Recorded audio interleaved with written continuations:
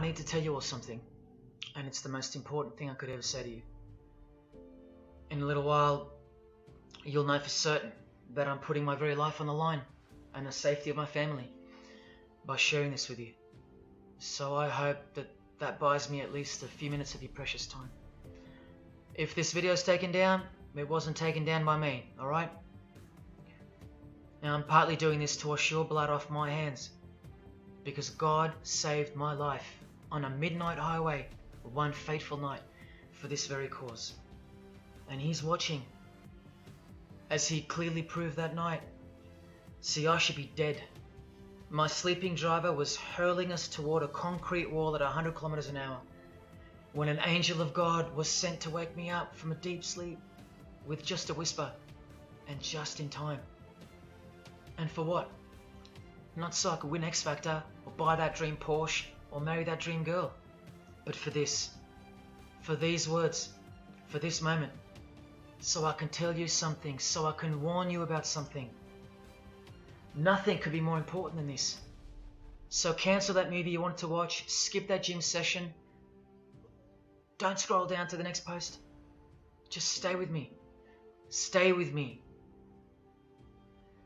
Now, don't worry about the quality of the video or the audio.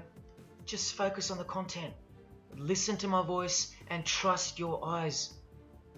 Most of you won't care for the shocking thing I'm about to expose to you, because no one cares. No one cares.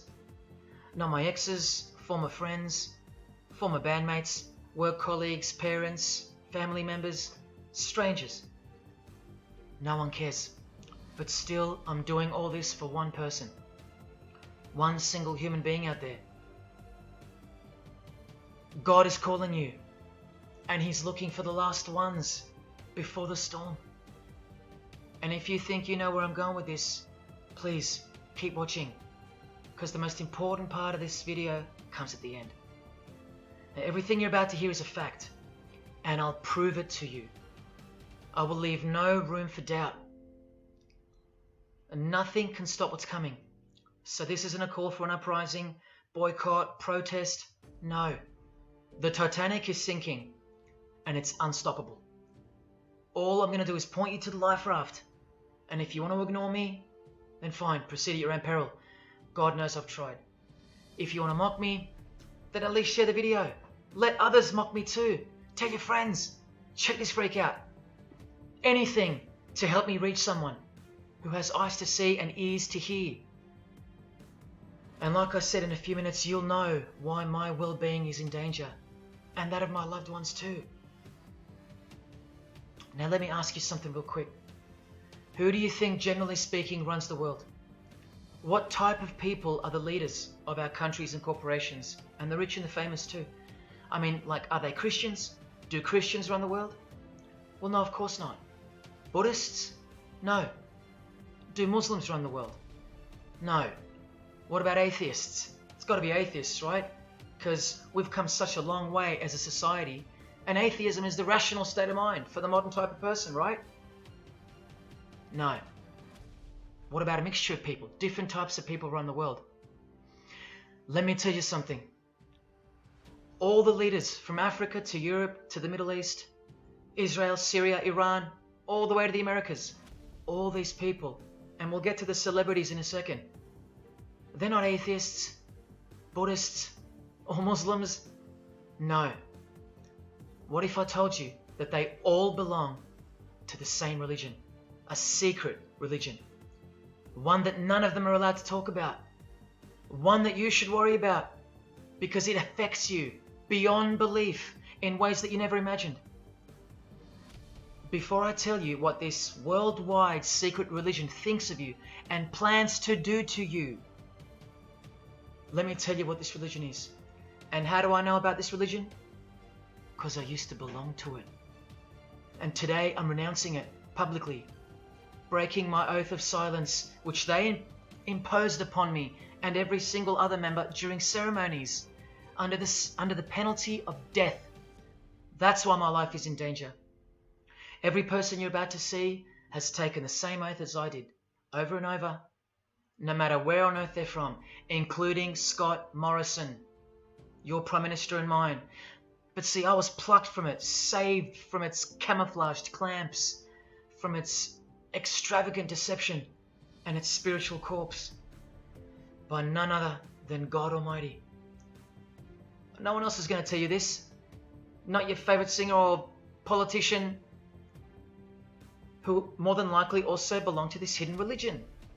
Nowhere will they speak because they love it. They love their lives. They love their success, the money, the worship they receive. And then there are those who have left but have never broken their oath out of fear. Trust me, you don't know who you're messing with here. The few that have spoken out, well, they lost everything. Or either their reputations and livelihoods are threatened or destroyed, or they're framed for a crime and end up in jail, or they're murdered and made to look like an accident or suicide. Now, just for the record, the God that saved me, which God was that? Jesus Christ, of course. The one and only. And he's the only one they hate, along with his disciples. So I'm invincible until he's done with me. That's why I don't fear him. Now please don't let the name of Jesus scare you off just yet, because if you're an atheist, you're especially going to want to hear this. Christians and atheists are the most pathetic bunch in the eyes of this ancient religion, the one that rules them all. And I'm only going to show you the tip of the iceberg.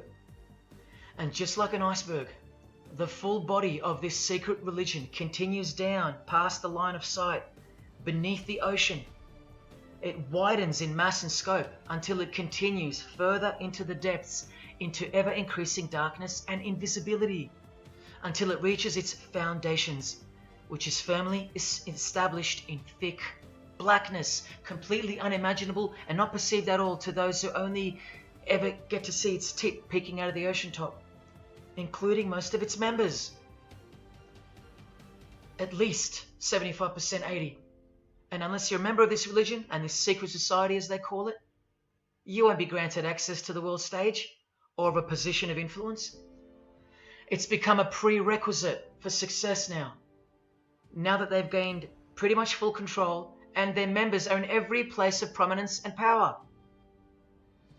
So brace yourself for the truth that has been hiding in plain sight every day of your life, and for the mind-blowing, out-of-this-world climax to this video. Now look at this. There's a few different ways they display their allegiance. They don't do it often, and some don't do it at all. But most of them can't help themselves, because when they do it in public, it's a hidden statement, and that statement gives them a lot of satisfaction. The celebrities usually cover one eye, or hide it in some way, and obscure it, or emphasize it like this. Or they close one eye, or peek through it, through this hand gesture, all to highlight one single eye. It's called the all-seeing eye. Other times they'll just display a drawn eye somewhere, or a tattoo of it. The other method they use is what's commonly known as the hidden hand. Here, for example, River Phoenix is doing both the hidden hand and the all-seeing eye, so you can see the direct connection between the two. But in the political world, usually it's done with the hidden hand, and of course, this. That's a secret handshake for the members of this secret one-eyed religion. We'll start with Scott Morrison here, hidden in plain sight as usual, for everyone to not see as usual. Look at the handshake. I was taught this very handshake, or grip as they call it, during my time in this great school of deception. Here's a picture of a normal handshake, and here's the secret handshake. Normal, secret. Now here's Scott Morrison with Daniel Andrews. Normal handshake, secret handshake. All of them are sworn to secrecy under the penalty of death. And remember, I'll prove it to you very soon. Here's former Prime Minister John Howard giving the secret handshake, and Kevin Rudd bowing down to this bloke in front of Julia Gillard. all of whom are members of the religion. And Tony Abbott, you'll see in a second, and he's Julia again. Now, I once heard Julia being asked in a brief interview on TV while she was the Prime Minister. The interviewer asked her, "What religion are you?" My ears pricked up as I was eating breakfast and I froze to hear the answer. And she actually said, with a sinister smirk, "I'm a member of a secret society. Next question, please." And what happened? Nothing. No one cared. No one cared that the person who represents them just confessed that she's a member of a secret society, when the Australian society is at large the only society that should matter. And why is it a secret in the first place? I'll show you. Very soon you'll know their beliefs, and you'll know their master plan, and you'll know why they take such extreme precautions with such hideous oaths of silence under the unbelievable penalties, including death, to stay hidden from the public. So what's the name of this religion? Well, I'll tell you right now. But keep in mind, the magic word you're about to hear only hides the true religion inside of itself. That's how it's secretly flourished to spread like a cancer around the world. It's a religion within a fraternity. The name of the international fraternity, the one that camouflages, conceals, and cloaks the secret religion inside it, is this: Freemasonry. This is their official symbol, the square and compass. Sometimes with a G in the middle, and sometimes with the eye, the all-seeing eye. This is the same eye that these people are referring to. That's where it comes from. The eye is sometimes placed in a triangle, and that's where this comes from, the eye in the triangle. Here's Criss Angel doing it, standing also next to a mate with a square and compass shirt on. Not a coincidence. This is not something Jay-Z invented. This is the religion Jay-Z belongs to, and proudly, as you're about to see. The Freemasons also place the eye at the top of a pyramid, because the Egyptian pyramid is integral to their secret system. Here it is on Criss Angel's shirt and Madonna's jacket. That's a Masonic symbol. The Freemasons are sometimes called the Masons for short. It'll all come together and make sense really soon. Here it is hidden in plain sight at the Australian MTV Awards. And this is the MTV headquarters, by the way. Trust me, there's no doubting this. Here's the same eye in a pyramid on a Crowded House logo. Yes, initiated Freemasons. Here's the eye on the Harbour Bridge for a New Year's Eve gig. And I wonder what that eye could be referring to. So what's the connection? The religion is the connection, the secret religion. And you'll see. Prepare yourself for an incredible revelation and the amazing climax that comes at the end of this video. Now this is where the Freemasons are counting on you to lose interest, or roll your eyes and move on. Because in their beliefs, the uninitiated, meaning you, are ignorant and stupid compared to them. You're technically called the vulgar and the profane. Please prove them wrong. Prove them wrong. And stay with me just a little longer. Now the secret identity of this one eye lies in the heart of this religion that lives, breathes, feeds and grows deep inside of Freemasonry. And Freemasonry camouflages it very successfully. So it goes undetected and undisturbed until it ultimately fulfills a thing called the Great Work. That's what they call it. And they will succeed very shortly. Nothing can stop it now. And I think some of you can sense that something's coming. And who do we trust more than anyone in the world right now? This bloke. And there he is, giving the sign of the hidden hand in front of the whole world. The hidden hand sign is technically called the sign of the Master of the Second Veil in Freemasonry. Veil, get it? Meaning hidden. Now, am I saying that this thing that's happening in the world isn't real? No. I'm saying this. Spoken like a true Freemason. And you remember this guy? A safe place and a dangerous place. We must treat this new world order, this new world of COVID, we must treat this new world of COVID even in our own homes. So what is this New World Order that he accidentally mentioned? It's common language in Freemasonry, and it has been for a long time. For at least this long. Since the US $1 bill. Hidden in plain sight, complete with the pyramid in the eye. It's the ultimate goal of this religion. And I'll show you what the great work is, at any cost. And Australia, like every other country, is now up to its neck in this pyramidal, one-eyed occult religion. You think there's nothing hidden on our own money? What about this shadow of a bloke? Who's he hiding in the background? Well, these numbers right here will tell you. And I'll show you that too. Did you know there's a giant pyramid in Australia? You want to see it? Sitting right at the centre of Australian power? Look closely, because you'll miss it. Because that's the way they designed it. There it is. Hang on. Do you see it yet? And what about now? That is the frame of an Egyptian pyramid, which we can now firmly call a Masonic pyramid, complete with a missing capstone. And if you're still in doubt that you're looking at a pyramid, there you go. A perfect to-scale pyramid hiding out of sight inside the giant frame that surrounds it. This is going to be so unbelievable to you that you probably won't believe it. Or if you're that far gone, if you really have lost touch with your own soul, you won't care.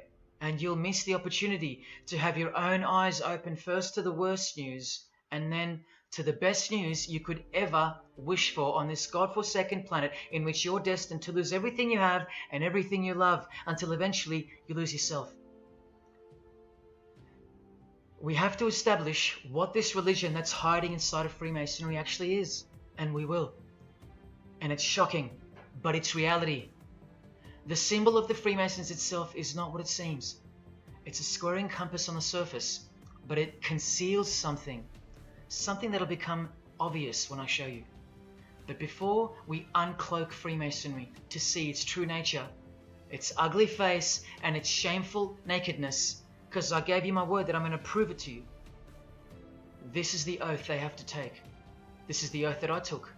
And your favorite actors and singers, just about all your heroes, just about, even some of your relatives, who probably have no idea what Freemasonry is or was, and why they took such gruesome oaths. So for those who are going to say, my grandfather was a Freemason and he was a great bloke, or don't the Freemasons run that retirement home? Just wait. Because I'm talking to Freemasons here as well. And don't you worry, they're going to come out of the woodworks. But they're all under the oath of secrecy. Don't forget that, no matter who they are. Adele, Neil Finn, Chris Angel, or Scott Morrison. The oath comes first. And here it is. This is taken from an official Masonic publication, not intended for the public. This is Duncan's Ritual of Freemasonry. In brief, I, of my own free will and accord, do hereby promise and swear that I will never reveal any of the secrets, arts, parts, point or points of the Master Mason's degree to any person or persons whomsoever. This I solemnly, sincerely promise and swear, under no less penalty than having my body severed in two, my bowels taken out and burnt to ashes, so no more remembrance be had of so vile and wicked a wretch as I, should I ever violate my Master Mason's obligation. So now you know what they think of me. I'm a vile and wicked wretch for breaking my oath. So how can anyone ever trust a Freemason when he speaks about Freemasonry? Unless you're speaking to a rare breed like me. Never reveal any parts, not even a single point, to anyone. Here's another penalty from another degree, this time from Richardson's Monitor of Freemasonry, a legitimate Masonic publication for instructing and laying out the ritual. binding myself under no less penalty than having my throat cut across, my tongue torn out by the roots, and my body buried in the rough sands of the sea. These are the penalties they swear to. And yes, the Lodge has penal authority to execute. This is how they look when they're initiated. They have to remove all their clothing and jewelry, including wedding rings, crucifixes, the most meaningful things to them, no matter what. They have to go, because complete allegiance to the society is required. You're blindfolded at every initiation because you symbolize someone who lives in utter darkness before you receive the light of Freemasonry. And that light will become so obvious to you in a bit.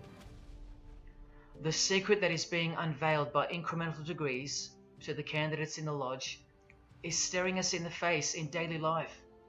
And that truth is pretty scary if all you know and all you have is this world. But they know much more than that. At one point, when the blindfold comes off, this is what you're surrounded by.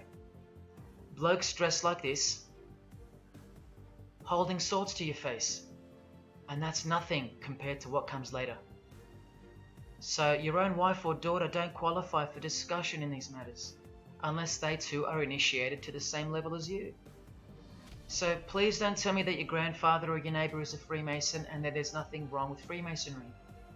How would you know when they're under oath never to reveal anything to anyone? The whole successful system is constructed by the art of lying to the public and to their own members of lower degrees. And we trust these people. Now here are the illustrations for the signs and handshakes. And you only receive them after the oath has been taken. This is the sign you do upon entering and exiting the ritual room while facing the Grand Master. It stands for throat slit. And it goes like this. A continual reminder of where you are and what awaits you if you have a change of heart or rebellious spirit. And here you have the illustrations of the secret handshakes. Look familiar? And this is the sign of the Master of the Second Veil. See? Purely Masonic. You don't pick this stuff up off the street. Now this is how it's generally executed in the public arena.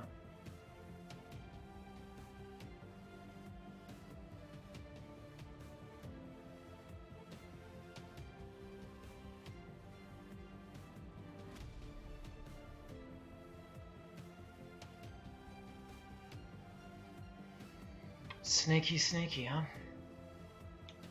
So when you see this, or this, you know for certain where it comes from and who they belong to. Look at Kramer on the front page of the privately circulated Freemason magazine, officially a Mason, like fellow brother Tony Abbott, and he's doing this. That's a direct link to the mysterious all-seeing eye of Freemasonry. There it is on the walls of the inside of a lodge room. So there's no reason to doubt that those who do this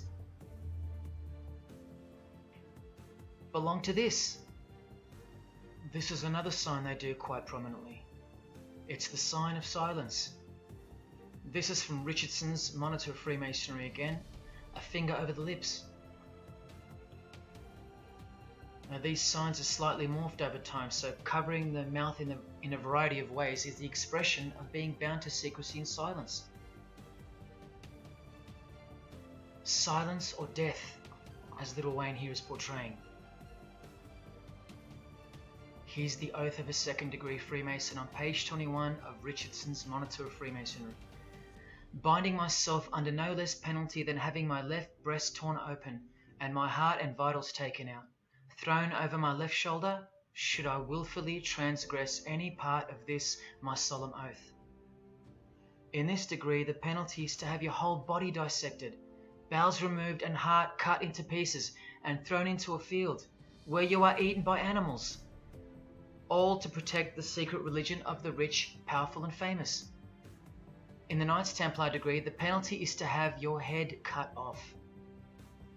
Listen to this penalty, and this one has happened throughout history more than any other, because it works so well without having to resort to death or the threat of death, and it's easier to execute.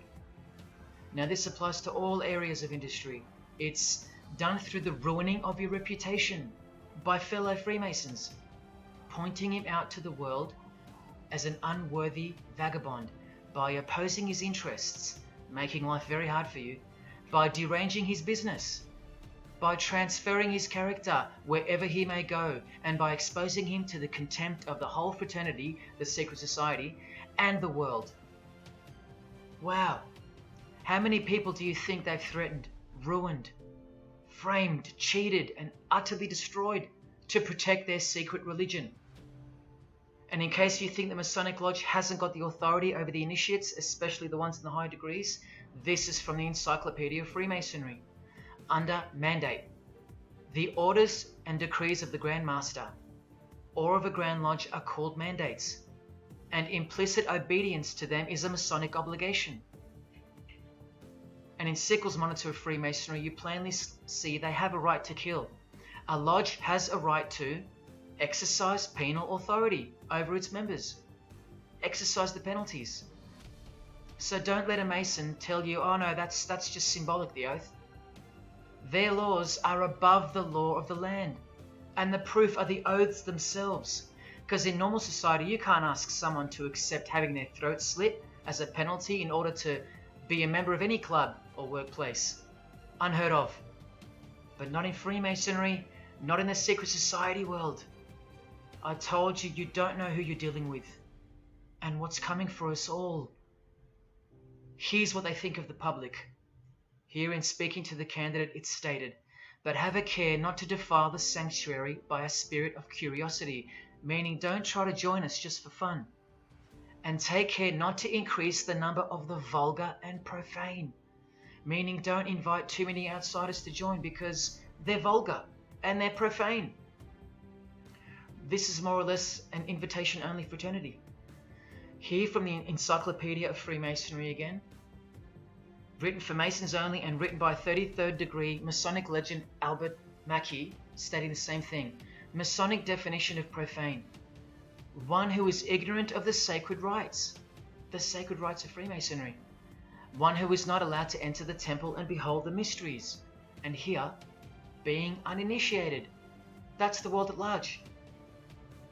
And here, from this old ritual book written by the same legendary author, in the 33rd degree initiation, the Mason drinks wine from a human skull,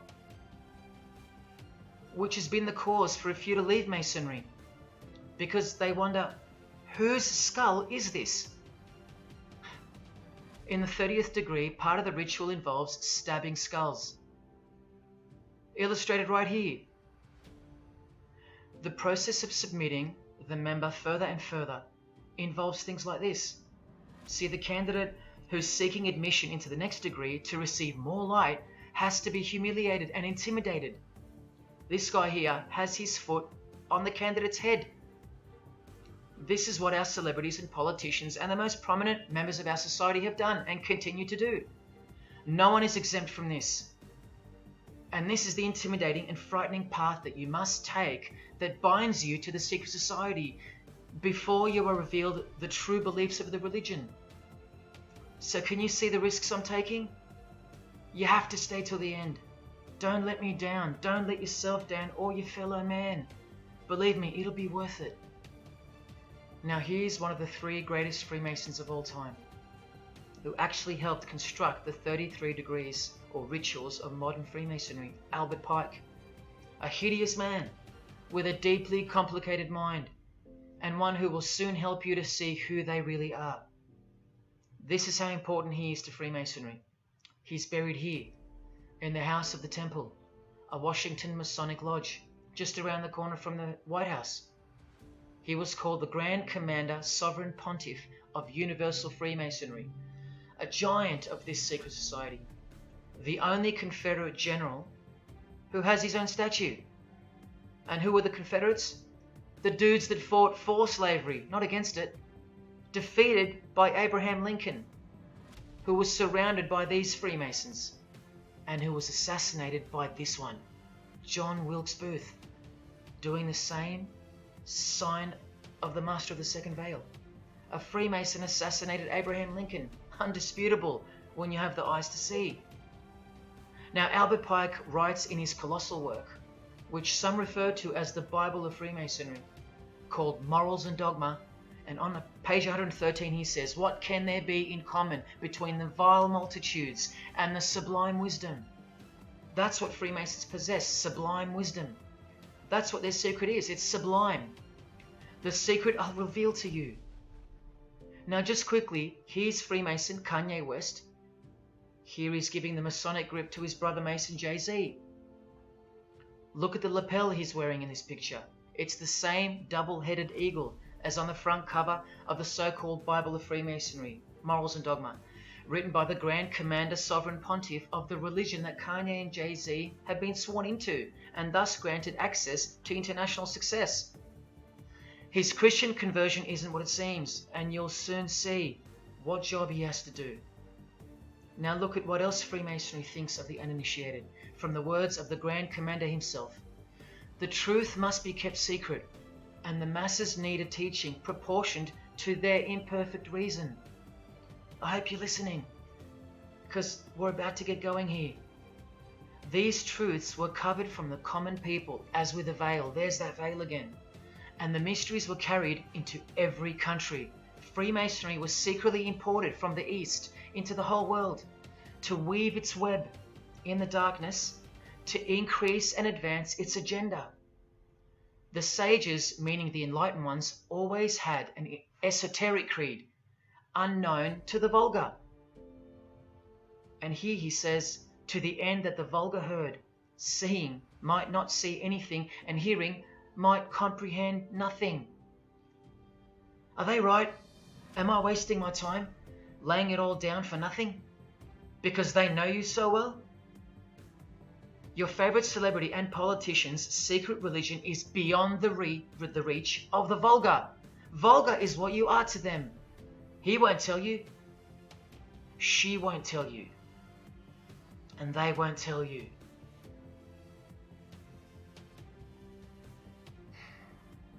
Because the other obscene penalties from the rituals of Freemasonry include having your ear and hand chopped off, or both hands, being hung in your own home, and my personal favorite, having the top of your skull cut off so your brain is cooked in the sun. Now, can you imagine what they're hiding? And then the ritual monitor goes on to illustrate the same secret handshakes and signs. Hidden hand, sign of silence. These people mocking us, sometimes to our face with their symbolism, while we respect them, admire them, and sometimes even love them and idolize them. All of them partaking in the same initiation rituals. To belong to the secret society, a prerequisite for success. To belong to the religion that gives you everything you want, everything your heart desires. While the Gospels teach accurately that the heart is wicked. Now here is a practical example of how Freemasonry comes first, even above the title of president. Here's a portrait of George Washington doing the sign of the Master of the Second Veil, and here, Freemason, before and above president. And if you think that's just by chance that they put the word Freemason above president, then here, read this genuine quote from Harry Truman. This should tell you how deep the consequences of Masonic initiation go and what lies deep within. It's Freemasonry above everything else. There's the Queen showing her allegiance over and over.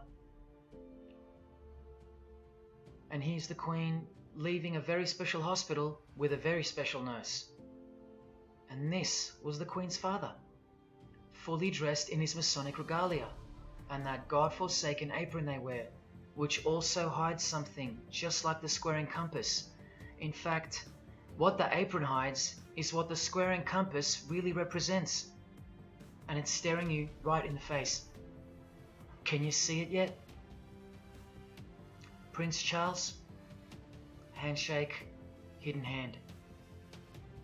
Prince Harry, Prince William,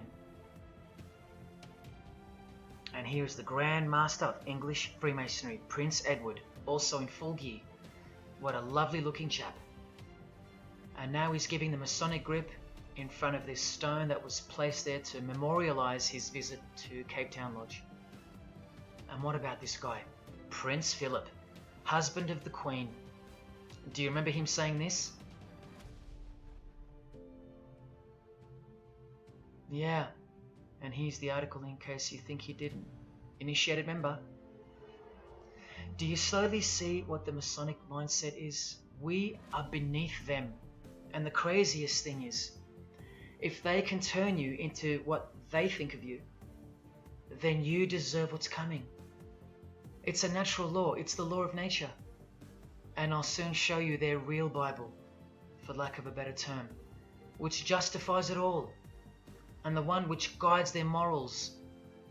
And it makes a lot of sense, because the power of the deceptive phenomenon of Freemasonry lies in the fact that it contains real truth, intertwined with untruth. Now, this actual book that guides their morals and plans, it isn't written by hand, and it's been around longer than the Bible, so they think it's purer, sublime as they call it, and it's the foundation on which the religion is built upon. And that Bible, so-called, that unwritten Bible, is the key to unlocking its secrets. I'm going to hand you that key, and it's all going to come together like a flood. So they're going to own it all by their own words and actions.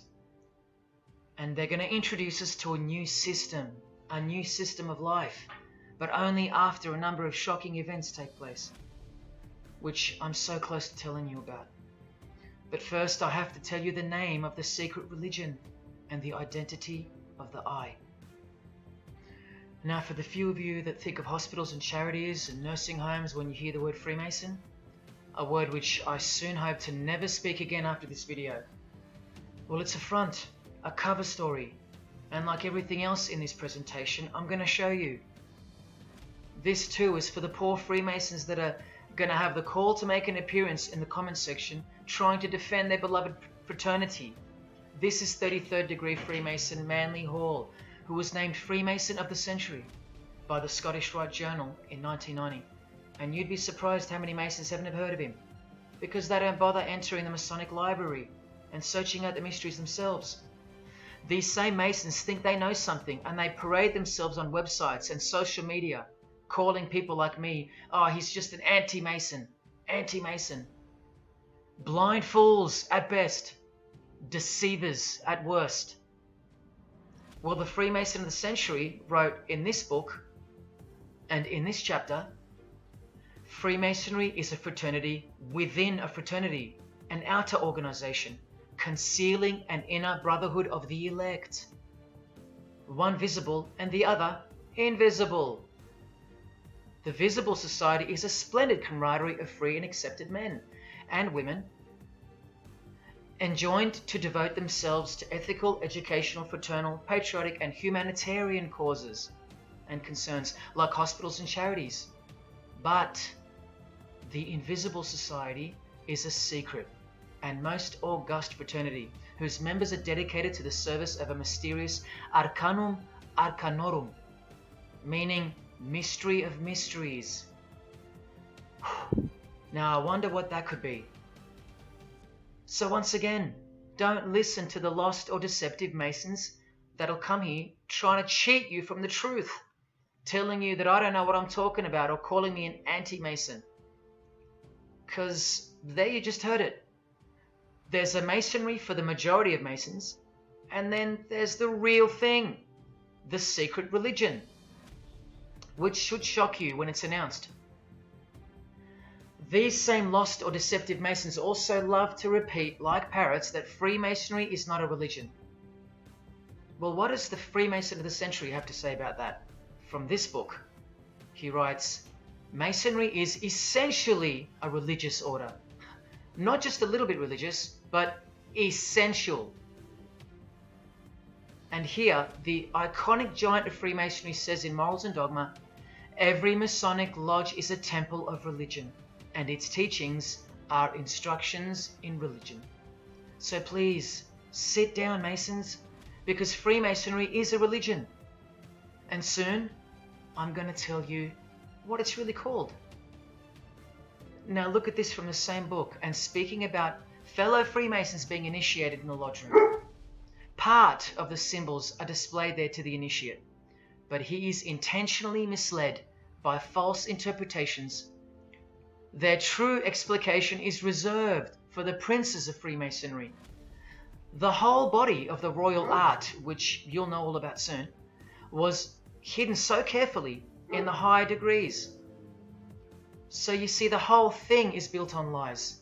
And the ultimate liar lives inside the triangle, above the pyramid, so that even the highest Masons are living a monstrous lie.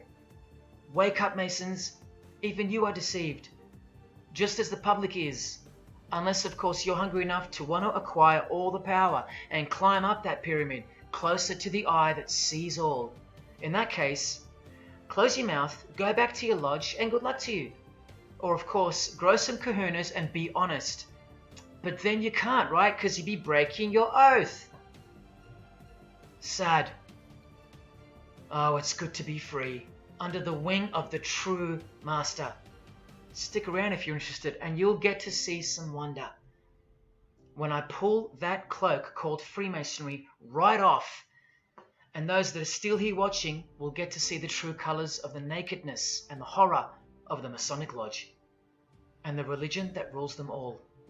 Another thing that Masons will repeatedly say is that this has nothing to do with Freemasonry, and it's just a conspiracy theory. Well, the 33rd degree Freemason of the century also wrote this book about 100 years ago, The Secret Destiny of America, and look at the front cover. And I'll tell you why America is so important for the ultimate goal of the secret society. It's disturbing, but it's also essential in understanding the near future and what's going to take place.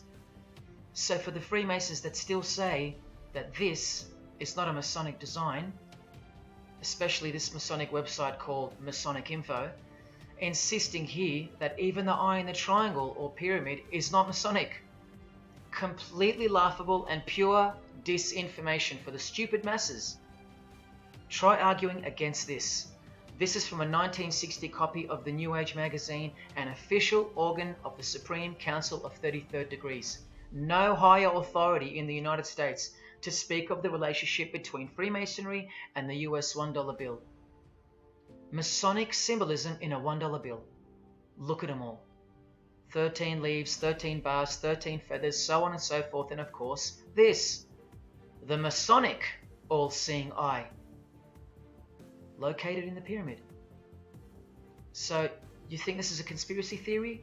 Or just a plain conspiracy? Well, here's JFK, yes, a Freemason, but one who had enough when he wanted to print money disassociated from the Masonic central banks, just like Abraham Lincoln, and he paid the price for it as well. Listen to the speech we never hear about in school, more proof that they control the education system, here and everywhere. Please, just have a quick listen to this. Ladies and gentlemen, the very word secrecy is repugnant in a free and open society, and we are, as a people, inherently and historically opposed to secret societies, to secret oaths, and to secret proceedings. For we are opposed around the world by a monolithic and ruthless conspiracy that relies primarily on covert means. I am asking your help in the tremendous task of informing and alerting the American people.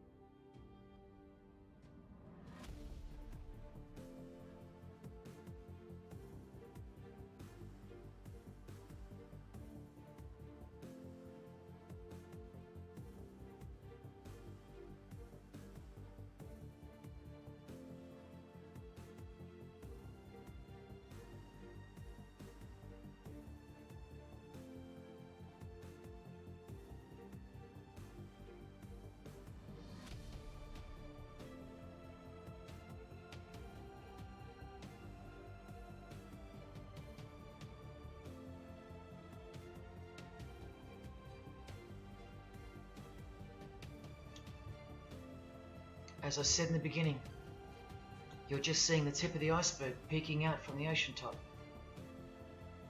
I told you, all personalities in the field of great influence are initiated members of Freemasonry. Otherwise they wouldn't be there.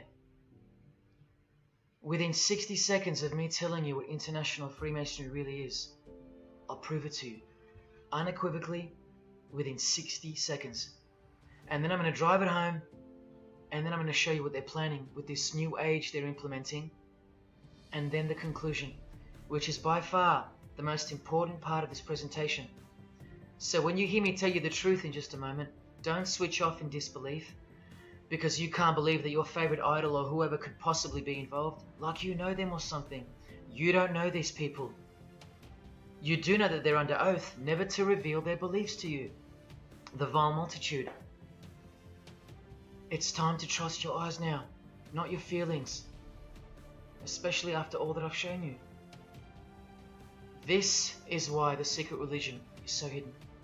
This is why it's so ingeniously designed through layers of lies upon lies, cloak upon cloak, and oath upon oath, concealing the truth for its chosen few.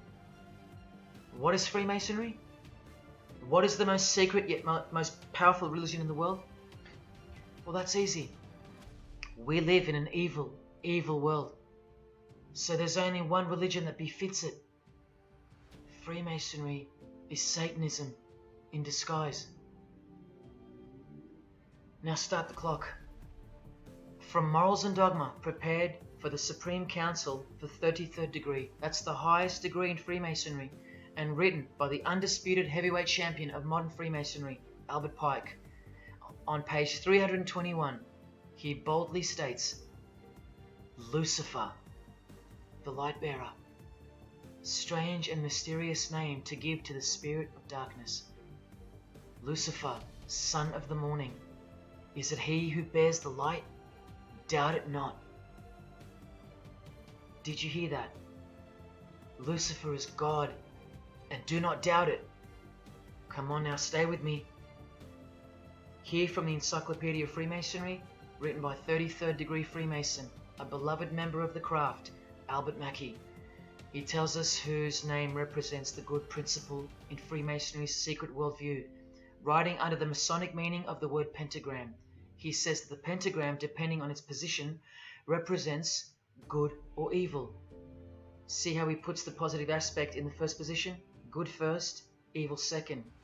Good or evil, light or darkness, victory or death, initiation or profanation, Lucifer or Vesper. Lucifer is good. Lucifer is light. Lucifer is victory. And Lucifer is true initiation. See, if you're not initiated, you're profane.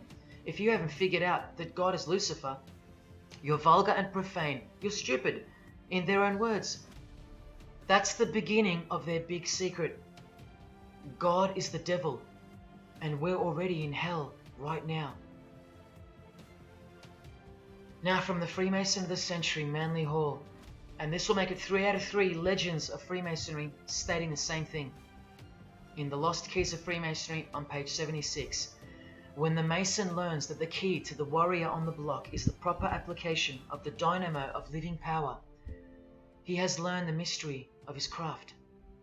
The seething, surging energies of Lucifer are in his hands. Do you see? The world's hidden religion, with its universal one-eye symbolism, who was revealed slowly and by degrees only to its dedicated members, is Satanism, or Luciferianism as they prefer to call it. Now all the oaths make sense, don't they? Now all the rituals make sense. Now all the penalties make sense. And their secret signs and symbols and handshakes all make sense. While the bulk of Freemasons make the external image of the fraternity and know nothing of who rules over them and who or what they're protecting. But which craft do you think the Freemason of the Century is talking about here? Which craft? Which craft? Which craft? witchcraft. You need to slowly wake up now. Witchcraft is the royal art of Freemasonry, jealously guarded and reserved for the few. I'll show you clear as day that this is in fact true. This is the symbol of Satanism. And this is the symbol of the lodge of female Freemasonry called the Order of the Eastern Star. Look at that. Satanism, Freemasonry. Trust your eyes. This is the symbol of the Church of Lucifer, founded by a 33rd degree Freemason, which I'll prove. Look at the Masonic squaring compass in the design. The Church of Satan and Lucifer, two sides of the same coin, nurtured and brought to an organized international level of power and influence by Freemasonry, in secret, and all done right under our noses. And if you think that your politicians or religious leaders or favorite idols can't be a part of this, you have to try and snap out of it, or suspend your everyday beliefs just for a moment, and I will clearly show you how it's not only possible, but it's actual. Please, I feel like it's now or never. If you don't get a glimpse of this now, then when? Who else is going to tell you this? When will you next be confronted with this? This is reality. And as much as you thought that ordinary people came into positions of power through hard work or concern for society or family connections, combined with brains and talent, that's not the case. That's the fantasy. This is the reality. They all go through Freemasonry. You think that Sam Worthington was so talented that he was picked over all those American actors to star in Avatar? Of course not. He was a Freemason. And so was the director, James Cameron, of the highest caliber. You have to remember that to them, Lucifer is good. Lucifer is the liberator. Jesus is the suppressor. Lucifer is pure love. Jesus is impure love. Lucifer left heaven for you. Jesus was crucified because he was a false Messiah. The world has always been deceptive, and we have been magnificently deceived. Here is an incredible example. Pay attention. This should blow your mind. Charles Darwin, the father of atheism and rationalism, was an initiated Freemason, doing the hidden hand of Freemasonry in this picture, and the vow of silence in this one. This would have remained unknown to us because no one's going to teach us this. But now we have the tools to see his beliefs, not through his words, but through his signs and symbols. I told you they can't help but to show off their religions, because they think we're stupid, vile, and ignorant. And I've proven that to you as well. So once again, are you going to prove them right by switching off and ignoring this? Well, unfortunately, more than 90% of you will. What I'm giving you here is priceless knowledge, because no amount of money or success can substitute its importance. And I'm risking everything but my own salvation to share it with you. If only for the few of you. Think about what you've just seen here with Charles Darwin, because I don't know if you got it. You cannot be accepted as a candidate of Freemasonry unless you believe in a supreme being, as exemplified here with Phil Collins, speculated by some to be an atheist, but this seems impossible because, being a Freemason, he has to believe in a higher power, or more accurately, supreme being, and I can personally vouch for that.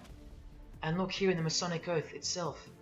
The candidate says, "I will not aid or be present at the initiation of an atheist, a madman, or a fool."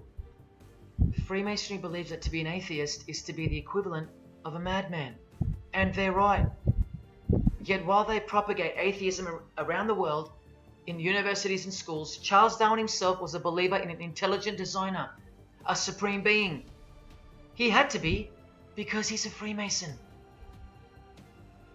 And that intelligent designer that gave birth to us is named Lucifer in the highest degrees of Freemasonry. See? Never tell. He lied to you, because that's what Freemasons do.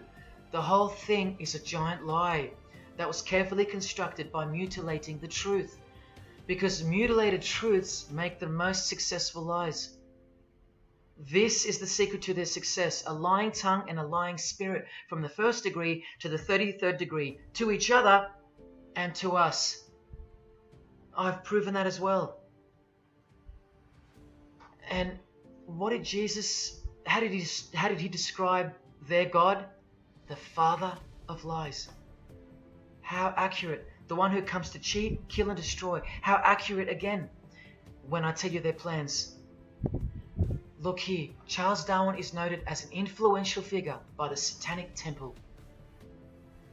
And proof for them, apart from the intelligent design that is all around us, that Lucifer is real and that he's the god of this realm, is the power of witchcraft or magic.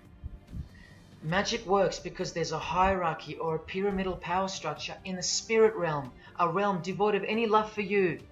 And these spirits can be conjured up and summoned by the practitioners of the royal art of Freemasonry. They ask for something in return, however. Listen to Bob Dylan, a Freemason. Hidden hand, one eye symbolism. Out here doing these songs, you're still on tour. I do, but I don't take it for granted. Why do you still do it? Why are you still out here? Well, it goes back to the destiny thing.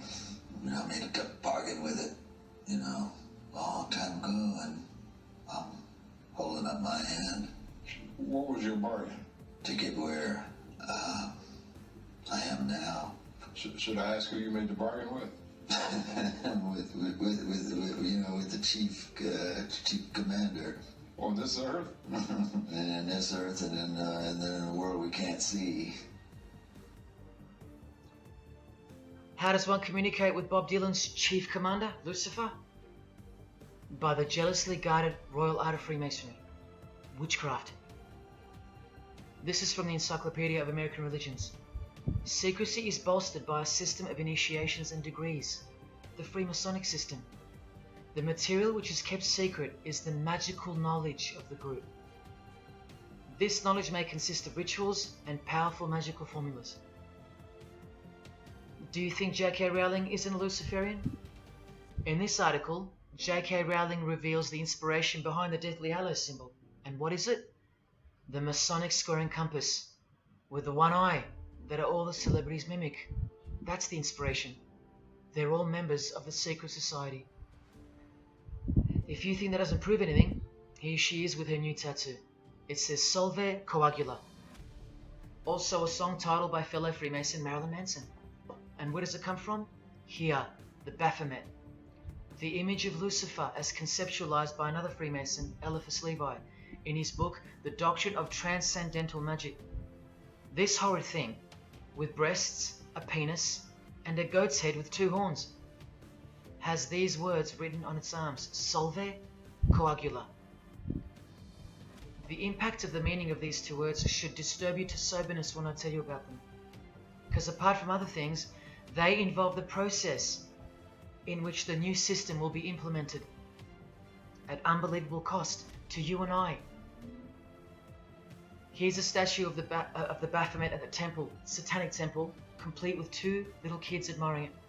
That's J.K. Rowling's religion, Satanism. The secret religion for the highly evolved and the highly successful. Welcome to the real world. The same Masonic author writes in The Doctrine of Transcendental Magic, in the ceremonies practiced at reception by all secret societies, there are found indications of a doctrine which is everywhere carefully concealed, and that is witchcraft. And in his History of Magic, he tells us it is the royal art, and that's what Freemasonry calls it. And where did he get his inspiration for the Baphomet? From the Knights Templar, another secret society who were banned, and some of its members were executed in the 1300s for glorifying evil, as it's openly stated here in the Satanic Rituals. And where do modern day Knights Templars reside now? Within high degree of Freemasonry, right here. Again from the encyclopedia, and listen to this. The continuing impact of speculative Freemasonry, which means modern day Freemasonry, provided fertile soil in which new magical orders could grow. Magical orders, meaning other branches of secret societies, of which Freemasonry is the umbrella. Because Freemasonry is the king of secret societies. Just like JFK tried to tell us, it's the prestigious channel that one must go through. And it is the reason that the oldest religion in the world has made a colossal comeback and is now on the brink of success. Which, as I said, nothing can stop now. And again from the encyclopedia, the groups wear ritual garb and meet in magical lodges. And where do Masons meet? In the Masonic Lodge. Like here with a magical pentagram on their checkered floorboard. Are you believing your eyes? Or are you making excuses? Here's another statue of the Baphomet at a satanic temple doing the sign of the horned god Lucifer. The hand sign mimicking the horns on his head. And of course the upside down cross. And here's Barack Obama doing the same sign. And the sign of silence with a twist. Who do you think he's mocking here? You and I. But mainly Christians. Because Christianity is the one force that has stood between you and the inconceivable horror that is awaiting us and is on its way. Here's an article on Barack Obama, and that's his hands adjusting his presidential seal. And there's his Masonic ring, and the sign of the devil's horns, over and over. Freemasonry and Satanism are intertwined. Look at these Masonic politicians throwing up the devil's horns. George W. Bush. Look how sneaky and sinister the look on his face is here. And the manner in which he's delivering the sign. In front of the whole world. Is he a fan of rock music? Is he saying I love you in sign language for the deaf, like some people like to say? This is his fraternal order called Skull and Bones, also known as the Order of Death, where you lie naked in a coffin with what's called a temple prostitute during initiation. Clearly a Masonic order, with this guy displaying the hidden hand of Freemasonry. In Stanley Kubrick's last movie before his death, he's telling you that all prominent members of industry, including politics, as the movie goes on to show, are members of a satanic secret society. In it, he shows the members engage in an orgy and feast after the ceremony of dedication to their horned god. To identify which secret society he's referring to, he leaves the clues in the artwork. Not once, not twice, but 3 times. The One-Eyed Religion. And who do you think the title of the movie is dedicated to? None other than the stupid, ignorant, and uninitiated masses watching the movie. And you know it now. He knew that when we'd leave the cinema, we'd be commenting on the performance of Tom Cruise, or giggling about the orgy scene, or just being disappointed because the movie went too long, or some other meaningless critique, with eyes wide shut. Look at the cover of his other movie, A Clockwork Orange. The eye on top of the pyramid. And on his shirt, the word devil in Italian. Let me take it up a notch, in case this isn't registering. Listen to the founder of the Satanic Church, Anton LaVey, tell us in his book, The Satanic Rituals, which is a companion to the Satanic Bible, Masonic orders have contained the most influential men in many governments, and virtually every occult order has many Masonic roots. This is back in 1972 he said this. Now 40 years later it should read all governments, not many. And why is the founder of the Church of Satan talking about Freemasonry, the most respectable and charitable fraternity in the world, that no one seems to talk about and that we never hear about in school? This is why. Because the Satanic Ritual is a blend of Gnostic, Kabbalistic, Hermetic, and Masonic elements. That's crazy, because Freemasonry is a blend of Gnostic, Kabbalistic, and Hermetic elements too. Any Masonic writer will confirm that. But how can that be? Because Freemasonry is Satanism in disguise. On page 106, every rite of the Black Order employed Masonic principles. Every rite of these Black Orders, one of which was called Freunden von Lucifer, which translates to Friends of Lucifer. And guess what? There are numerous manifestations of Satanism in Masonic ritual, including the goat, the coffin, and the death's head. Please awaken, O sleeper, and let the glorious light of the truth dawn upon your sleepy eyes. How did Freemasonry get away with this? Just like Jesus, the greatest enemy of theirs, said they would, by dressing the wolves as sheep. A satanic underground carefully cloaked in Christian trappings. That's how Freemasonry got away with it. We can't find out about it because they run the media and the education system clearly. John F. Kennedy was brutally assassinated after he attempted to inform us that we are opposed around the world by a monolithic conspiracy. Did he know that Lucifer was the god of Freemasonry? I don't know. The Grand Master of my lodge, who was the mayor of the city, was a 32nd degree Freemason. That's one short of the top, one short of the true beginning of the secret religion, and he had no idea what Freemasonry really was. After 42 years in the lodge, they never invited him into the 33rd degree initiation because he couldn't see past the Christian trappings, as they were designed to do exactly that, trap the Christian, or trap anyone else who was too sensitive to behold the truth.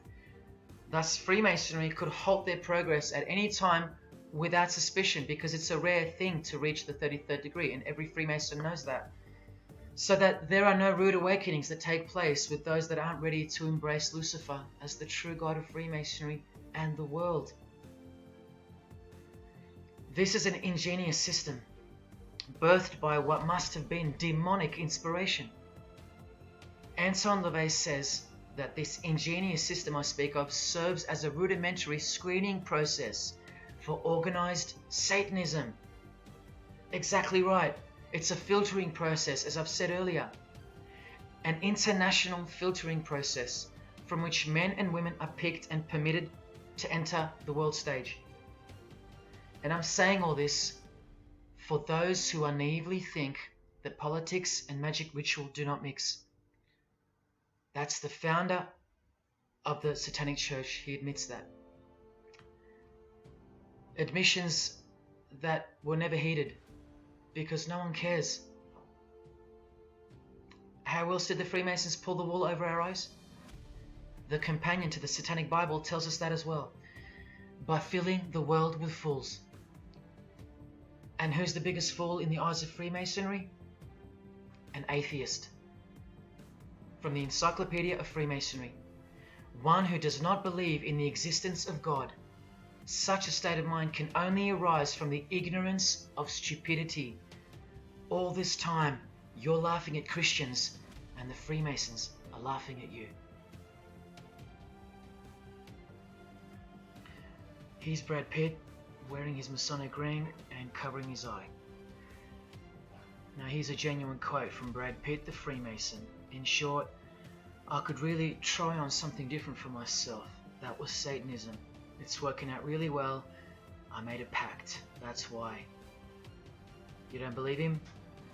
Bob Dylan does. And the hand sign they all do. Allow me to show you what it symbolizes. And now that you know what you know, it should make sense to you. It stands for 666. Yes, indeed. Satan's number, foretold by Jesus Christ. Now just hang on, let me prove it to you. Here it is for all to see on this shirt design, worn by Guns N' Roses guitarist Slash. See the I in the middle of the 6? Repeated 3 times? That's 666. In this one, the design in the shirt is clearly demonstrated by the person wearing it. Another example, the hand sign with 3 6s on the shirt. Here's a movie poster, the hand sign and the 6 on his lapel. Connect the dots. Here's Don Cheadle, the hand sign, and here he covers one eye with the dice. What's the number on the dice that he holds toward the camera? 6. There's literally 3 6s that manifest in the hand sign itself, like this. That's why they do it. Here's Drake with the most obvious example, holding up the hand sign with the all-seeing eye of Lucifer on his bicep. And here, blatantly connecting the 6 to the hand sign on the artwork to one of his songs. The hand sign over one eye, obviously signifying a 6. This is proof. The number is mystical and it's grounded in reality, and it's related to sex rituals within witchcraft. You'll see, I'll show you. But if that's not enough, there. Drake is clearly intending that hand sign to be a way of communicating the number 666. A hater of Christianity and Jesus Christ. But I wonder why. He has everything he desires. Christians aren't suppressing him. He doesn't hate Buddha or Muhammad. None of them do. No. Jesus is who they hate. But they protect Freemasonry by communicating its presence in their lives not by word, but by symbols and signs. Disciples of Lucifer. While you don't believe it, they take it very seriously, and they mock you by displaying it in your face. They know the truth. The chief commander, the one at the top of the pyramid, is Satan, the god of this world, just like Jesus told you who he is. Britney Spears doing the 666 over the eye, and look at this. The devil's horns while she wears the seal of the US $1 bill, designed by Freemasons. You know why now. You just have to stop denying it. Freemasonry is Satanism in disguise. This is how they tell you. Let's go to Britney's close friend, whom she tongue-kissed in front of the world, sexualized as these people are, and for all the girls out there to be inspired and corrupted by. Madonna, wearing the same Masonic design as Britney. 666 hand sign, the one eye symbolism, and the vow of silence. The vow of silence with her fellow practitioner of witchcraft. The Masonic eye in the triangle behind her, and now the upside down cross of Christ on her outfit. A member of the secret society who hates Jesus with a passion, as you can see here with Lucifer, the god of Freemasonry, giving her oral sex. Deep despisers of Christianity. Are you wondering why yet? The sign of the devil's horns here, meaningfully placed and done with precise intent, like with all of them. And here teaching her poor children to follow in her footsteps. Truly only God knows how many young people she's perverted in her career, all orchestrated by Freemasonry. Here's the founder of the Church of Satan again, Anton LaVey, showing the horn sign. The horned god of the witches, as illustrated by Una Woodruff in her book Witches. And here, with a member of the Agora sect of Hinduism partaking in a ritual of the oldest religion of the world. She's drinking blood here from what? A human skull. Sound familiar? That's right. That's what all the high-level Freemasons do, except they use wine, until they themselves are invited into the secret religion. It's ritualistically done to gain magical abilities, not a myth. And look at her hand sign. It's also known as the El Diablo. Do you still think this hand sign is a joke, or it's misunderstood, or misrepresented by people like me? Look at the cover of Anton's other book called Satan Speaks. Look at the eye. He has one eye emphasized. Can you see? What about the image of Lucifer in the Satanic Temple? Look at the right eye. It's darkened. You ready for this? From the Bible. And this passage is thousands of years old. Woe to the worthless shepherd. His right arm shall be completely withered, and his right eye shall be utterly darkened. Where do you think this hatred for Jesus comes from? Do you think it's because we've outgrown it? Or because it speaks the truth? Who do you think this worthless shepherd with one eye darkened is? And who said, I am the good shepherd? Who said that? Jesus Christ is the good shepherd, not the worthless shepherd with one eye. You think this is all just a coincidence? Just hang tight a little longer and you will see some wonder. Here's Anton LaVey with Freemason Marilyn Manson, and here's Marilyn covering his eye. In case you forgot that this is the eye of Freemasonry, the international religion they all belong to. Here he is giving the sign of the Master of the Second Veil, the hidden hand of Freemasonry, along with his Masonic ring. You know how many presidents and journalists and common men have tried to expose Freemasonry? Or get it shut down, get it banned? Well, those days are long gone. Marilyn Manson, the Freemason who tears the Bible into pieces on stage during his performances, he captured the fundamental purpose of Freemasonry's existence very well when he said in an interview with Spin Magazine in 1996, "Hopefully I'll be remembered as the person who brought an end to Christianity," echoing the dreams of grandeur, just like his spiritual father. Now Kesha, one-eye symbolism of Freemasonry, the eye in the triangle, and the sign of silence. So she's a member. And behold, an inverted cross in her music video, inverted cross on her outfit, and a satanic pentagram on this outfit, just like the symbol of female Freemasonry.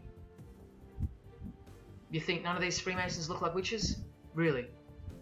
And none of these witches in the making?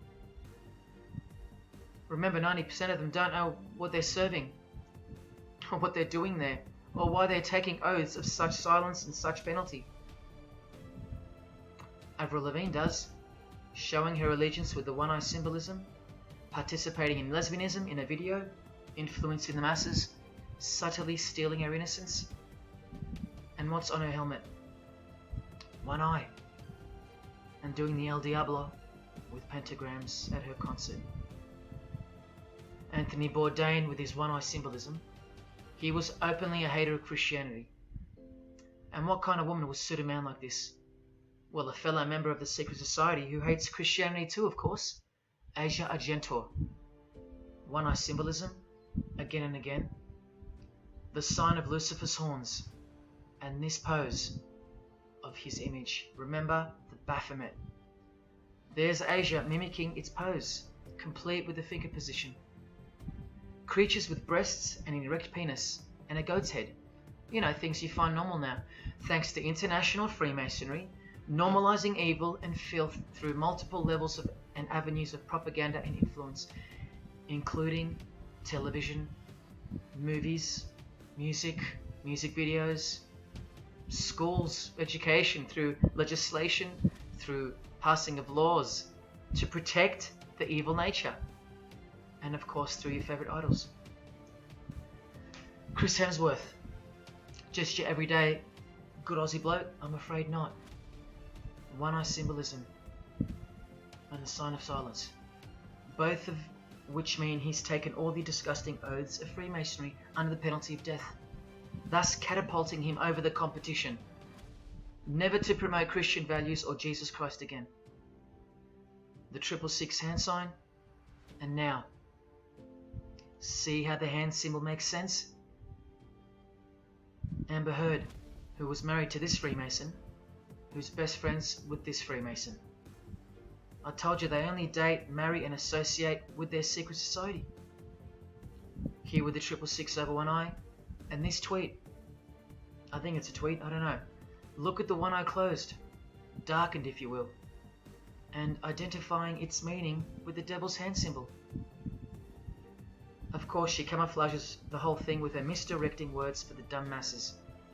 But we can see through that now, right? But look, it's Elon Musk replying. He's a fan of Amber Heard. Or is there more to it?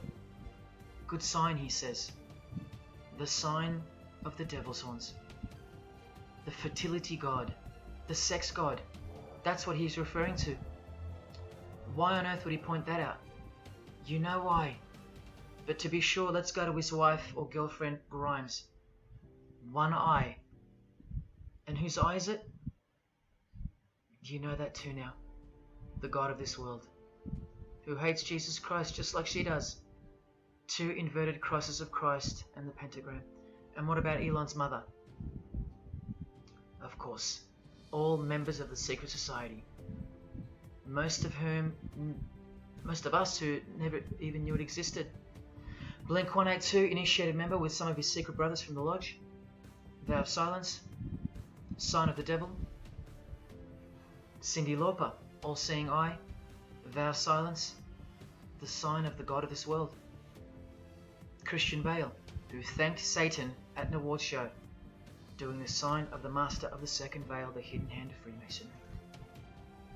Ashley Tisdale, all-seeing eye, social media post, and hanging out with her boyfriend, who proudly wears the Satanic Cross. You think they belong to the same religion? Of course they do.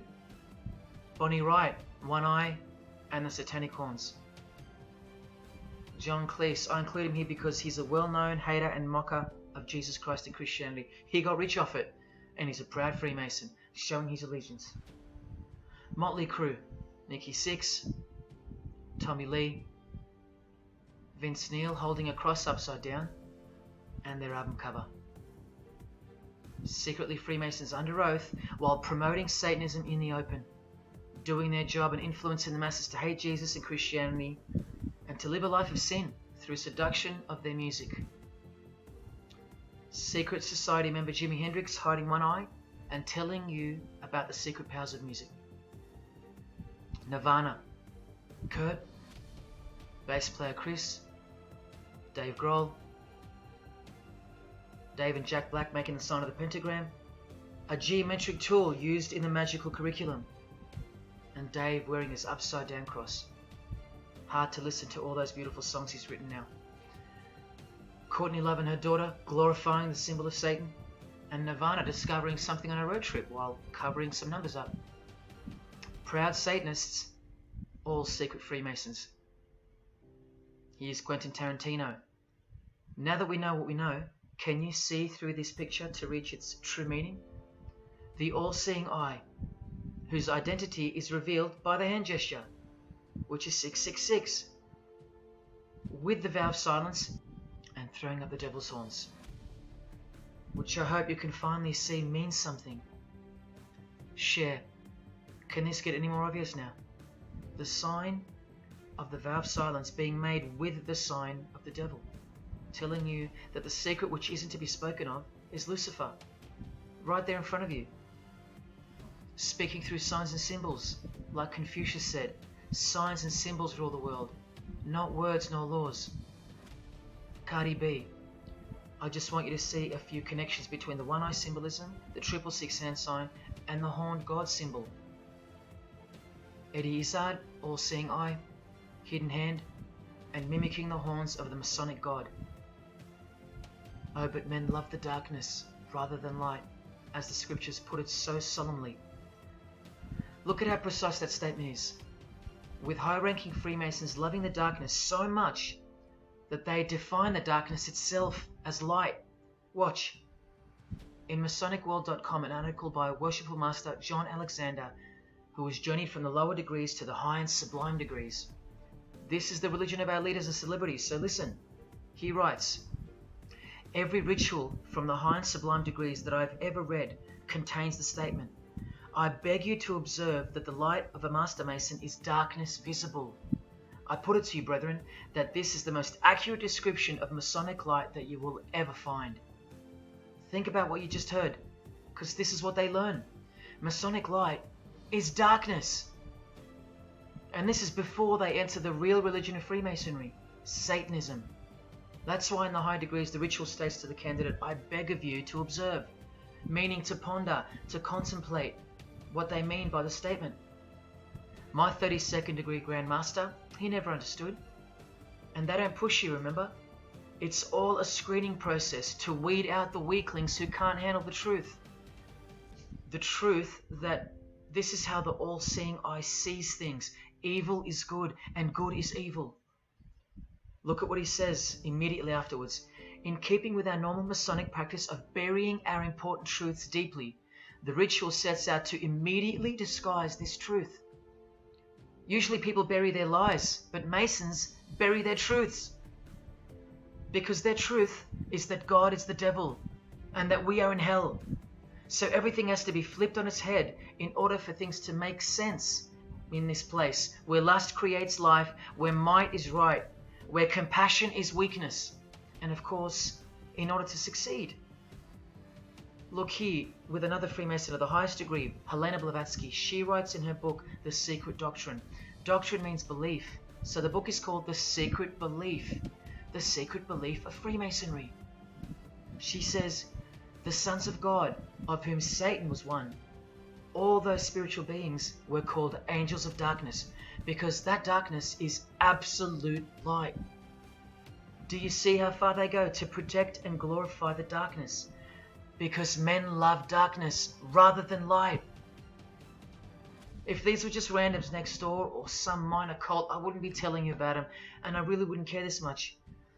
But these are not randoms. These are our heroes. These are those who have crept into the power structure very slowly since 1717, when the first Masonic Grand Lodge was organized, to overthrow Christianity and the world. These are those who we admire, trust. And these are those who have perverted our culture with one hand, the hidden hand, while upholding it with the other hand. So you can never call them out, because they run charities, nursing homes, and children's hospitals in the open, while they propagate smut, violence, debt, and of course atheism in secret. While a plethora of everyday distractions are endlessly supplied to us through entertainment and news, plowing through our lives. That's political Freemasonry, politicizing everything, including entertainment, supplying you with their heroes and their idols. And now that 95% of the world have been spiritually disarmed by thinking, oh, the world is a good place and Jesus is a myth, they've rigged our infrastructure and they're about to bring it down so they can build up their new world from the ashes.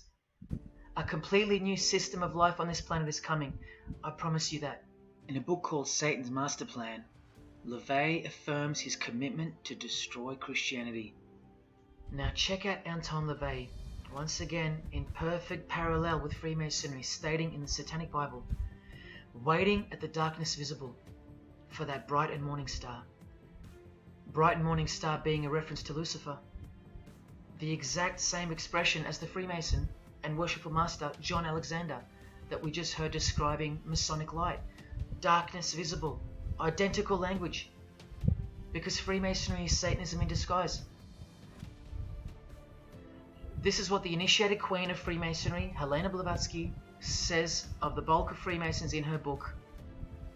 The knowledge of their members about the full signification of their symbols is nil. And that's of course true to the Freemasons listening. How do I know she's a Freemason? Because her diploma was reproduced on page 66 in Freemasonry Universal, Volume 5, Part 2, in the Autumn Equinox, 1929. And also because she's displaying the Masonic penalty sign, like all these Freemasons. Drew Barrymore, all-seeing eye, vow of silence. And see, the symbol of her secret god.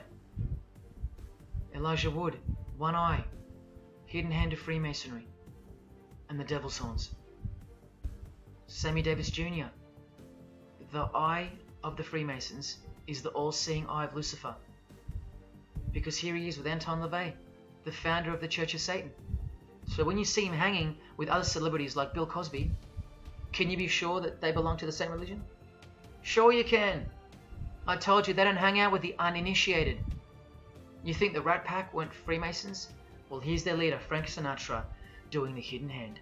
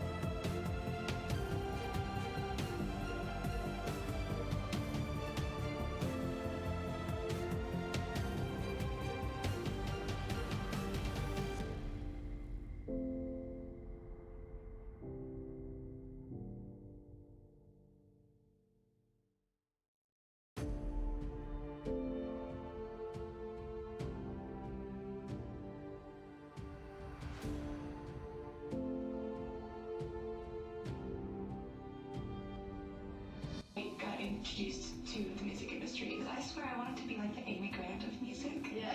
But it didn't work out, and so I sold my soul to the devil.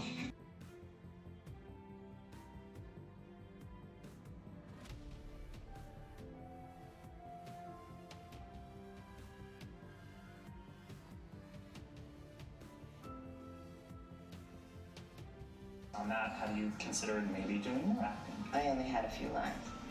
It was fantastic, but I can't really tell you anything else. But it was. Sure you can.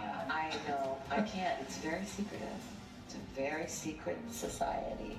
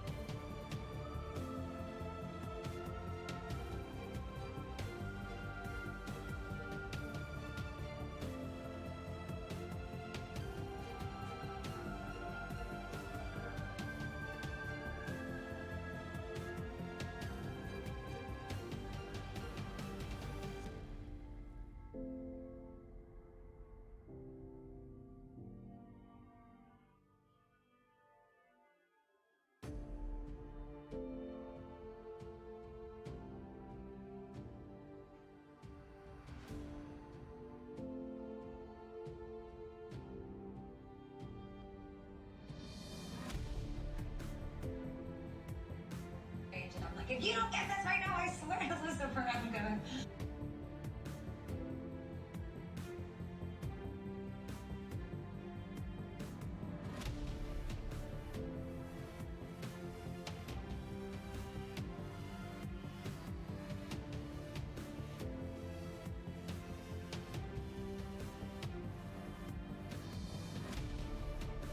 Poker facing with your sexuality. When I was making love to my old boyfriend, I used to think about women sometimes. I'm sure he was delighted when you told me. I'm sure he was delighted.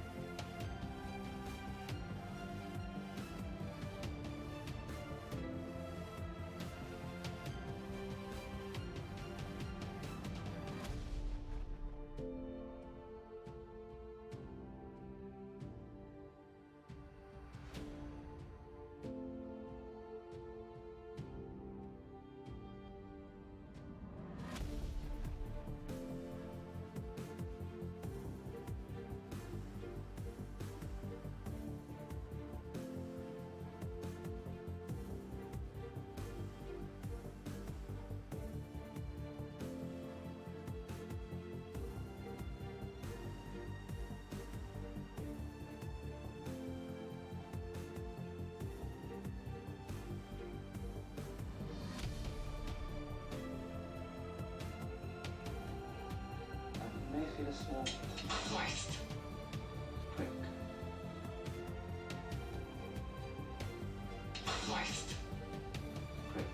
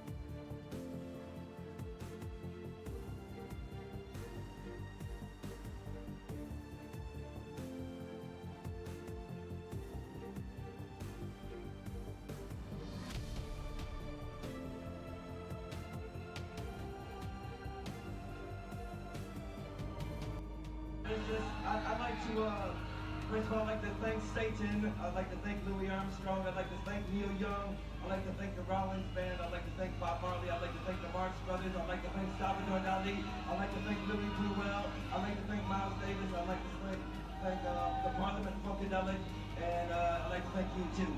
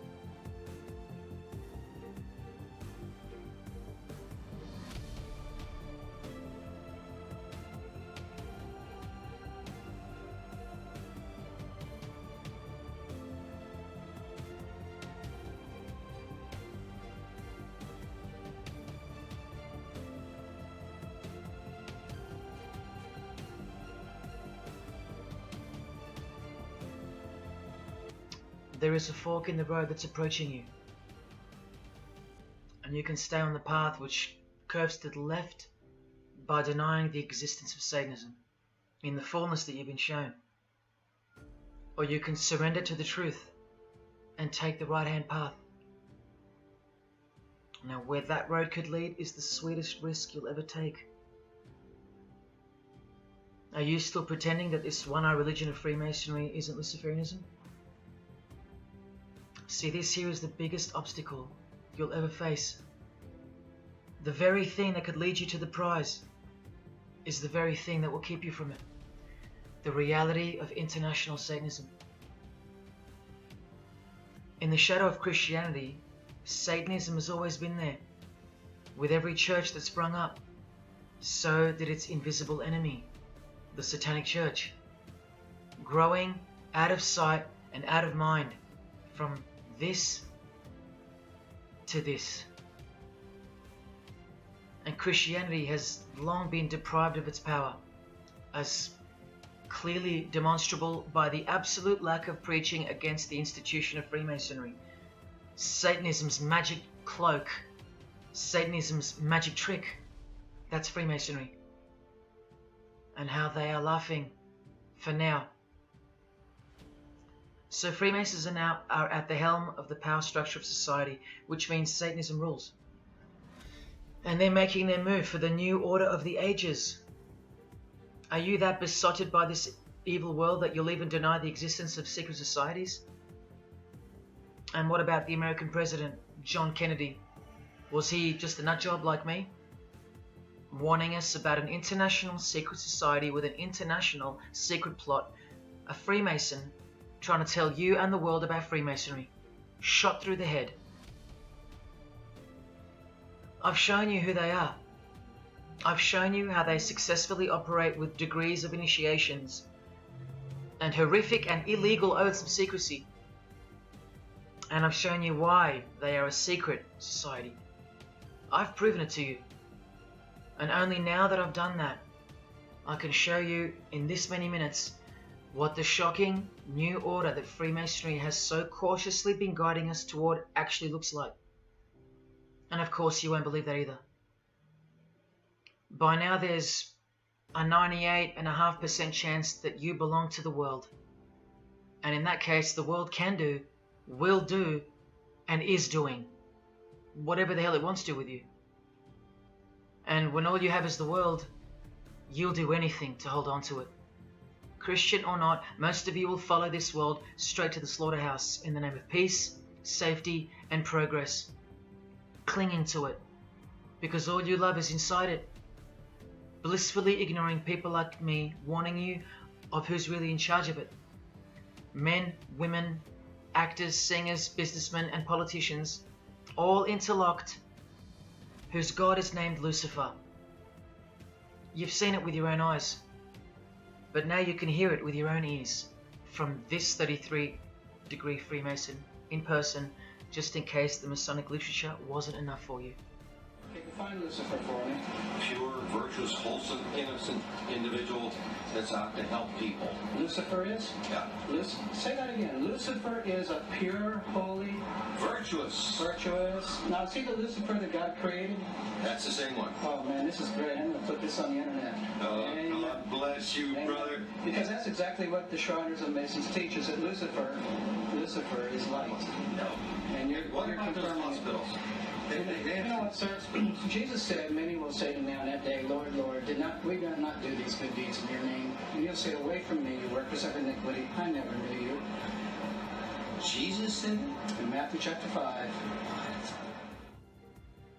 You've been bred from childhood to fall for the biggest lie ever told, that Satan doesn't exist. And if Satan doesn't exist, well then neither does Jesus. And while your heroes and idols know full well that they do exist. And when I say you've been bred from childhood, I mean just that. Walter Disney was a high-ranking Freemason. Here's a Masonic stamp dedicated to him, and his very exclusive Club 33, which stands for the 33 degrees of Freemasonry. And who's the god of the 33rd degree Freemason, Walt Disney? Or Walter hides the answer in plain sight, because that's what Freemasons do. Firstly, the God of Mr. Disney is wicked.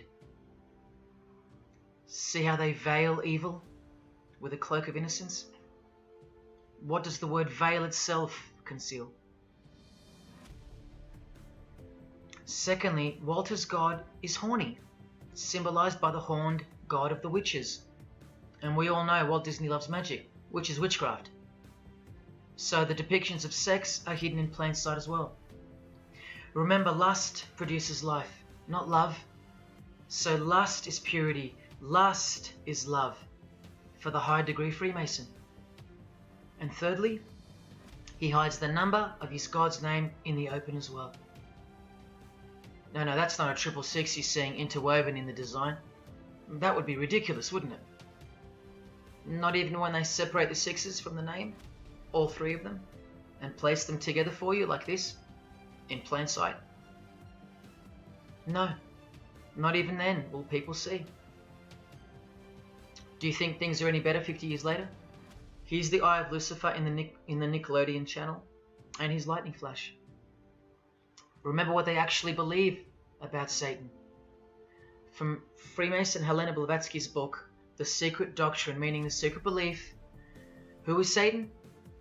He is the angel who was proud enough to believe himself God, brave enough to buy his independence at the price of eternal suffering and torture, beautiful enough to have adored himself in full divine light, strong enough to still reign in darkness amidst agony.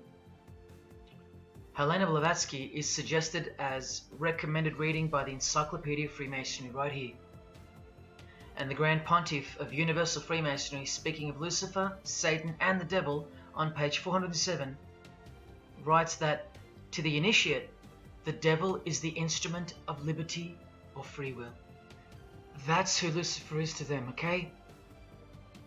To show you how little you know of who you're dealing with, and the extent of this religion's influence and power, not to mention their plans, let me jump ahead for a minute. Watch this. This is Lucius Trust. The Lucius Trust is a non-for-profit service organization incorporated in the United States in 1922, and their objective from Lucius Trust website, dedicated to the establishment of a new and better way of life for everyone in the world, based on the fulfillment of the divine plan for humanity. The divine plan. A new way of life. Like a new world system. Like a new order. Now you want to see who they work for? The Lucius Trust has consultative status with the Economic and Social Council of the United Nations. The United Nations, the UN. They consult the United Nations of the world. They advise the United Nations of the world. Now look at this. The Lucius Trust's publishing company was founded in the early 1920s as Lucifer Publishing Company. The Lucius Trust says that the name was probably chosen to honor Lucifer. What on earth does a modern day consultant to the most powerful and progressive force engaged in uniting all nations under one banner, the UN, have to do with the fallen angel of the Holy Bible? The one that Jesus Christ told us would manifest on earth as a world ruler, to deceive the whole world into a new world system. Yes, that angel. Why on earth would they honor that angel? Well, that's easy. They were founded by Freemasons. Incorporated into the United States by Alice Bailey and her husband Foster. Well, here's a book written by Foster the Freemason, The Spirit of Freemasonry, published by Lucius Press, also known as Lucifer Publishing.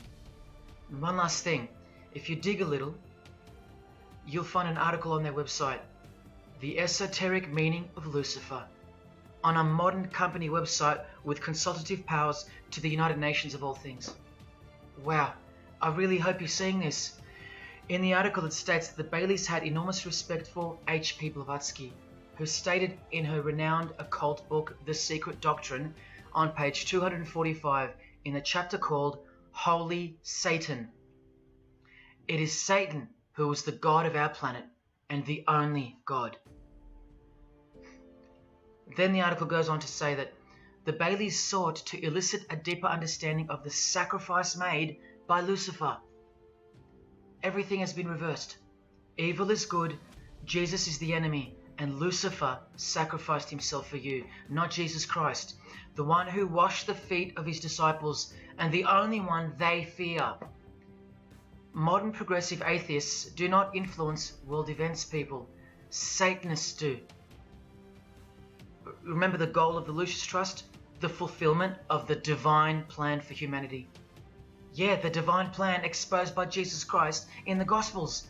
Hence their war on the Bible and the abolition of it from the school system, and even from modern Christian churches who dare not preach from the book of Revelation. Your most highly evolved and contemporary leaders of society secretly believe that in the theosophical perspective, the descent of these solar angels was not a fall into sin or disgrace, but rather an act of great sacrifice. They believe in the fallen angels and their revolt against God as revealed in the Bible, led by the devil, the chief commander of Freemason Bob Dylan, remember? These people make contact with these fallen angels, with the royal art of Freemasonry called witchcraft. Please stick around, let me show you that. How many solar angels does the Bible say followed Lucifer out of this heavenly realm?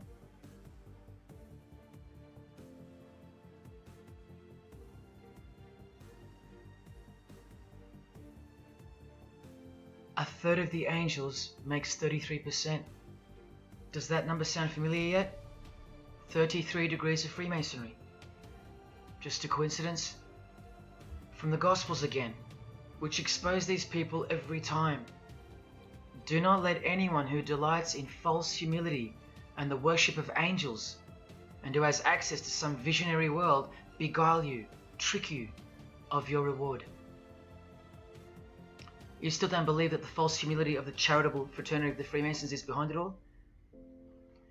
Well, Blavatsky also published a magazine called Lucifer with a woman named Annie Besant. And here's a letter written by Annie herself with the official Masonic letterhead. And here Annie signs off as a 33rd degree Freemason. Printed also in the left-hand corner, Annie Besant, 33rd degree, and a member of the Supreme Council. Undeniable and undisputable. Please don't make me prove it to you over and over. Have you caught a glimpse of who you're dealing with yet? They're all Freemasons, high-ranking. And they're all buffeted by a plethora of Masonic dupes who don't know any of this because they can't decipher the symbols and they don't care to try. They're proud and boastful and defensive of their beloved fraternity, in which they get to rub shoulders with the most important people of their suburbs, cities and towns, and in which they got on their knees to take blood oaths of death, calling other old decrepitated men worshipful master, yet still they think it's innocent and has nothing to hide. Delusional and lost, almost beyond hope. Some of them still think it's a Christian organization, just like the founder of the Satanic Church described. What do you get when you carefully conceal Satanism with Christianity? You get Freemasonry. People, Satanism is at the core of our world, and it is behind the new order that will be implemented soon enough. It will be all done through deception. You'll be tricked. Remember how I told you that the all-seeing eye sees that we're in hell? Well, the massive witch and Freemason Helena says so right here. Satan is the minister of God, Lord of the seven mansions of Hades, the angel of the manifest worlds. Hades means hell, manifest worlds means earth. This is who you're dealing with. This is the religion and the beliefs of the rich, powerful and famous. And yes, politicians. Do you want to go back to sleep? You can sleep after this. But wait till I show you what they're going to do to you, coming up in this many minutes. For those who simply refuse to believe that Bono or Scott Morrison or Prince can be Luciferians because they all go to church, let me show you another Masonic ritual they do. And this is before Satanism or Luciferianism is revealed to the candidate. And then you tell me if Bono or Scott are capable of secretly believing in Lucifer. It all starts here with the Masonic apron. Different kinds signifying different grades. Have you guessed what it's hiding yet? The genitals. Pretty obvious. Like everything else they hide once you can see. The genitals are the true working tools of a Mason. Freemasonry is foundationally a sex cult, like Satanism, because it all starts with sex, doesn't it? Life itself starts with sex. So the mystical force of the true God of Freemasonry hides in the hidden part of the human body. That's the Holy of Holies, covered by the Masonic apron, the seat of God, the seat of Lucifer. See here with Satanist King Diamond's artwork? The eye is attached to the horn god, but look at where the eye starts, from the waist down. That's where the apron of a Mason begins. And the one eye of Freemasonry is also the one eye of the penis, where life generates and springs forth. See the openly hidden secret of the Masonic square and compass now? You're looking at the sex act. That's the female in missionary position, and that's the male mounting her. The sex act. And the eye in the middle, with these emanating rays, is the orgasm and the ejaculation of the penis. See life shooting forth. That's how they see the sun and the earth too. The sun is the visible penis of their true God, shooting forth life continually. The light itself is the mystical sperm of the God of this world. The sun and penis generate life, while the earth and female womb produce life. The letter G, when replacing the I in the middle of the square and compass, stands for generation, sexual generation. The practical aspect of Freemasonry and Satanism's religion is that of a sex cult. You see Rod Stewart telling you he's a Freemason? By displaying the hidden hand of Freemasonry, also known as the Master of the Second Veil, and look at his other hand, taking the Masonic apron's place for covering his penis, which is the Holy of Holies, the seat of God for the Mason. And from the Grand Pontiff of Freemasonry, Albert Pike, hence the significancy of the phallus, the penis, or of its inoffensive substitute, the obelisk. Straight from the horse's mouth, the erect penis graces us, or should I say disgraces us, with its presence in every country in the world, marking its territory.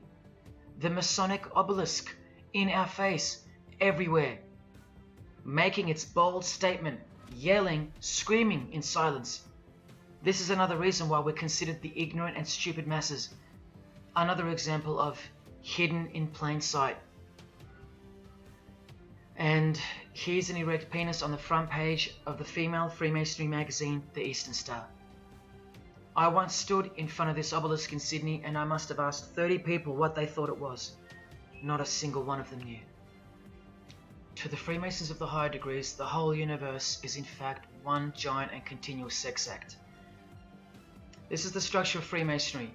You can take this path to the top or this path. And way up here, you have the Order of the Mystic Shrine.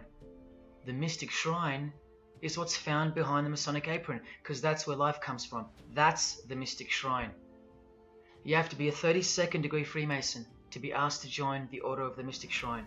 And then, once you're inside, you can be invited to join this order, the Royal Order of Jesters.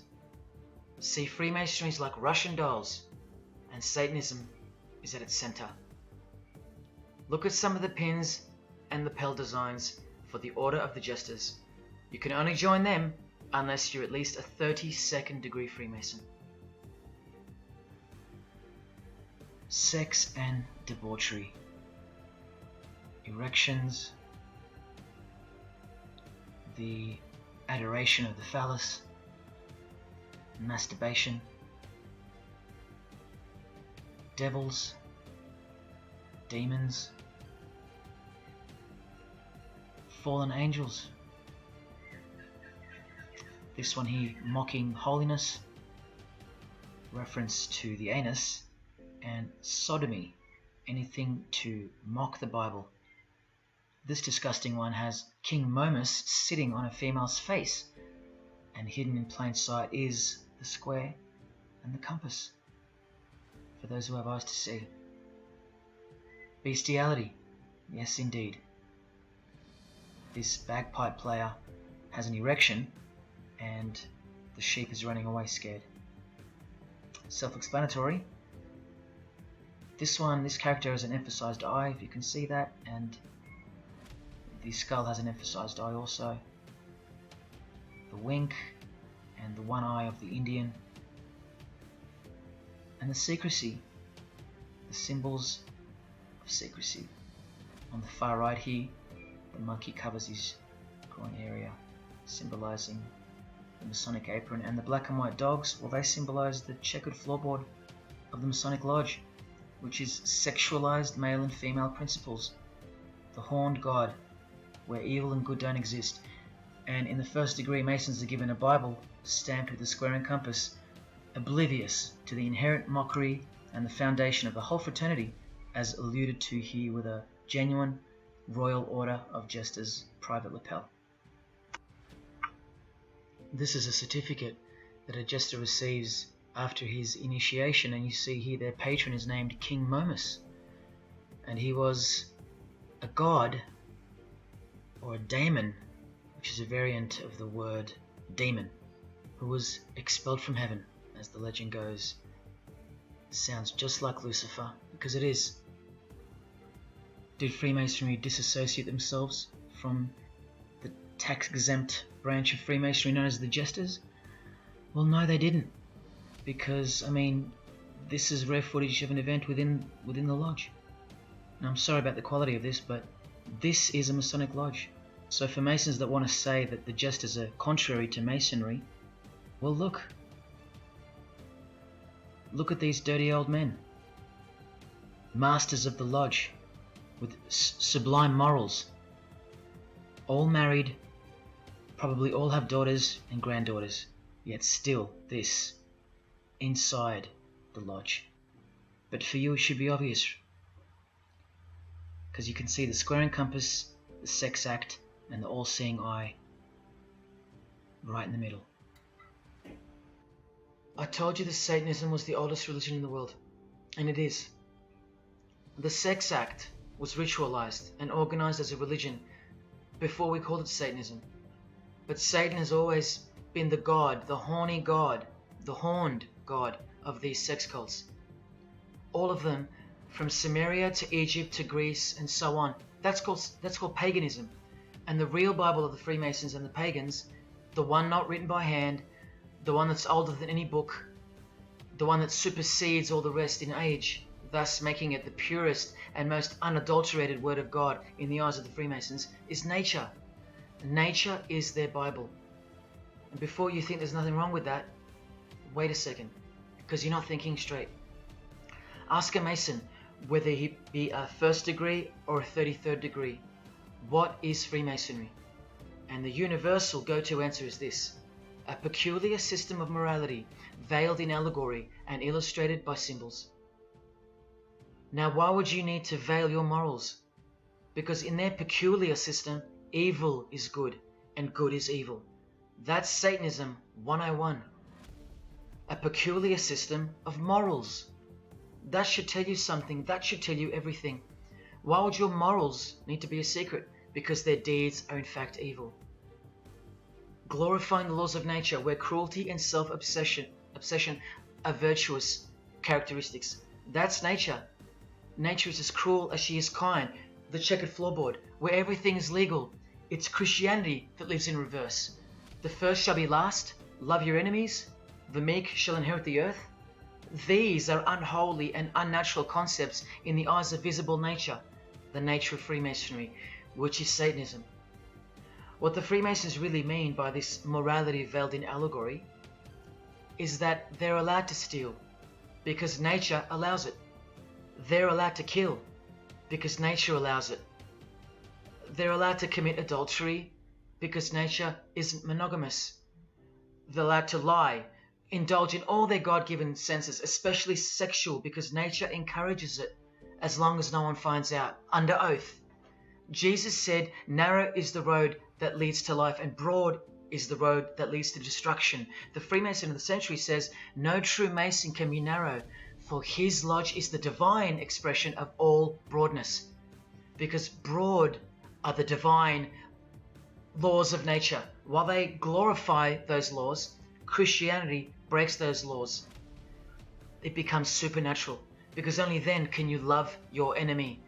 And so it goes that Christianity is despised by Freemasonry, the real Freemasons, because their Bible is nature, and by nature they know the personality traits of their god Satan, because he's the god of this world, just as the Freemasons, the enemies of mankind, say that he is, and just like Jesus said he was too.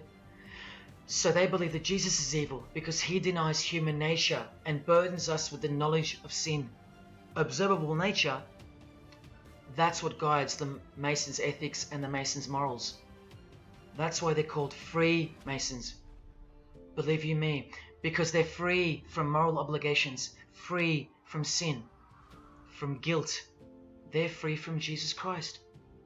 These people are introducing this new system of the world, this new age. You're going to miss Christianity when it's gone. Mark my words. Because you have no rights in the eyes of nature, which is the Bible of Freemasonry and Satanism. And soon that will become painfully plain as a fact of life. Now please, I give you fair warning of what's to come in this presentation. It's very disturbing, or at least it should be. But cause to celebrate follows the disgusting things you're about to see. This is precisely where my own life and well-being come into danger. So let me say this right now. If you hear of my sudden death, or of my possession of half a kilogram of cocaine or child porn, or my overdose or my suicide, remember this video. And if something so unfortunate should happen to me, may it serve as a catapult to you and as a remembrance of the conclusion to this presentation, which is this many minutes away. Do I really think they're going to make me pay for this video, for breaking my oaths? Well, seeing as people are so far gone, lost in the illusion that secret societies have constructed around you and inside you, and seeing as they can simply pull this video down, close my account and whatnot, no, I don't think they'll come after me. But if they do, let me say this to the Grand Lodge that orders my demise right now. Jesus wins. So in saying all that, here we go. Is Scott Morrison a Satanist? I'll let you answer that. Here is a ritual that Scott and every Freemason from this guy to this girl have performed. There is one Masonic apron you'll never see being worn. This one. And when I bumped into it, I thought it was a fake. Until I found this in Richardson's Monitor Freemasonry, official Masonic literature, written for Masons only. On this page, what is that head doing there? You'll find out in a sec. Let's read the description of the apron worn in this degree. Speaking of the initiates, it states, they wear white aprons sprinkled with blood red and lined and bordered with black. On the flap of the apron, a bloody arm holding a dagger, and on the apron, a bloody arm holding a bloody head by the hair. Now this is why there's an illustration of a decapitated head. And this is going to become to a bone-chilling conclusion. So during this ritual, the candidate removes the blindfold and discovers a basin of water with a tumbler beside it. He is also astonished to find a human head lying on the floor. The Master of Ceremonies returns and directs the candidate to take up the knife in his right hand and the head in his left. Yes, this Pope, this rock star, this pop star, this actor, this actress, and this beloved Prime Minister. This is what they've done. All of them, hands down. And you thought all you needed to be is talented to succeed? No, you need to belong to the secret society called Freemasonry. And believe me, when you belong to them, you belong to them. Now you tell me, can these people end up believing in Lucifer? Is that really a stretch? Carrying around a bloody head? Swearing to have your brain cooked, tongue torn out from the roots if you ever reveal anything? No, the stretch is that you think they couldn't believe in Lucifer. That's the stretch. Lucifer, the one who sets you free, remember, from sin, by sinning. Can you now see the bloody spirit of Freemasonry lurking behind the veneer of charity and the veneer of Christianity? Because Scott Morrison goes to church, apparently. The Pope is a Christian, apparently. But look at these people. So-called Christians or Christians gathered around a giant erect phallus in the middle of the Catholic square. This is Freemasonry, the demolition of morals, the creation of hypocrisy, and the demolition of true virtue. These minds are directing the future. Now, to be fair, I don't know if these heads are real heads. I never got that far to find out. But I will tell you this. All the skulls they use they're real. All the skeletons they use they're real. And they run every single noteworthy funeral home in Australia and the world. I know that personally and for a fact. Once again, you are only seeing the tip of the iceberg, because I can't bring myself to tell you about what I really know of the rituals that come after the 33rd degree Freemasonry. For as much as they celebrate life in various grotesque ways, they also celebrate death in ritual form, which are the things I can't speak of to you. They have to celebrate death in order to prove that they can see things through the all-seeing eye, the one that sees above evil and above good, the checkered floorboard where things kill each other to live, where life is cruel, where morals are broad. There is no sin, there is only nature. See, these Masonic rituals are designed to desensitize the candidate further and further in preparation for the raw truth of Satanism, the truth which is plainly stated by the Grand Pontiff of Universal Freemasonry. Lucifer is the light bearer, and that you should doubt it not, from their own literature and from their own mouths. Until finally the candidate's introduction into the royal art of Freemasonry, witchcraft. The ancient craft. Why do you think that witchcraft has disappeared? It never disappeared. It was hidden, forced to go into hiding by the appearance of Jesus on the human scene. Another reason why he's passionately hated, and soon him and his ways will be done away with in this new world, and so will your rights. You still don't believe me? You're still doubting all the evidence, like the Freemasons are counting on you to doubt? Well, remember from the Encyclopedia of American Religions, the continuing impact of speculative, modern Freemasonry provided fertile soil in which new magical orders could grow. Watch this 2-minute clip. I can vouch for every single thing you hear come from the former Masons' mouths. In the initiation in Freemasonry, we had to be recommended by another Mason. Well, in order to join witchcraft, you have to be first screened. You have to be recommended by somebody currently in witchcraft. Well, when I was initiated, I was blindfolded and bound by a rope, and on your bare chest was thrust the point of a spear. In witchcraft, we were initiated through a very involved ritual, initiation ceremony, wherein the candidate was led blindfolded, bound by a rope to the edge of the magic circle. And the rope is around your neck and you're led forward. And up front, at the eastern end of the building, is a person who's a worshipful master. And you kneel down before him as if he were a god. You were met by the high priest or high priestess at that time, usually with a sword to your chest.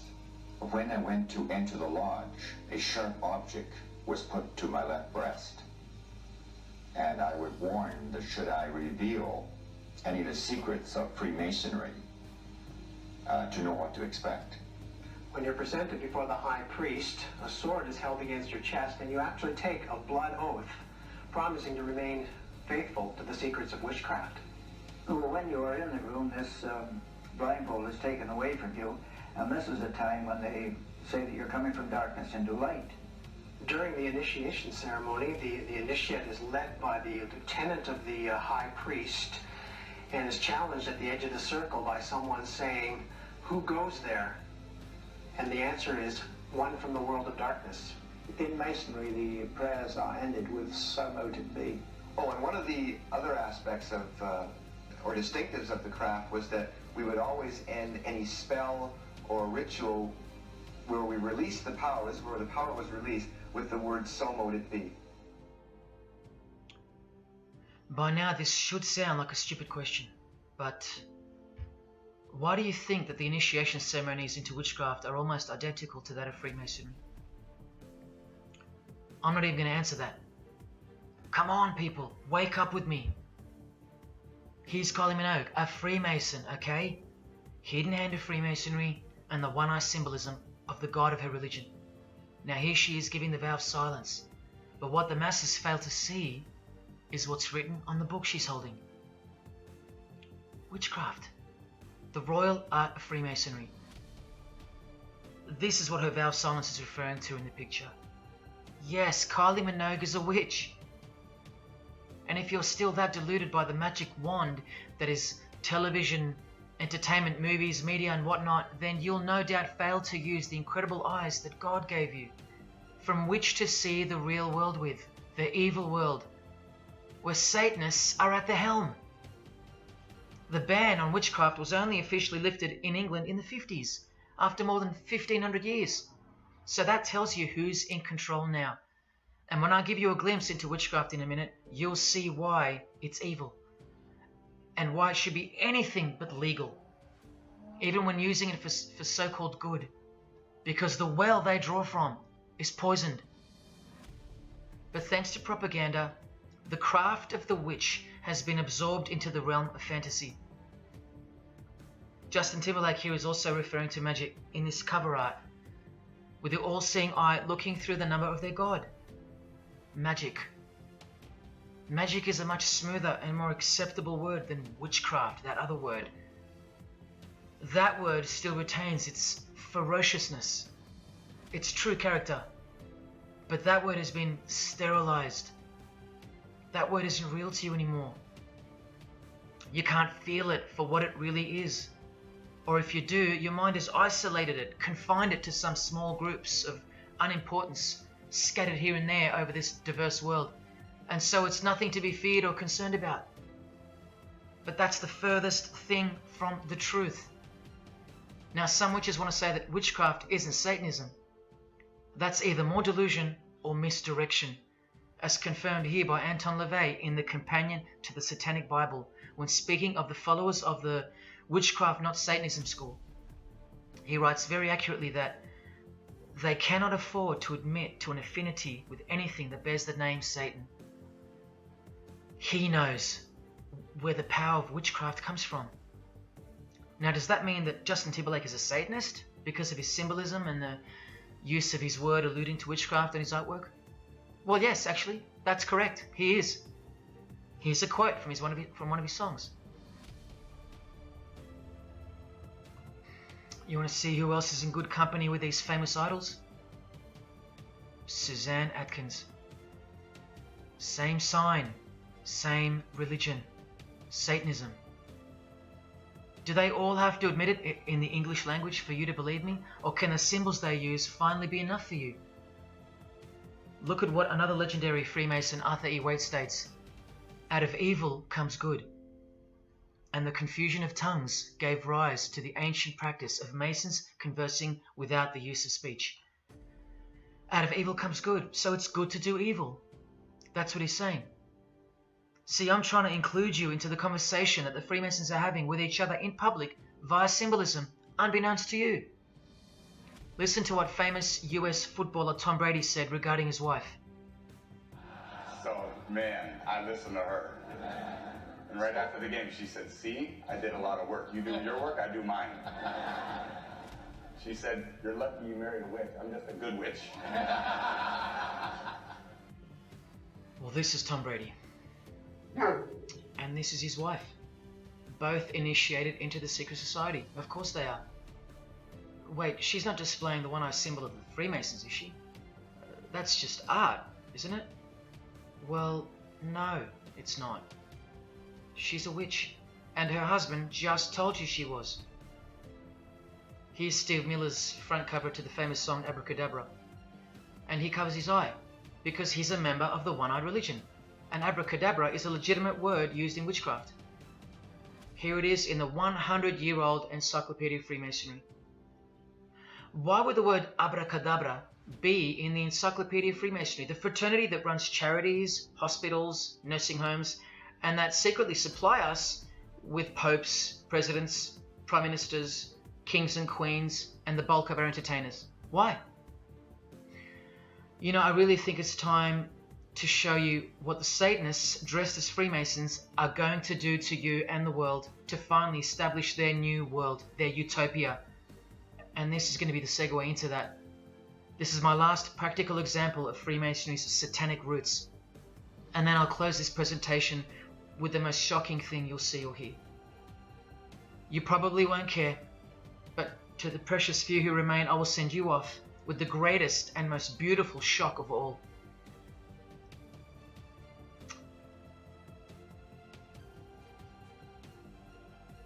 This is Jay-Z inside his Masonic Lodge.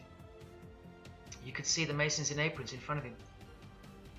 This is where Jay-Z takes his sick oaths of silence, kneels down in front of other men, and calls them Most Worshipful Master, an appalling title to give to a man on this planet. Jay-Z the Freemason writes songs like this. This one's called Lucifer. And in Empire State of Mind he writes, Jesus can't save you. Life starts when the church ends. Oh, but he can save you, Jay-Z. He can even wake you up just before you collide into a concrete wall doing 120 kilometers an hour. I should know. This is fellow member of the craft Alicia Keys, who sings on the track. Here she is, showing her allegiance and wearing the broken and bloody cross of Jesus Christ, the occult peace sign, pure hatred for Jesus. There is peace when your conscience has been killed, seared to sin, and you can indulge to anything. A false and temporary kind of peace, no doubt. Here's a shot of Jay-Z's clothing line, purely Masonic, The Craft. Well, this is the craft he's referring to. This is him with well-known witch Marina Abramovich, also showing her sign of allegiance to Freemasonry. Now here we go. Here's Jay-Z wearing a most revealing top and the dead giveaway that you need to see behind the curtain of Freemasonry. Do what thou wilt. Do whatever you want.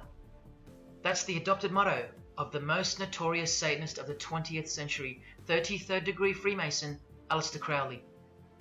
Here is his certificate of appointment, known as the 33rd degree inscription and the double-headed eagle of Freemasonry.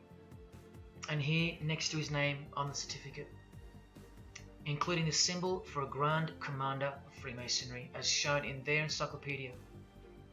But to really confirm that he's a Freemason, here he is doing the Masonic sign of the Master of the Second Veil. Now here's a legitimate letter from Aleister. Again, the addition of his inscription of the 33rd degree, and he signs off with a symbol of the past Commander of Freemasonry. What does he write beside it? Baphomet. This Baphomet. Now listen to this man to get a clearer picture of the truth behind the secret religion of the stars and the leaders of the world. Aleister is the founder of a Luciferian church called the Ordo Templi Orientis, and he named himself the Beast 666, straight from the Bible, depicting the number of wickedness in human form. In his what's called Libers writings, he says, "With my hawk's head, I peck at the eyes of Jesus as he hangs upon the cross." Do you see the hatred? You think they don't hate you too? Keep watching. And from the Equinox, with the all-seeing eye of Freemasonry, this illustration. What does it mean? The writer himself explains. The picture is symbolic of the new eon, the new age. From the blasted stump of dogma hangs the hag with dyed and bloody hair, Christianity. There's a massive glimpse into the New World Order that's coming. Keep watching. And down here, do what thou wilt is the true nature. The true nature, remember? The broad morals. There is no such thing as evil. So do what you want. Can you see the Masonic future yet? Can you see the hidden hatred that pulses through its veins? If they believe in do what thou wilt, what do you think they will do to you? And what do you think they'll do in order to build this new world? This is from a commentary on his book of the law. The Beast 666 adviseth that all children should be accustomed from infancy to witness every type of sexual act. Do what thou wilt. And what about the royal art of Freemasonry? Magic is the highest, most absolute, and most divine knowledge of natural philosophy. What a statement. The highest, most absolute and divine. Well, let's have a closer look into some of the more hidden secrets of the most divine natural philosophy known as magic. Any living being is a storehouse of energy, varying in quantity according to the size and health of the animal. At the death of the animal, this energy is liberated suddenly. The animal, therefore, should be killed within the circle, within the magic circle, so that energy that's released can be captured and directed to serve the will of the witch, male or female. This is a science, a hidden science. But now hear this, coming from a 33rd degree Freemason, and don't you forget that. For the highest spiritual working, one must accordingly choose that victim which contains the greatest and purest force. A male child of perfect innocence and high intelligence is the most suitable sacrifice. Can you see? This is who Jay-Z is quoting on his top. This is who this Jonas brother holds in high esteem. This is who the Beatles have on their front cover as a figure they admire. No, worse, they put at the top. This is the same picture of the front cover in a mirrored form, and after some kaleidoscoping, you'll find this. Fellow Freemason Aleister Crowley sits at the top, and down the bottom there even appears the phallus with the testicles, and up here the Vesica Pisces, also known as the vagina. Does this picture make more sense now? All Freemasons, yes indeed. And by the way, that's where Jay-Z got his symbol from Satanism, as portrayed here by Satanist and Freemason Aleister Crowley and by Satanic Church founder Anton LaVey. Does anyone still think that Freemasonry isn't Satanism in disguise? Let's finally take a peek into the royal art of Freemasonry. And this is the briefest way I can show you from the complete book of Magic and Witchcraft. This is a practitioner's manual, not from some bogus author trying to expose witchcraft. Just so you can get it through your head that this is real and this is protected. The writer or compiler of this God-forsaken book warns the reader that the recipes may seem disgusting, that the knowledge revealed has been forbidden, and has caused suffering and death to witches and the victims of witches. You don't think witchcraft was a serious menace in times past and present? Come with me, and I'll show you how bad this menace actually gets, as the world's most powerful and secret religion moves ever closer to fulfilling its biblical destiny, and it will. Close your eyes or not, it will fulfill its destiny. Firstly, let's connect this sick art straight to modern Freemasonry with the word abracadabra, both written in triangular form, from the Manual of Witchcraft and from the Encyclopedia of the Secret Society that your Prime Minister belongs to. And just like high-ranking Freemasons, male and female witches also drink out of a human skull. But here the practitioner drinks wine, in which they first dissolve or boil the brains or heart of an animal, before consuming it all from the human skull. In this ritual, the initiate is instructed to drink in the night at spring water, out of a skull of one that hath been slain. That's right, out of the skull of a human who's been murdered or sacrificed. Otherwise, eat a pig with a knife that slew a man. Please don't turn away. Look straight ahead and open your eyes to the planet you are on, because the real monster under your bed doesn't actually go away when you close your eyes. In other rituals of the craft, you burn a rooster while he's alive. With the use of a poisonous plant used in ointments and potions of witches, you can assure death and destruction on a victim. You want to make a female enemy sterile? Or a male enemy impotent for the rest of his life? Otherwise you can just kill them. The hand of glory is the severed hand that is dried and preserved to be used in black magic. Yes, a dead human hand. A black circle is most effective for operations of evil. The use of blood and sex in ritual was considered helpful for obtaining the necessary energy to successfully work magic or achieve mystical insight. But here's where the darkness thickens even further. Animals such as black cats or children may be sacrificed, and participants may drink the blood of the sacrifice. And just so you know that Stanley Kubrick wasn't joking, an orgy of participants sometimes follows the mass. No remorse, just science. The science of witchcraft, the royal art. And here, what's necessary for the working is the fat of young children, dead children. How many children do you think go missing in Australia every year? That's how many. And what about the world? Is it 1 million? Well, according to the International Centre for Missing and Exploited Children, it's 8 million children per year. Do you think that the highest, most absolute, and most divine knowledge of natural philosophy has anything to do with that?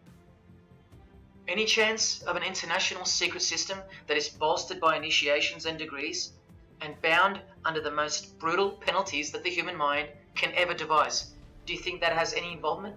Any chance of that? Am I saying that this Freemason has sacrificed children? No, I never said that. But did he ever even remotely mention the secret societies? Did he ever try to warn you? Educate you?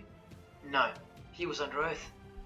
Am I saying that these Freemasons have sacrificed children? No, I never said that either.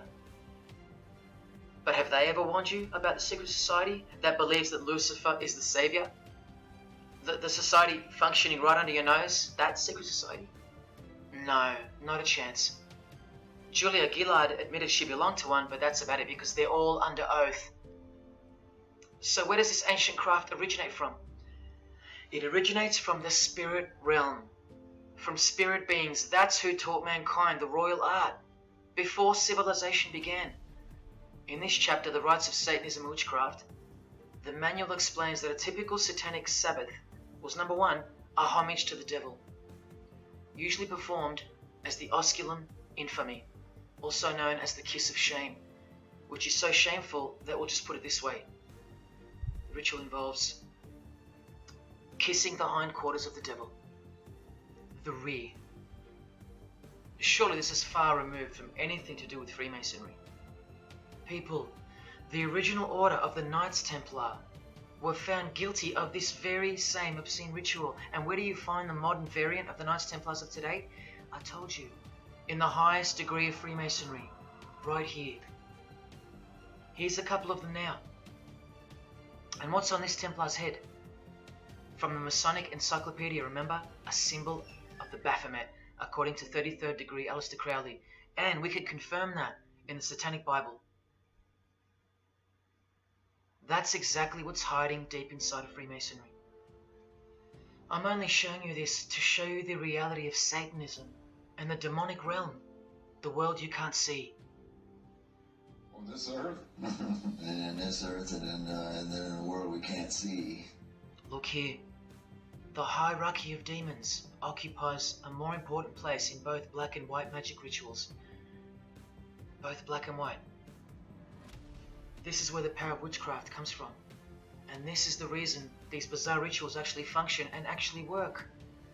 Because after the ritual is performed on Earth, its effects are carried out to their conclusion in the spirit realm by spiritual beings or demons, actual demons. The reality that is hidden from you. Because if you found out that Satan was real, then that would have to make Jesus Christ real too. And he is the one they hate. And if Jesus Christ is real, that changes everything. And this is how much they hate him. The prayer that Jesus taught his disciples is performed backwards. The high priest is sometimes naked. A prostitute assists him, and a naked virgin, who may later be deflowered, is the altar. Everything that is sacred is defiled, and everything that is filthy is honored as pure. Because of their burning hatred of Jesus Christ, just as he's hated by the fallen angels that they worship. It gets worse when you hear what they use as a substitute for the bread that Jesus broke and told his disciples to eat in remembrance of him. A wafer which initiates smear with this, this, and this. Or the name of Satan may be written upon it. And this isn't even witchcraft, this is just a ceremony announcing who they love and who they hate. So is Satan real? It continues to state in the hierarchy of demons at the very top, Satanakia, whose title is the Commander-in-Chief. What did Bob Dylan, the Freemason, call the one he made a bargain with? Should I ask who you made the bargain with? with the chief commander. Same title, Commander-in-Chief, Chief Commander. Are you following? But watch this.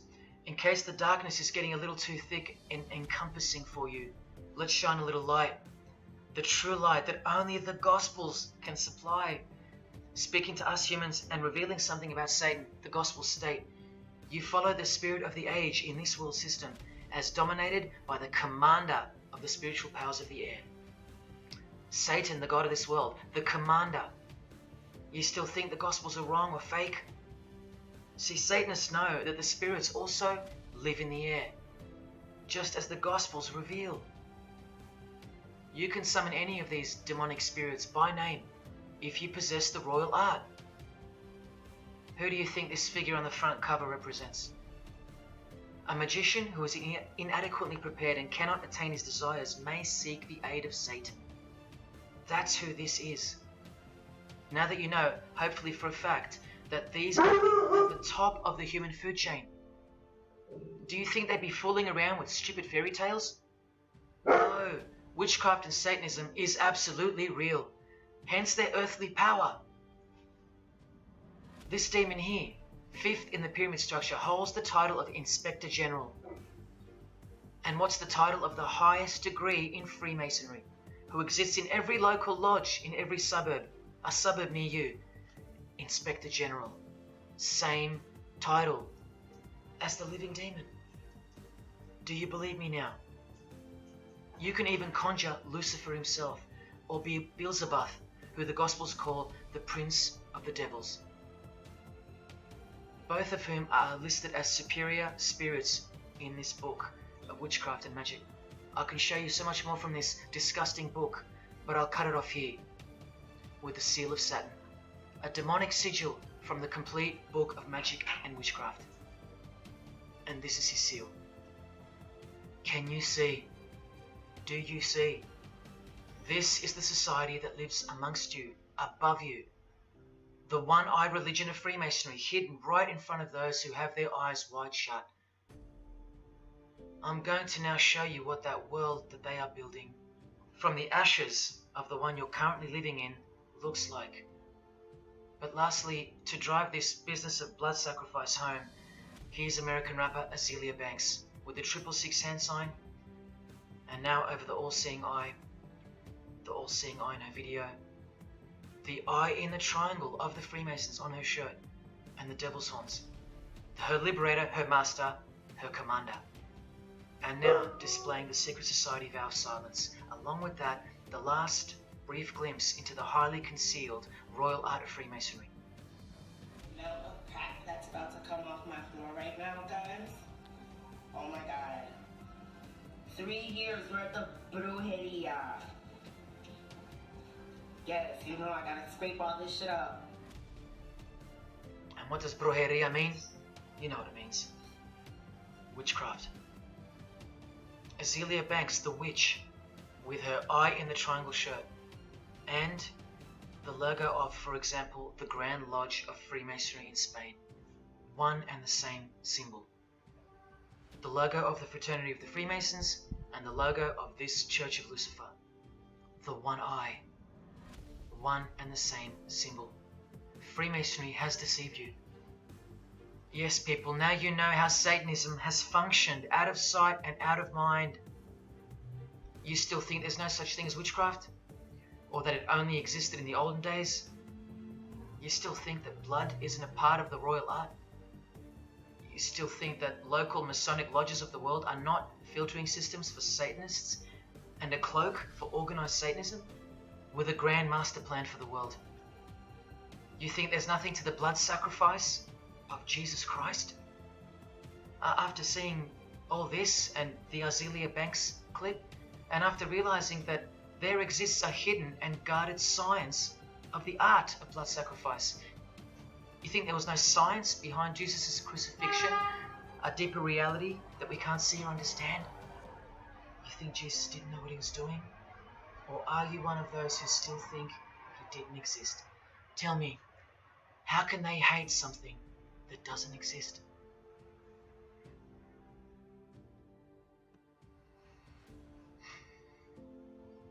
If only you could hear from some other Freemasons who have the courage to break their oaths.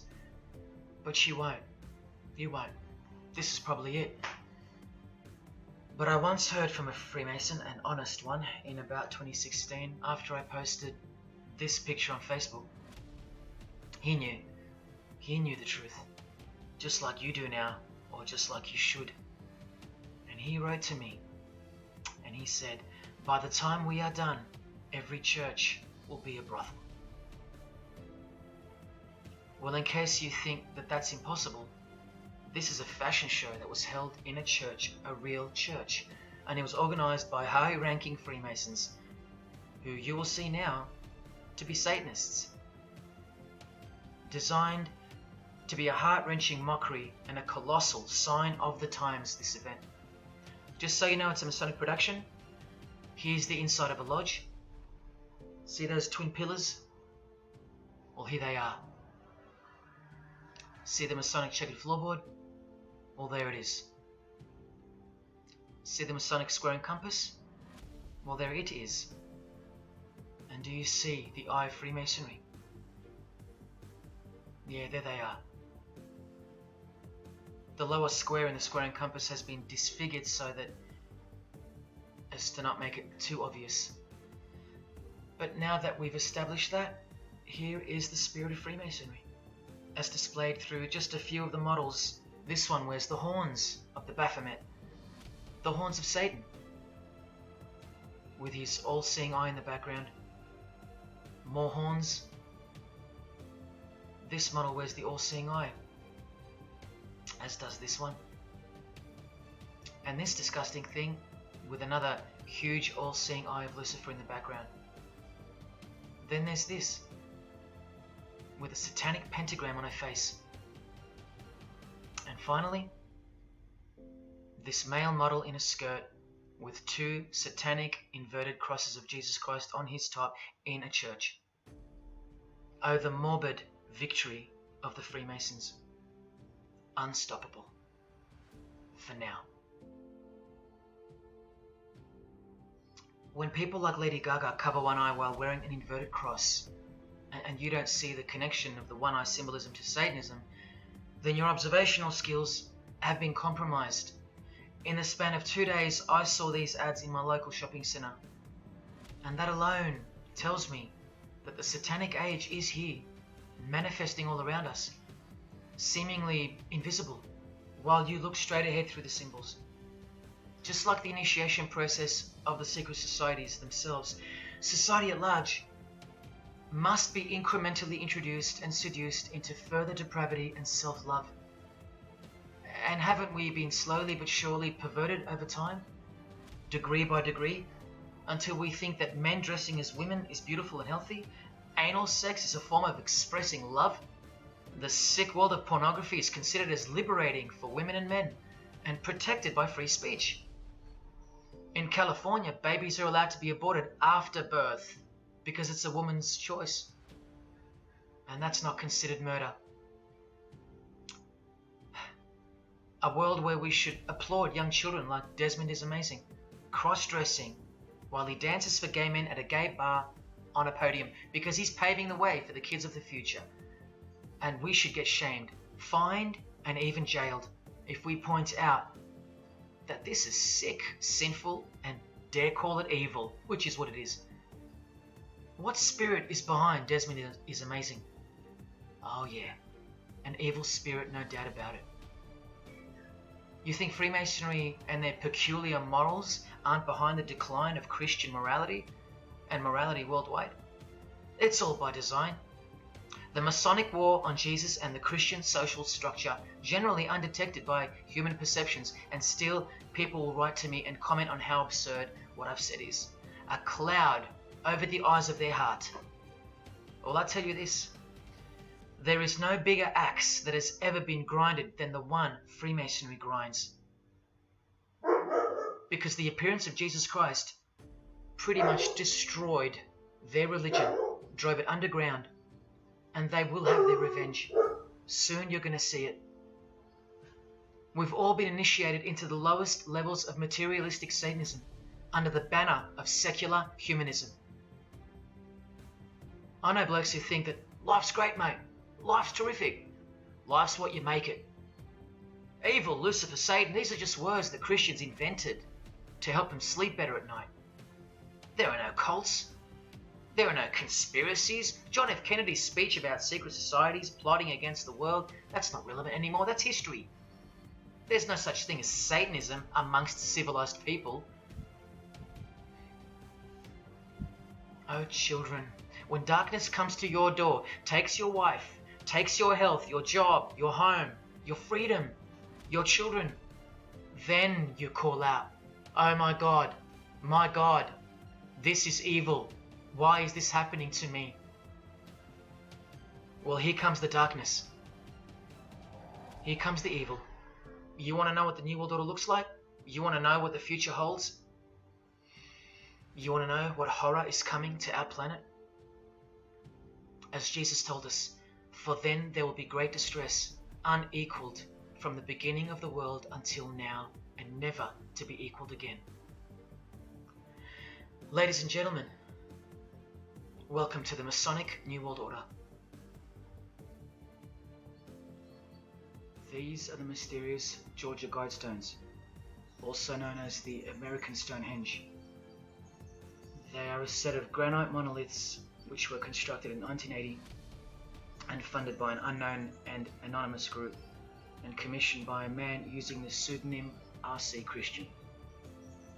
On a ledger beside the monument is written, "Let these be guidestones to an age of reason." Here we have a reference to a new age. With this, we get a clue as to the spirit behind the structure. The Age of Reason happens to be the title of a book by Thomas Paine. Now you can colour him any which way you want to, but whichever way, one glaring colour shines through. Thomas was a hater of Christianity. That's the second clue to the spirit behind the Georgia Guidestones.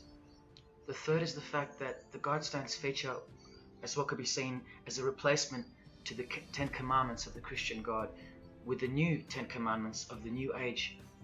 Because I will not steal, cheat, lie, kill, and so on. They're just, well, too narrow for the New Age, for the Age of Reason. Clearly designed to be a take on the biblical commandments, being 10 in number. They are all very vague indeed. But anyone can ascertain the horror that must first take place before this New Age can begin by looking at the first guideline. Because this one's not vague at all. Maintain humanity at under 500 million. That's right, a reduction of at least 7 billion human beings would be necessary for that. This thing cost the equivalent of $500,000 US to build, and the street it's located on is named after it, so that tells you how much reach its creators had. Its presence alone is a disgrace and a declaration of execution to most living people alive today. But let's go on to the fourth clue, as to the spirit behind these monuments. the monuments outlining the Age of Reason. The name R.C. Christian, the so-called person who commissioned the building of these giant slabs, anyone who's versed in secret societies or is a high-ranking member themselves would instantly recognize the pseudonym as a reference to the secret society known as the Rosicrucians, which is just another secret society branch that exists under the umbrella of Freemasonry, which is an extension of all secret societies of the past and is now the mother of all of them. In this Masonic website, Worshipful Master Wynne Westcott urges the Freemasons to consider their status as Rosicrucians. The RC stands for Rosenkreuz. Christian Rosenkreuz is the mythical founder of the Rosicrucian order.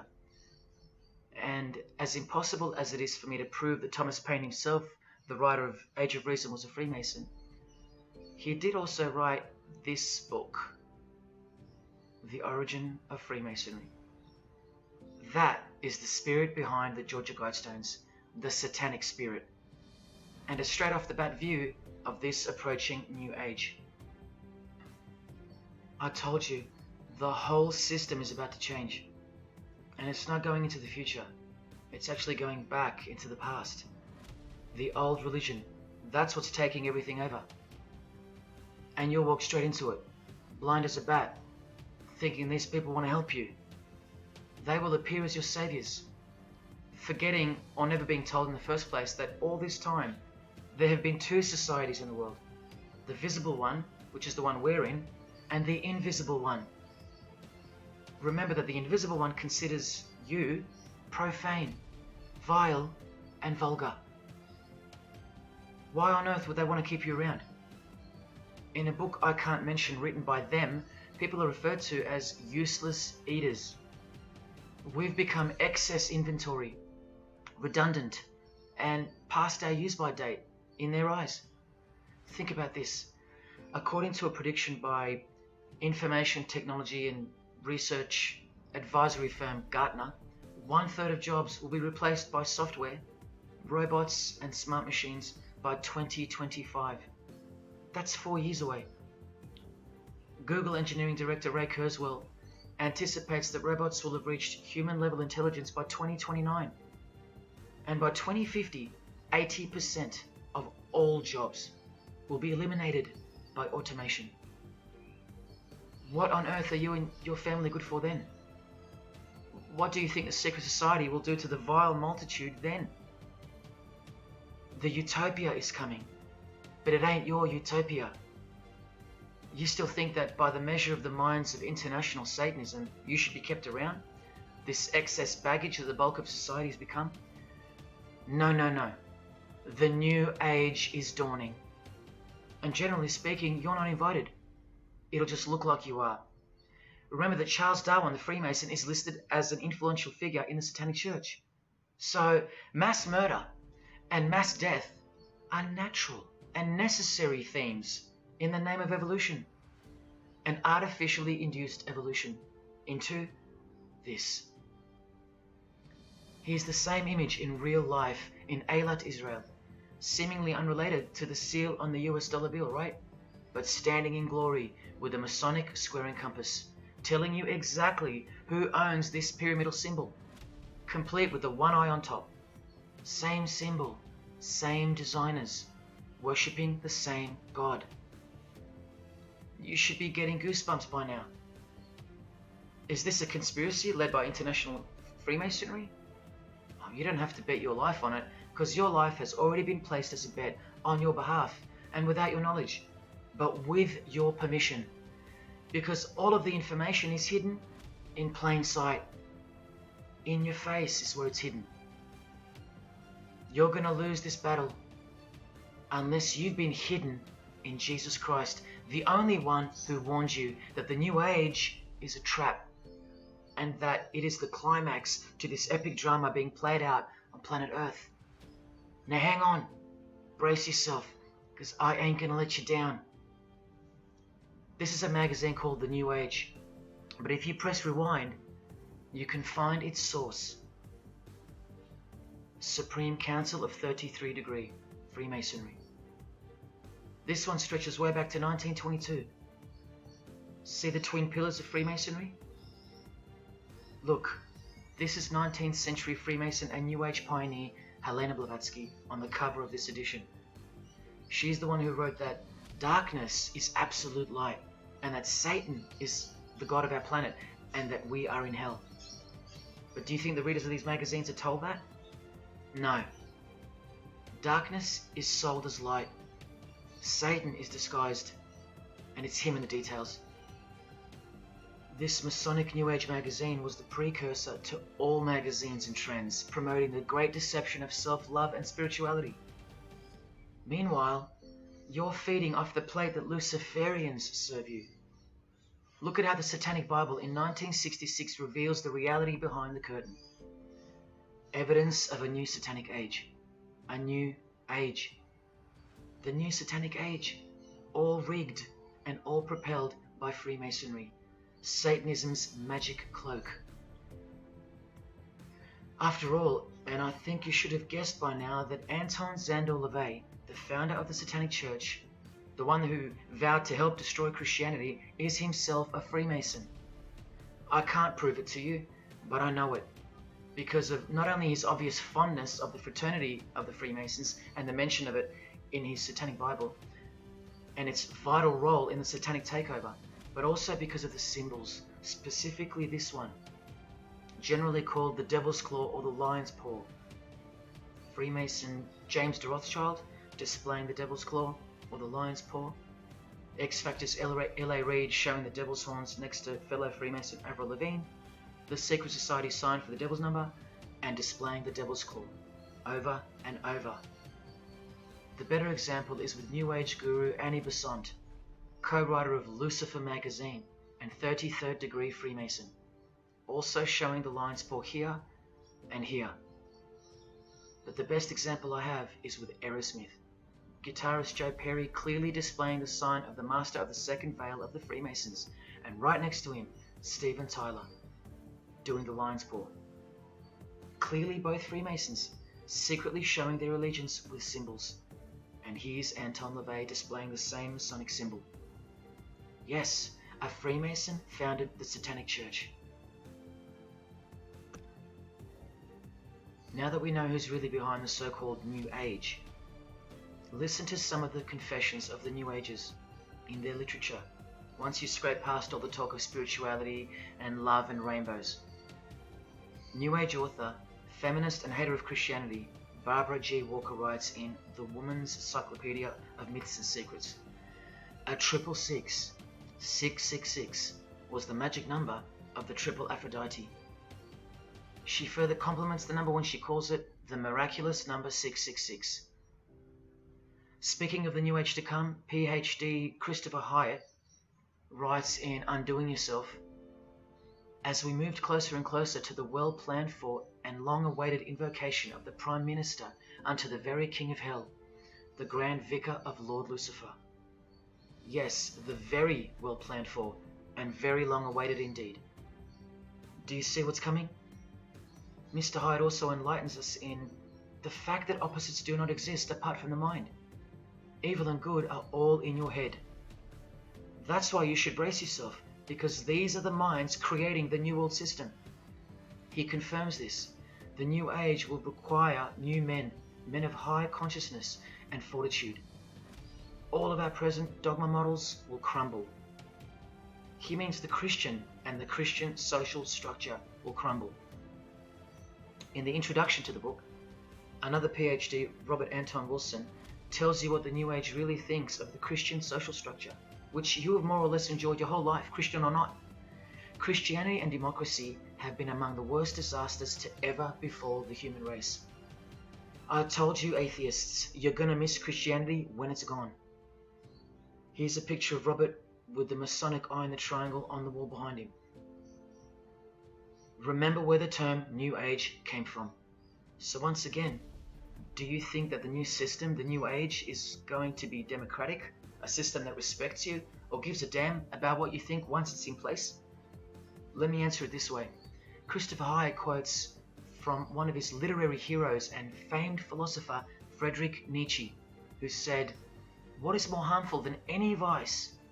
active sympathy for the ill-constituted and weak Christianity. So to be a Christian and to actively have sympathy for the weak, that's the worst vice. That's backward and evil. So the answer's no. This is what I'm warning you about. And look, Frederick's work has exerted a profound influence on modern history. That's from Wikipedia. You know what else Frederick said? You probably won't find this on Wikipedia. The domestic animal, the herd animal, the sick animal man. That's the Christian. And what book of Friedrich Nietzsche were these quotes pulled from? The Antichrist. Nietzsche also wrote Beyond Good and Evil. That's how the all-seeing eye sees things, remember? So does Christopher Hyatt mention mass murder and depopulation in his book? Sure, here you go. Those who would survive can do so only by grasping the vision of what lies ahead. The new wave that will carry them into an interesting future. Yeah, where the vicar of Lucifer is God and Prime Minister. He openly admits the identity of this man. This Antichrist that most of you still think is a fairy tale figure from a fairy tale book. Jesus calls him the man of sin whose number is 666. The actual Antichrist, beloved of the secret societies. Yes, people, the New Age is satanic, actually and literally. On the front cover of this book, in which Christopher was co-writer, you can clearly see the eye in the triangle of the Freemasons above the Baphomet. Christopher admits in another book that both satanic cults and Christian fundamentalists are closer to seeing the truth than most normal people. Yes, indeed, how true that is. In Coming World Changes, Harriet and Homer Curtis speak of a prophecy they received from a mysterious spirit titled King of the World. Now, I wonder who that could be. Think not that any country in this broad world can escape. And they also speak of the long-expected great teacher, the king of the new one-world government. The victors will remain as the seed of the new race to people the new land, for the new sixth great race. This is the race that Luciferian Lady Gaga referred to. All part of the plan. In Threshold to Tomorrow, New Age author Ruth Montgomery writes on page 206 that only those open to the reality of one world will be around to enjoy it. Sounds like another vague suggestion for mass murder. Vera Elder Stanley's book title implies much the same thing. Initiation of the world. That's right, it's coming. You think Vera hasn't been initiated into the secret one-eyed religion? What else has she authored? How about The Finding of the Third Eye, the all-seeing eye? New Age author John Randolph Price writes in The Planetary Commission, in question and answer form, how do you define the Antichrist? The answer is pretty amazing. Any individual or group who denies the divinity of man as exemplified by Jesus Christ, the highest self of each individual, which Jesus Christ never exemplified because he is God. If you deny that mere men and women are divine gods, you are unfit for the glorious New Age kingdom. And you are the definition of Antichrist. In Practical Spirituality, he prepares his readers for a population drop of 2.5 billion people before the New Age era can begin. On page 32 of New Age author Barbara Marx Hubbard's book, Happy Birthday Planet Earth, she states that people will either change or die. That's the choice, she says. Notice the New Age has a new gospel, yet all the while, the world will be neglected of the information in the real Gospels, where it warns and predicts. For if someone comes and preaches another Jesus, not the Jesus whom we preached, or another gospel, you are most beautifully tolerant of them. In the Book of Knowledge, The Keys of Enoch, the writer has a quote-unquote direct experience with two spirits, Enoch and Metatron, and they share with the writer spiritually scientific teachings regarding the new system of things soon to be fully manifest. The reason this work is considered extra special amongst its readers is because it was the first book to point out the alignment between the Great Pyramid and the constellation of Orion. The first book ever. that's basically proof that these spirits, Enoch and Metatron, are the real deal. Not only that, it was also the first book to show the direct relationship between DNA coding and the divine name. That's pretty serious, and the atheists should be really waking up by now, because this is the world's most powerful and secret religion we're talking about, nothing less. The writer was told that those who govern the earth are those who have fallen from the heavens. He calls them the masters, and even states that they were punished with penalties that were assigned to each. These are the fallen angels of the Bible, people. These are the masters of the Masonic New Age, as proven here in one of the illustrations from the book. Same symbology. This worldwide catastrophe that is coming will bring about a complete reorganization of Earth's life system. And like all high-grade initiates of the secret societies, every attempt is made to bring positivity to the number of the Vicar of Lucifer. I was given instruction to use the specific light harmonics 666, 999, and 12, 12, 12. The spirits further inform the writer of the Keys of Enoch that the pattern 666 is used to identify you with respect to the Earth's vibration. The number of the beast of the Book of Revelation of Jesus Christ is not only being glorified, it's manifesting in the world. And from another illustration from the book, once again, the same image we see being used over and over with the eye on top of the pyramid. This is the secret religion that encompasses us and has been influencing us for decades upon decades. 2 to 3 centuries, in fact. Just like the Gospels explain, this is an absolute counterfeit of the truth. Christ is mentioned everywhere, but not Jesus Christ. No, this is the Antichrist spirit, who will eventually manifest and appear to the world as one man. Doesn't sound so mythical anymore when you see that the enemies of Jesus Christ and those behind the New World System, they use biblical terms. And Christ, to depict the antithesis, the anti of the real Christ, their Savior. And these spirits from the world we can't see are the ones who taught mankind the sick art of witchcraft. Look at who supplies this book online, sacredmagic.com. You know what magic really is and what it really entails now. So once again, you can see the connection, the relationship. If you still think that this phrase, New World Order, is a conspiracy theory, you're suffering from a medical condition. On the Lucis Trust website, the consultants to the European Union, you find the statement that the New World servers are occupied with the task of inaugurating the New World Order. In the same article, this shocking admission is made. 2/3 of humanity will stand upon the path at the close of this age, and with that, 1/3 will die, or to put it surreptitiously, will be held over for later unfoldment. That's the Lucis Trust.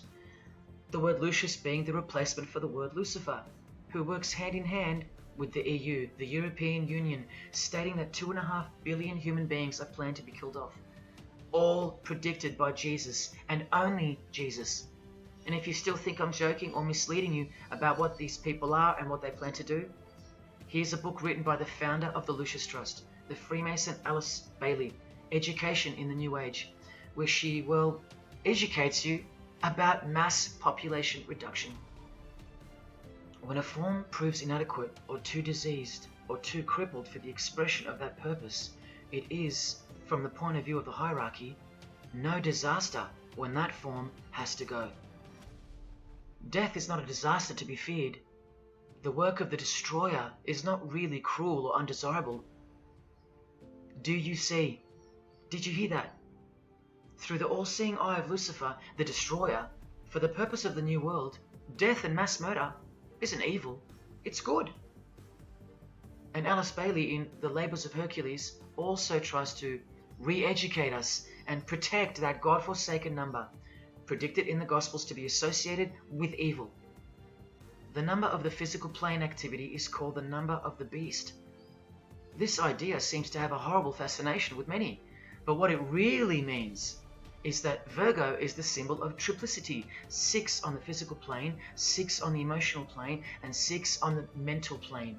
not 666 at all. And one more time, from the consultants to the European Union, from their website Lucius Trust, to prove to you that these people are all working toward and waiting for the world leader. The coming of the Avatar and the advent of the coming one are the keynotes of the prevalent expectancy. After everything I've shown you, are you going to ignore this? Or worse, are you going to trust these people, of whom were predicted to this very condemnation 2,000 years ago? Right down to a one-world system, depopulation, and to the man who will carry the number 666, and with it, implement a new system in which you won't be able to buy or sell unless you receive a mark in your hand or forehead. And what's just been announced by Business Insider? Cashless society.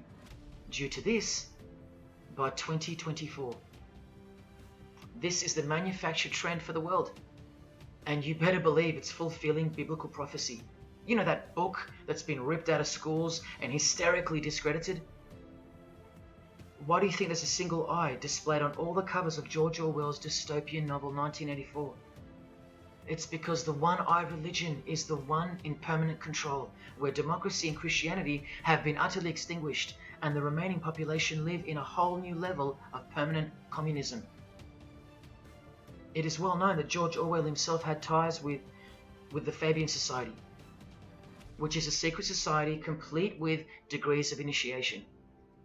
Tucked away neatly somewhere under the wing of Freemasonry, the Fabian Society's logo used to be this: a wolf in sheep's clothing, which is exactly what Freemasonry is. And it was a metaphor for gradually advancing socialism. And socialism is communism for slow learners. This level of denial on our part has been brought on by mass propaganda, because everything has been weaponized to work against you and God's truth. Education, entertainment, and economics. You're a slave to each one. And Freemasonry is the slave master. Listen to the Grand Pontiff of Universal Freemasonry tell you about it in Morals and Dogma. The blind force of the people is a force that must be economized and also managed as the blind force of steam. You are just blind energy to them, made to be enslaved.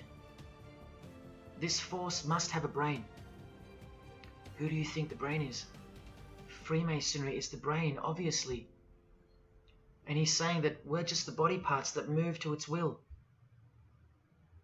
Look, these are some pictures I took of the local obelisk in my town. An erect phallus hidden in plain sight. See how the cube at the bottom is rough? In Freemasonry it's called the rough ashlar stone.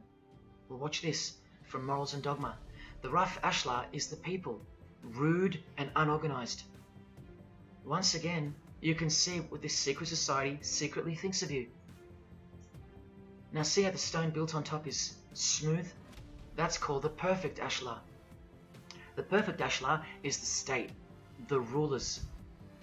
Yeah, the one-eye sex cult of Freemasonry, which hides its master, Satanism. Now, where is this brain taking us? Remember, this guy is the general who fought against the United States forces to uphold the institution of slavery. And the Grand Pontiff of Universal Freemasonry, who calls you the vulgar herd and the ignorant multitude, and admits that yes, unbelievably so, Lucifer is the light bearer. This is the highest authority in Freemasonry, the secret religion of all our leaders and idols. Believe it. Now listen to this. The papacy and rival monarchies, all that will become the heritage of the temple, meaning the temple of Freemasonry. The world will soon come to us for its sovereigns and pontiffs. We shall constitute the equilibrium of the universe and be rulers over the masters of the world. They're gonna own it all. And it's true, the papacy and the monarchy have fallen into their hands. All Freemasons now. This is a 150-year-old book, so you can see how far ahead they plan, while we stay ignorant. How do you suppose that they won't achieve the New World Order? The New World Order of death. Of combined and systematic movement and effort, the great revolution prepared for by the ages will begin to march. The future is all planned for by them, And the revolution prepared for by the ages is coming. And it'll look like a natural occurring event, just as current events seem natural. Lastly, from his other book, Legenda, and reading from the ancient and accepted Scottish rite of Freemasonry, Albert writes, "And thus the warfare against the powers of evil, meaning Christianity, that crushed the Order of the Temple in the 1300s, goes steadily on, and freedom marches ever onward toward the conquest of the world." The conquest of the world, guys. And this is their method. Ingenious as it is, the double-headed eagle, the left and right paradigm. Whether you are pro-abortion or life, prefer Macca's or KFC, Ford or Holden, vote Liberal or Labour, shop at Coles or Woolies, go for the Parramatta Eels or the Canterbury Bulldogs, always the two most opposing forces, the result always feeds the one belly. The two heads always serve the same Masonic beast. Do you get it? That's number one. Number two is the horribly magnificent motto of their double-headed eagle, Ordo ab Chaos. That means order out of chaos. It's the ultimate way to achieve your sinister goals while looking like a hero. With one hand, they create beautiful and noble things. With the other hand, the hidden hand, they destroy and pervert. Then the helping hand comes back in to save or fix things again, alternating from one to the other, while nudging toward a predetermined goal, until finally reaching that goal that's set in mind in the first place. All the while, you never knew that the same hand that's saving you is the same hand that was destroying you in the first place. Order out of chaos. Their order out of their chaos. Another way to look at it is this.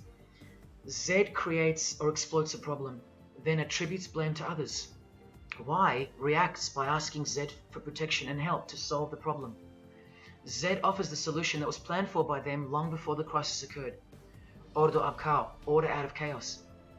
Now you can change Z and Y to suit any scenario. For example, your best friend who wants to sleep with you creates or exploits a problem, then attributes blame to others. You react by asking your best friend who wants to sleep with you for protection and help to solve the problem.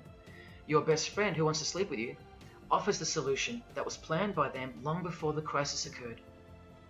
Each time your best friend gets closer and closer to you until eventually they're in your bed. How about your employee creates or exploits a problem, then attributes blame to others? The employer reacts by asking the employee for help to solve the problem. The employee offers the solution that was planned by them long before the crisis occurred. The employee eventually gets the promotion. But this is the way I really want to put it. The government creates or exploits a problem, then attributes blame to others. The population reacts by asking the government for protection and help to solve the problem. The government offers the solution that was planned by them long before the crisis even occurred. This is how the Great Revolution, prepared for by the ages by the Freemasons, will begin. So who's going to warn you? Even modern Christianity is steered by Freemasonry. Hillsong won't warn the sheep about Freemasonry and the One World Government. What, the Hillsong senior pastor who wrote these books and lives here? No chance. Did modern day Christian heroes like Billy Graham warn you about Freemasonry? Well, no, because here he is giving the Master Mason grip to other Christian giants like Paul and Jan Crouch, all Freemasons. Here he gives the same third-degree handshake to former President Harry Truman, and here to a Muslim Freemason. Billy is listed as a Freemason in the 33rd degree Albert Mackey's History of Freemasonry by the publisher on the inside flap. Billy's son, Franklin Graham, also won't ever expose Freemasonry because he's too busy eating at Voodoo Donuts, where they sell these donuts and these pentagram donuts. More Christian heavyweights like John Hagee or Hagee throwing up the devil's horns. He'll never preach against Freemasonry. Neither will all these world-famous pastors throwing up the devil's horns. The very popular Ray Comfort even stated that he wasn't a Freemason. Well, here he is, giving a perfect Masonic handshake with pastoral giant Joyce Meyer. Do either of them expose Freemasonry, or the fact that it's the driving force behind the One World Government, all predicted by Jesus? Of course not. What about Christian radio or the Christian music scene? No, not a single word of warning whatsoever regarding the Satanic Church that lives and breathes all around us. Freemasons like Bono, wearing the Christian name tag, his whole band of Freemasons. Bono too should know better than anyone that a one world government is a trap as foretold in the Bible. But Bono supports it. Oh yeah, he works for it. Just like the Masonic Pope does.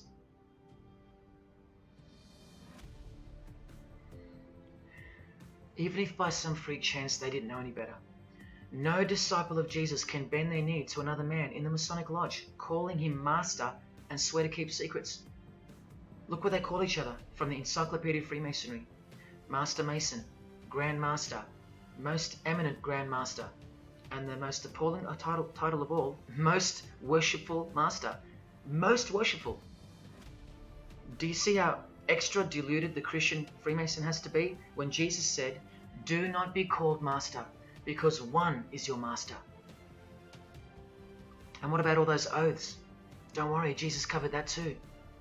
What I tell you is this: do not put yourself under oath at all, but let your yes mean yes and your no mean no. How's that for an idea? But the Freemasons' yes means no, because they all swear to lie and conceal from the first degree initiation all the way through. What is whispered in your ear, proclaim it from the rooftops. That's Jesus. You see the contrast? How precise he was and still is. You think Bono and the Pope don't know about the Masonic calendar and how it's not the same calendar as ours?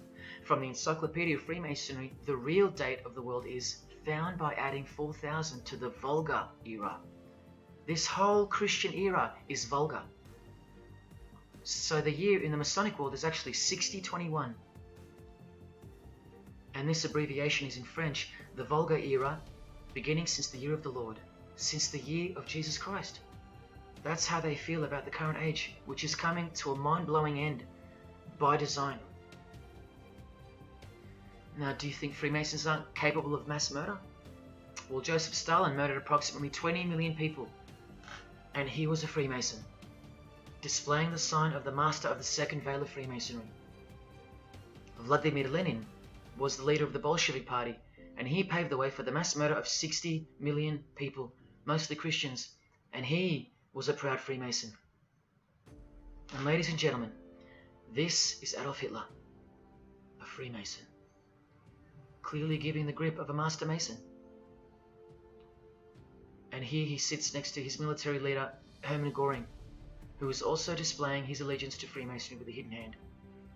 He even displays the Masonic triangle, just like fellow Masonic brother Jay-Z. The mind of Hitler surrounds you now. It just hasn't pounced yet. The mind of Hitler isn't isolated to some portion of the world anymore. It now encompasses you. Hitler is everywhere. Far more clever than you can imagine. Evolved and sleeping in your bed. It's easy to say that's impossible. Once upon a time, 70 million Germans adored him. Once upon a time, Hitler was named Man of the Year by Time magazine. You've been fooled by the satanic machine. Please don't try to get inside to the mind of Freemasonry. It's like trying to understand Satan himself. You can't, and you don't want to. Freemasons will make friends with their most hated enemies. They will cross-dress their morals to move closer to their goal. They'll make the English language void of any meaning by turning everything inside out and upside down to camouflage its objectives.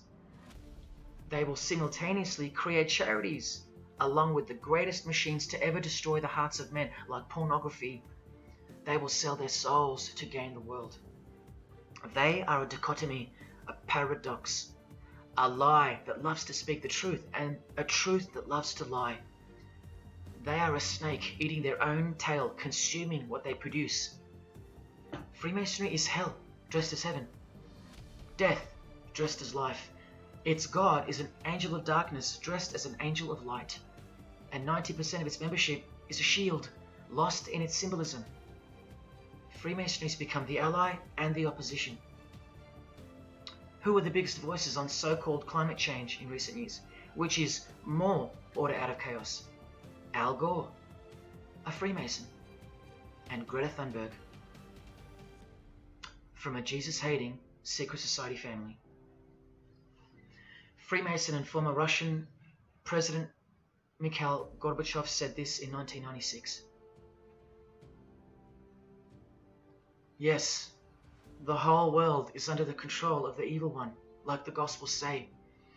Freemasonry controls the opposition, with the most popular conspiracy theorists Alex Jones and David Icke both banned, yet both secretly Freemasons, who will lead you in every direction except into the arms of the ultimate power of the Gospels. Every noteworthy religion is comfortably caught in the Masonic net, because they all stem from a lie. Here's the Dalai Lama with a bunch of Freemasons. He just loves hanging out with famous people. Here he's throwing up the devil's horns with Freemason Gene Simmons. But there's no way the Dalai Lama can be a Freemason, right? Well, here he is displaying the hidden hand of the Freemasons next to George W. Bush, a fellow brother. That's right, the Dalai Lama is a Freemason, under an oath of silence and sworn to secrecy. Are you going to wake up now? Here he is with his students in his temple. And what's behind him? This symbol. Can you see? The pyramid with the emanating eye on top, symbolized by a sun, which you know now is the phallus of the god of this world, shooting forth his generative light, his mystical sperm that gives life, and whose one eye transcends good and evil, both of which are just illusions of the mind. Understanding this comes by initiations, and yes, tantric initiations are used in Tibetan Buddhism. Gerald York was the Dalai Lama's emissary, his personal representative to the West, and he was personal friends with 33rd degree Freemason and Satanist Aleister Crowley, who wrote 20 essays named Aleister Crowley, The Golden Dawn, and Buddhism. And he also served as a consultant to the movie Lucifer Rising, the Dalai Lama's representative. See how the eye can also be represented by the sun, caught behind the moon in this movie poster. That's just like the Dalai Lama's logo. And here's a scene from the movie with the Masonic square and compass hidden in plain sight. Look at the symbol of Buddhism, and look at the floor inside every Masonic lodge, symbolizing opposites and equilibrium, which creates life, and where evil is not what it seems, it's necessary. Why do you think the New Age author Christopher Hyatt, who writes that the Grand Vicar of Lord Lucifer is soon to be crowned Prime Minister of the world, notes in that same book his appreciation of Nietzsche, the man who states that the Christian is the sick animal man, the Zohar, which is witchcraft, and Buddha. These are the people he appreciates. Why does he lump Buddha into the same basket? I'll tell you why right now. Because in his highest manifestation, the Buddha, seeing the illusionary world through the all-seeing eye, his third eye, would not interrupt a rape if he happened to walk by, so as to stay detached from the karmic cycle. Whereas Jesus, knowing everything and more than the Buddha, would sacrifice himself, because he was born to destroy evil, not transcend it. So tell me, who would you rather have walk by if you were being raped? A transcendental meditator or Jesus Christ? Whatever you think of me, you will have to reconcile the fact that all the leaders of the world, from Scott Morrison to the Dalai Lama, belong to the very same secret society as Adolf Hitler did, Freemasonry. The secret religion no one speaks about, for good reason, and by good I mean very, very evil. What do you think is going on here? I've told you almost exactly what's going on. We're in a lot of trouble, because in the land of the blind, the one-eyed man is king, and Hitler, Stalin, and Lenin combined will be child's play compared to what's just ahead. Now here's a point-blank picture of the future and the reality of their most brutal truth from the 33rd degree Freemason Aleister Crowley's The Book of the Law. We have nothing but the outcast and the unfit. Let them die in their misery. Compassion is the vice of kings. Stamp down the wretched and the weak. This is the law of the strong. Do you see? Can you see the future yet? Now please pay attention from his other book, Magic in Theory and Practice. This is what all the degrees of initiation are for. And this is what it takes for them to create the New World Order. he speaks of the initiation in the true order of the Rosy Cross. Rosy Cross being another name for the order of the Rosicrucians. Remember the guys that built this? Now this is a 33rd degree Freemason speaking. It is extremely desirable that he should have attained an absolute degree of moral emancipation. That is purity of spirit and perfect understanding. I've shown you this over and over. Because the world is full of evil, they mimic the morals of nature, because they are the true morals of the true God of this world. That's purity to them. That's true honesty and perfect understanding. Evil is good. That's the moral emancipation he's speaking of. Now watch this and brace yourself, because this is the future. There is a magical operation of maximum importance, the initiation of a new eon. When it becomes necessary to utter a word, the whole planet must be bathed in blood. This bloody sacrifice is the critical point of the world ceremony of the proclamation of Horus, the crowned and conquering child, as Lord of the Eon. I've shown you that secret societies participate in the science of blood rituals. Well, this is what it climaxes into. A massive blood ritual in the name of the new Eon, the new age, which revolves around a divine plan not of this world, as confessed by all of them. You are not who you think you are. You are not where you think you are. Do you see it? Can you fathom? And what blood means in this world? So much more than what you may have known before now. Blood sacrifice is of the utmost importance. It's what the beings in the other realm require, desire. We can't fully understand it. But do you see how the blood sacrifice of Jesus Christ takes on a whole new meaning now? A very real meaning. And guess what? Because of it, the good guy really does win in the end. You either fall under the blood of the world or under the blood of him. There is no middle ground. Blood is like the monetary currency of the spirits, and that's how God bought us back from the legal ownership of the ruler of this world with blood, his own blood. Now you can begin to understand why they hate him so much. Because that's why he was born into the world of flesh, to produce blood of his very own.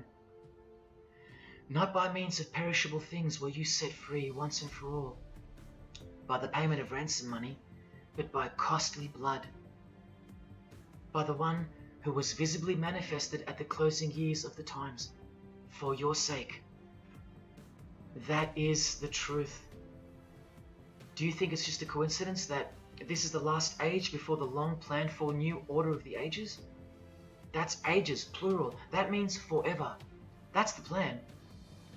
That's why the Gospels say that he was visibly manifested at the closing years of the times, at the end of this last age. In the book 1984, George Orwell told us, if you want a vision of the future, imagine a boot stamping on a human face forever. I've shown you that this so-called New Age is in actuality a new satanic age. And it's not really new at all. It's very old indeed, it's ancient. But like I said, its progress was derailed by the appearance of Jesus on the human scene. Now I'll prove to you that the New Age is an old religion. Novus Ordo Seclorum is part of a quotation taken from the Roman pagan philosopher Virgil's 4th Eclogue, which was borrowed by him from the Sibylline records, which were ancient prophecies delivered by an oracle through witchcraft or divination. That's where the phrase Novus Ordo Seclorum comes from. Now look at what the full phrase actually says. A mighty order of ages is born anew. Both the prophetic virgin and Saturnian kingdoms now return. Now a new progeny is led down from the lofty heavens. Favor, chaste Lucina, the boy soon to be born, in whom the Iron Age shall come to an end, and the Golden One shall arise in the whole earth. We've just been told that the New Age is a Saturnian kingdom, which returns, so it's been here before. Next we see that a new progeny, meaning a new seed, a new race, there's that race again, is coming to earth. And that a boy will be born, who will bring the Iron Age, which is the age we're currently in, to an end. And that the Golden Age, the New Age about to begin, will again arise over the whole world.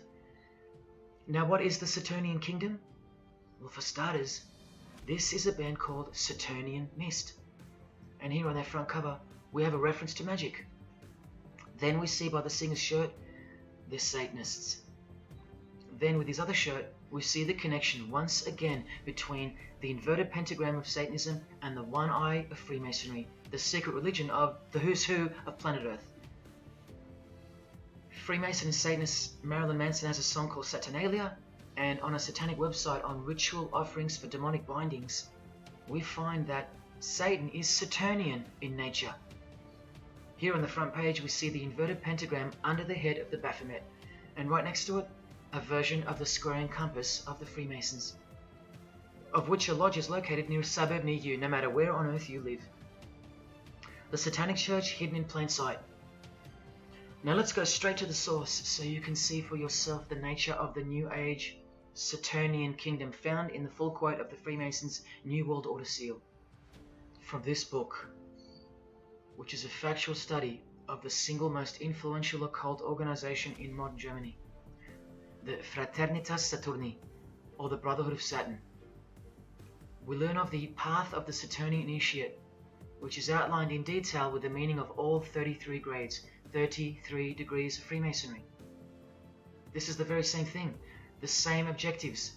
All secret societies work for the same goal because they all have the same spirit. The only difference between Freemasonry and this Saturnian fraternity is that your local Masonic lodges are veiled and camouflaged filtering systems for future Satanists, from which all influential figures of society are chosen, where the real religion begins at the 33rd degree. Whereas with orders like the Saturnian Brotherhood, there is no filtering system. As such, you're a student of Satanism from the first degree. That's why Satanism's takeover would have been impossible without international Freemasonry. The Saturnian teachings include sexual mysticism, sex magic, and Nietzschean Thelemism.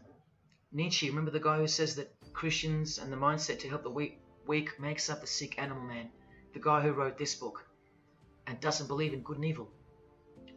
And Thelemism from 33rd degree Freemason, who says that in this book that to initiate the New Age, the whole world must be bathed in blood in a bloody sacrifice before man can accept the law of Thelema. Nietzschean Thelemism. That's what the New Age Saturnian kingdom, from which the Freemasons took this phrase from, actually looks like. This factual study on the Saturnian Brotherhood is filled with references to Lucifer, Satan, magic, sex magic, blood, sacrifice, the number 666 as mentioned by Jesus Christ himself, and of course, Freemasonry. The secret society that all of our politicians and entertainers belong to. And what's the demonic sigil for Saturn? The Masonic square and compass. Are you going to snap out of it now? When you see a beautiful sunrise and smell the fresh air, or hear a great song, or see a great movie, are you going to forget where you really are? When you hear people using Jesus Christ's holy name as a cuss word, are you going to forget where this phenomenon really came from and why it's taking place?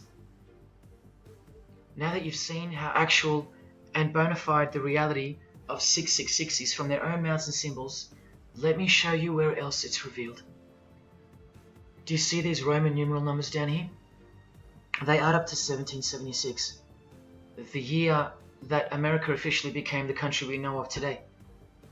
And also the year of the birth of another secret society, which was absorbed into Freemasonry after it was banned in 1785. But look, the base numbers. M is 1000, C is 100, and X is 10. All you have to do is subtract the base numbers. 1776 minus 1000 minus 100 minus 10. Or simply remove the Roman numerals which represent the base numbers. No, I'm not playing tricks on you. Neither are your eyes. But someone else is. Now that you've seen the prevalence and seriousness of this horrid number, now that you've seen what you've seen, I can show you where else it appears. This figure is represented by the numbers. To make this work, they had to remove the number 1 altogether and separate the 2. Of course, we'd be too dumb to pick up on it. But 789 minus 456 is this, multiplied by this lonesome 2. That's right. This dark and mysterious figure is none other than the long-anticipated Antichrist, the ruler of the Saturnian kingdom, which is on its way. And Australia has been steeped up to its neck in secret societies since the early 1900s. World Economic Forum logo, with this slash through the O's, is of course representative of the number of the ruler of the New Age, 666. The barcode is the primitive version of the worldwide system that Jesus predicted would revolve around the number of the beast.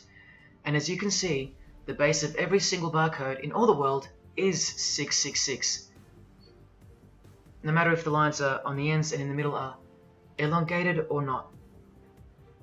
I found that out from the horse's mouth in an interview with the man who was commissioned by IBM to come up with a new way to automate data collection.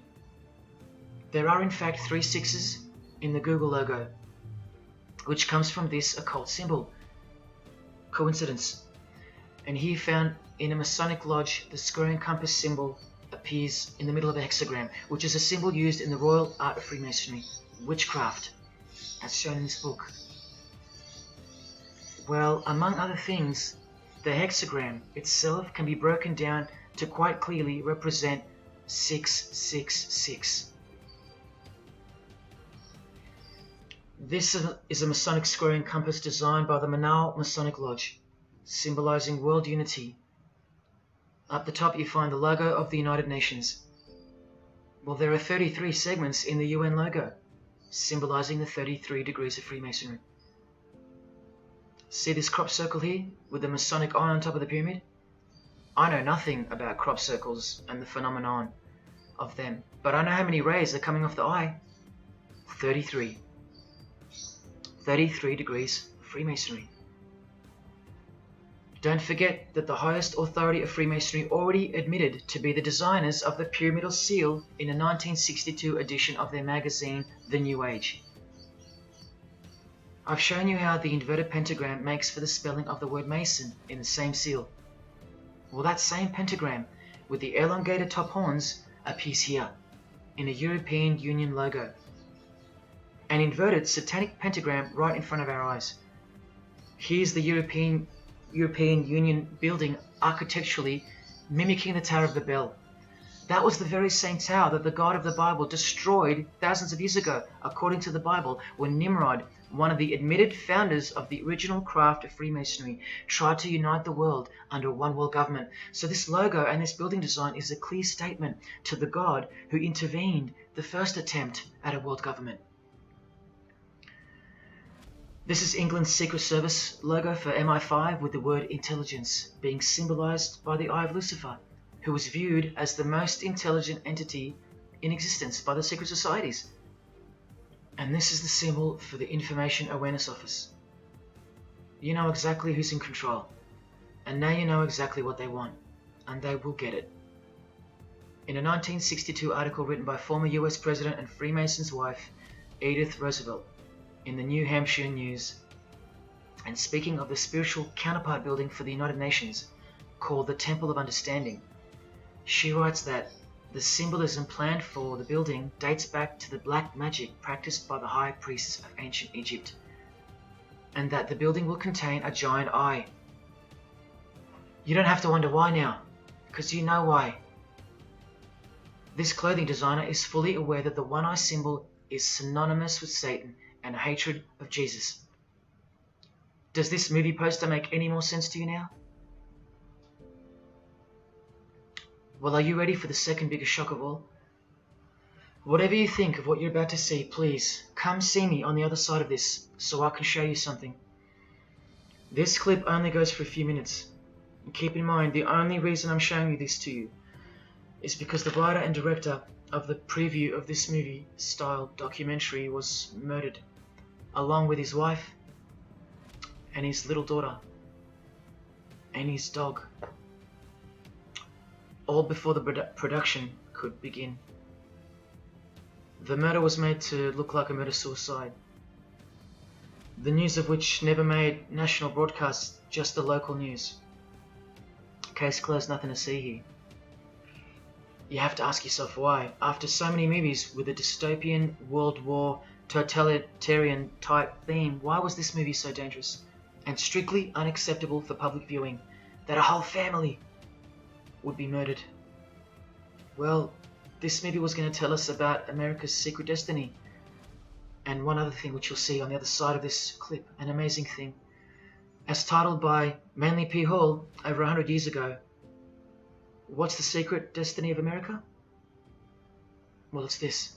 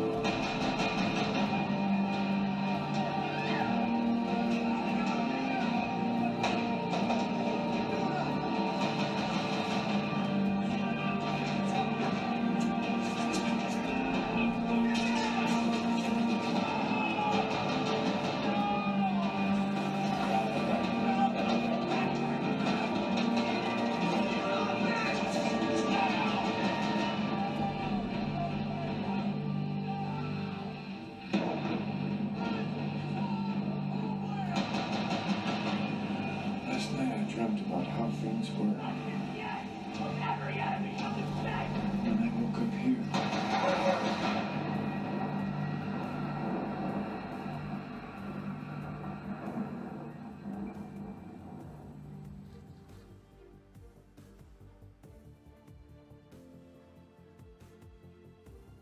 What was David's hidden message inside the Gray State? And could it be the reason for his death? Perhaps the scariest part of Gray State's conceptual trailer is this character here, who appears to be operating a guillotine. David Crowley was very intentional in this frame of the movie. He added something that I believe he wanted the people to know about. Who is the identity of this executioner? If you look closely, you will see that this terrifying character is wearing something around his waist. It appears to look like an apron. The executioner wears a Freemason apron, complete with the all-seeing eye, the compass, and the two pillars. I do believe David Crowley is trying to tell us something. He is telling us that the organization behind the French and American revolutions, the organization behind the Italian Revolution of 1830, the organization that outlined a plan to overtake the Vatican in a document called the Alta Vendita, the organization behind the Trail of Tears and the deaths of thousands of Native Americans under Freemason Grandmaster Andrew Jackson, the organization behind the Ku Klux Klan in the United States post-Civil War and its rebirth in 1915, the organization behind Hiroshima and Nagasaki during 33rd degree Freemason Harry Truman's presidency. These are men with a radical revolutionary agenda throughout the entire world because they worship and follow a radical revolutionary deity.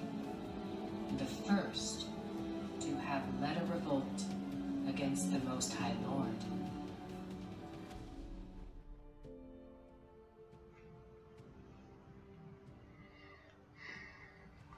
When I was in high school, coming from a completely non-Christian and non-religious family or background, I distinctly remember the first time that I decided that the Bible, or the New Testament, to be more precise, was definitely not true. Made up, fairy tale, whatever. It was one verse, one scripture that to me at the time proved unequivocally that it wasn't written for our time. A prophecy that was impossible to be fulfilled. Here's the verse. And I saw thrones, and they sat upon them, and authority to administer justice was given them. And I saw the souls of those who had been beheaded, because of the testimony they bore of Jesus, and because of the word of God. No way could guillotines be introduced as a form of execution in the 21st century, right? No way. Proof that the Bible was a prehistoric book written for prehistoric people. And this is long before he woke me up on a midnight highway to spare my life from a high-speed collision into a concrete wall. Ladies and gentlemen, in 2021, like the smartphone or the smartwatch, this is called the Smart Guillotine. Built by Chanel. You know, the perfume and clothing and accessories brand for the rich. What on earth does a perfume company have to do with chopping people's heads off? Well, I thought I told you that all of this is just the tip of the iceberg. I wonder who really owns Chanel. Well, here's their logo, and there is an eye in the design. And have you seen their drip design? How odd. Welcome to the real world. You ready? This is from a legislation archive from the Georgia House of Representatives in the 1995-96 sessions. This is Bill HB 1274 on the death penalty, guillotine provisions. How far along are we into enacting these bills worldwide? I don't know. Maybe they've been enacted already. But I just wanted to show you that in 1995 the ball was already rolling. Another ball that's rolling are the 7 universal Noahide laws. They sound great from the outside, designed so to conceal some terrifying details on the inside. Firstly, they were signed into US law in 1991 by George H.W. Bush on March 26. Here's the bill and resolution. It was named Education Day. As you can see in the details of Resolution HJ 104, they are the 7 Noahide laws, resolved by the Senate and House of Representatives of the United States of America in 1996. Every single president since H.W. Bush has annually re-signed this resolution.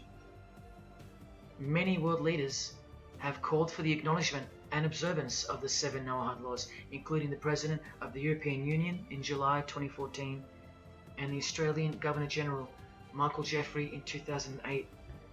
And this will be international law. So what's the problem?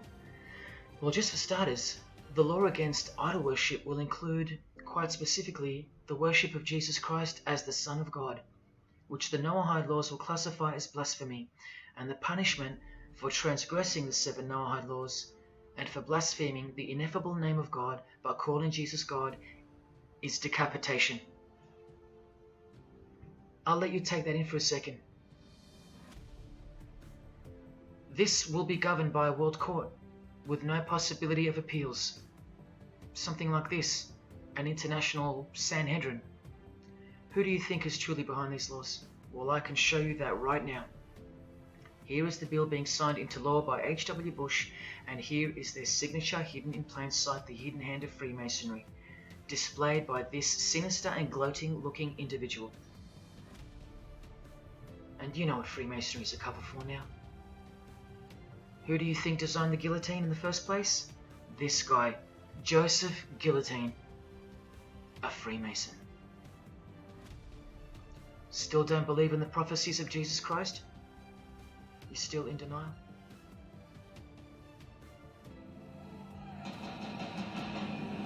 Last night I dreamt about how things were. When I woke up here.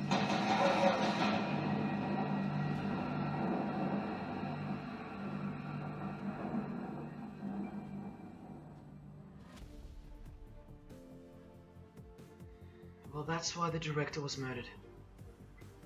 And his wife, daughter, and dog. I think of them often, and sometimes when I need spiritual sobering up, I think of that fateful and evil night where that beautiful Christian family were brutally eliminated. If you think he wasn't onto something, well, he paid the greatest price to share this with you. Prophecy will be fulfilled. Listen to the words that come right after the execution by guillotine scripture in the Gospels. And I saw those who were such that they did not worship the beast, nor his image, and did not receive his mark of identification upon their forehead and hand. Remember this mark in the video? I'm not saying that the director knew what the mark would be, but based on the symbology, he knew who would be behind it. Look at the triangular symbol of the Freemasons. The Masonic triangle around the eye, and the Brotherhood of Saturn. Now look at the front cover of the book written by New Age author Maurice Nicoll. The mark. Same symbol. Identical to the symbol used by J.K. Rowling, who said its design was inspired by the Freemasons. Who has this tattoo, which represents the Baphomet. Well, Solve Coagula is the process in which they will bring this New World system to life. It's identical to the Masonic motto of order out of chaos.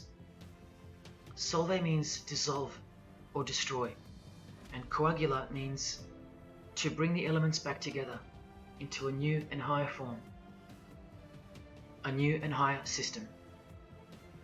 Jesus described it as the beast system, and one way or another, we will be marked as a form of identification in order to participate. But first, chaos must ensue. A deep Masonic truth, which is mostly true anyway, is that destruction precedes construction. It's like having to destroy a tree in order to create a table. The same principle applies to creating the New Age. That's why I know that the process which involves the creation of a new system must involve the destruction of this one. Now, this is the last referenced work I'm going to use to show you who will be the head of that system, that one world government. A book by David Spangler, considered as one of the founding fathers of the modern New Age. He also has an intimate relationship with the United Nations, as shown in a 1975 document which was uploaded to the UN archives in 2006. Please pause to confirm that. Where you can find his name listed under the Board of Directors for the Planetary Citizens Group. In his book, Reflections on the Christ, David Spangler, remember, one of the founding fathers of the New Age, and a member of the Board of Directors in a United Nations sanctioned program, repeatedly upholds and honors the entity known as Lucifer. He tells us all about what is required to step into the New Age. Well, mainly, what's required is a new understanding of the angel Lucifer. He writes that when this great project of evolution began, man went forth as consciousness to learn his divinity, and Lucifer went with him. It is important to see that Lucifer, described as an angel, a being, a great and mighty planetary consciousness. He says that, just like in Halloween and trick or treat, if the person offers a treat to Lucifer who knocks on his door, And the person says to Lucifer, "Come in, and I will give to you the treat of my love and understanding, and I will uplift you in the light and presence of the Christ." Christ meaning my outflow. Then Lucifer becomes that being who carries the ultimate treat, the light of wisdom. Lucifer represents experience. Lucifer is literally the angel of experience. The Luciferic element becomes the true revealer of light, the angel of light. The light that reveals to us the path to the Christ comes from Lucifer. The Christ that he refers to obviously is the Antichrist spirit, who will eventually manifest on earth as one man. But for some odd reason on page 60 he feels compelled to clarify that he was only joking once when he said maybe to enter the New Age we all need to take a Luciferic initiation. Well, that's definitely no joke. That's right, Lucifer is the savior of the secret societies. The solar system was the manifestation of the consciousness of a very great being known as the Solar Logos. And if we go back to the secret society of the Brotherhood of Saturn, we read that mankind will be able to take a measure of egocentric power from the Solar Logos. In this way, Lucifer is the savior of humankind.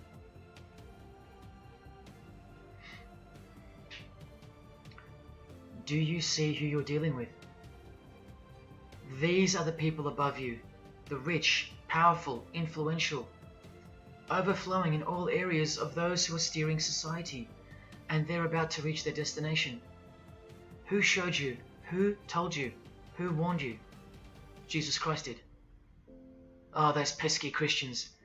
In the animation flushed away, the villain Toad conspires to genocide all the rats in the sewer world and replace them with a superior species, a new species. No one is aware except for this one rat who's briefly seen in the beginning.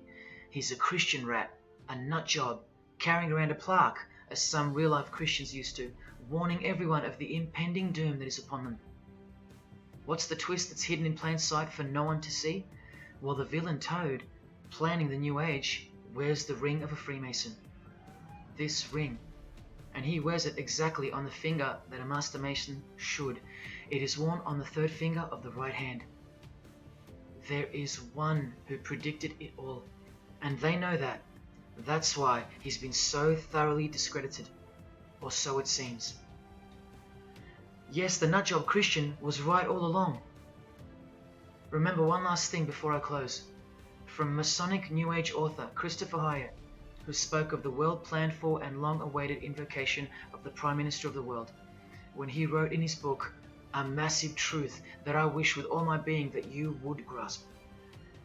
Both satanic cults and Christian fundamentalists are closer to seeing the truth than most normal people.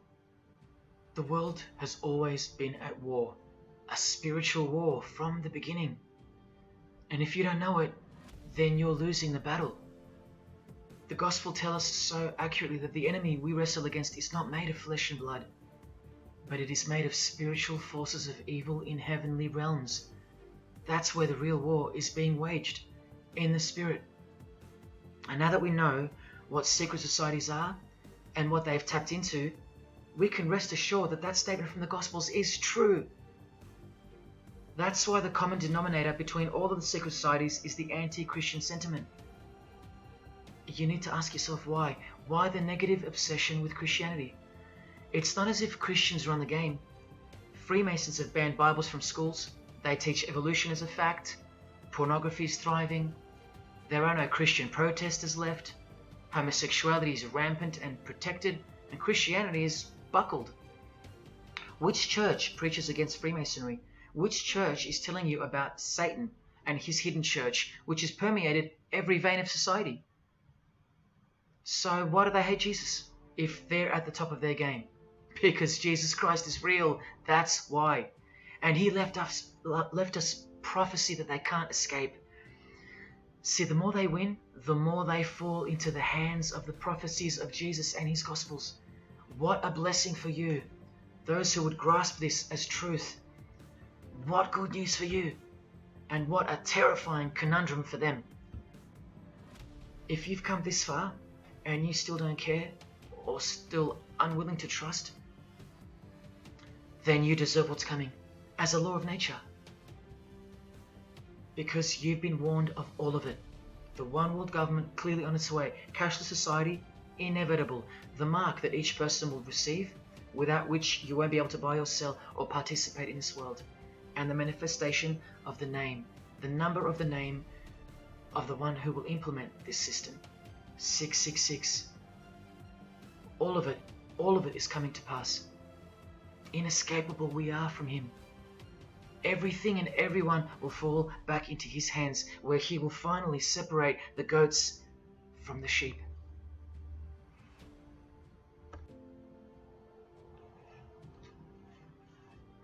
Now watch the Bible destroy Freemasonry like no other book in 2 minutes.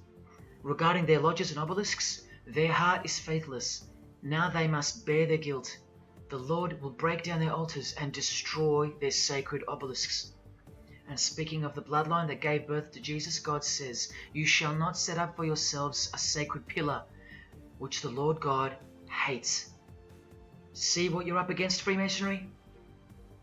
While Freemasonry meets and speaks in darkness and secret, Jesus said, "I have spoken openly for all the world to hear, and in secret I've said nothing." Freemasons are known as builders. Well, the stone which the builders rejected has become the cornerstone. Everyone who falls on that stone will be dashed to pieces. Anyone on whom it falls will be crushed. Every Masonic lodge is built so that all the members face the east. Who are these men with their backs toward the temple, facing the east and worshipping the sun? It is detestable. Freemasonry does evil in secret with their hidden hand, but they blow a trumpet over the hand that does good. But Jesus says, "When you give to the needy, do not let your left hand know what your right is doing. Your good deed must be in secret, and your Father who sees what is done in secret will reward you." You can't become a Mason if you're broke, blind, maimed, or have a criminal record. Jesus said, "But when you give a banquet, invite the poor, the crippled, the lame, the blind." Freemasonry takes pride in its secret rituals and is hungry to rule the world. The Gospels say that their destiny is destruction. They make appetite their God. They take pride in what should bring shame. Their minds are set on earthly things. Freemasonry believes that the light is but darkness visible. The Bible says, "Woe to those who call evil good and good evil, who put darkness for light." And Jesus further said, "If therefore the light which is in you be darkness, how great a darkness that would be." Freemasons spend their whole lives taking gruesome oaths of secrecy. Jesus said, "But above all things, my brethren, stop the practice of putting yourselves under oath." Freemasonry is built upon a hierarchical system, a pyramidal system. Jesus said, "For everyone who exalts themselves will be humbled, and whoever humbles themselves will be exalted." We could go on and on, but we're going to end on this one. Exclusively written for the practices in the lodge room of political Freemasonry.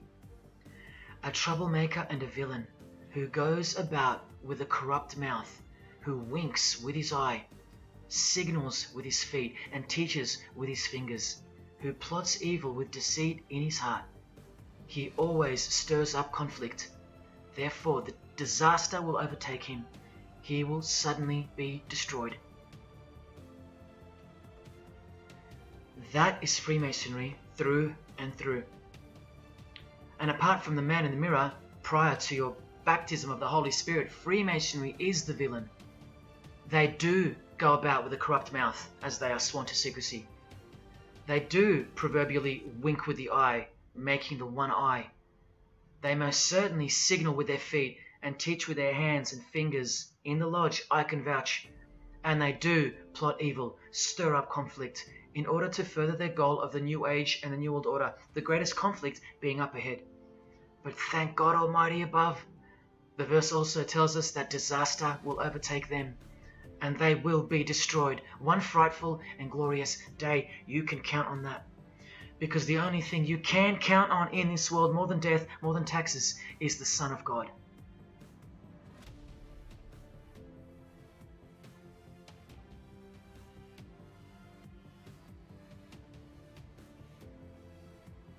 This is it. This is the last shock, and by far the biggest. If you ever needed intellectual proof that Jesus Christ is real and living right now, this is it. If Jesus and the Gospels weren't true, then Luciferians wouldn't be running the world.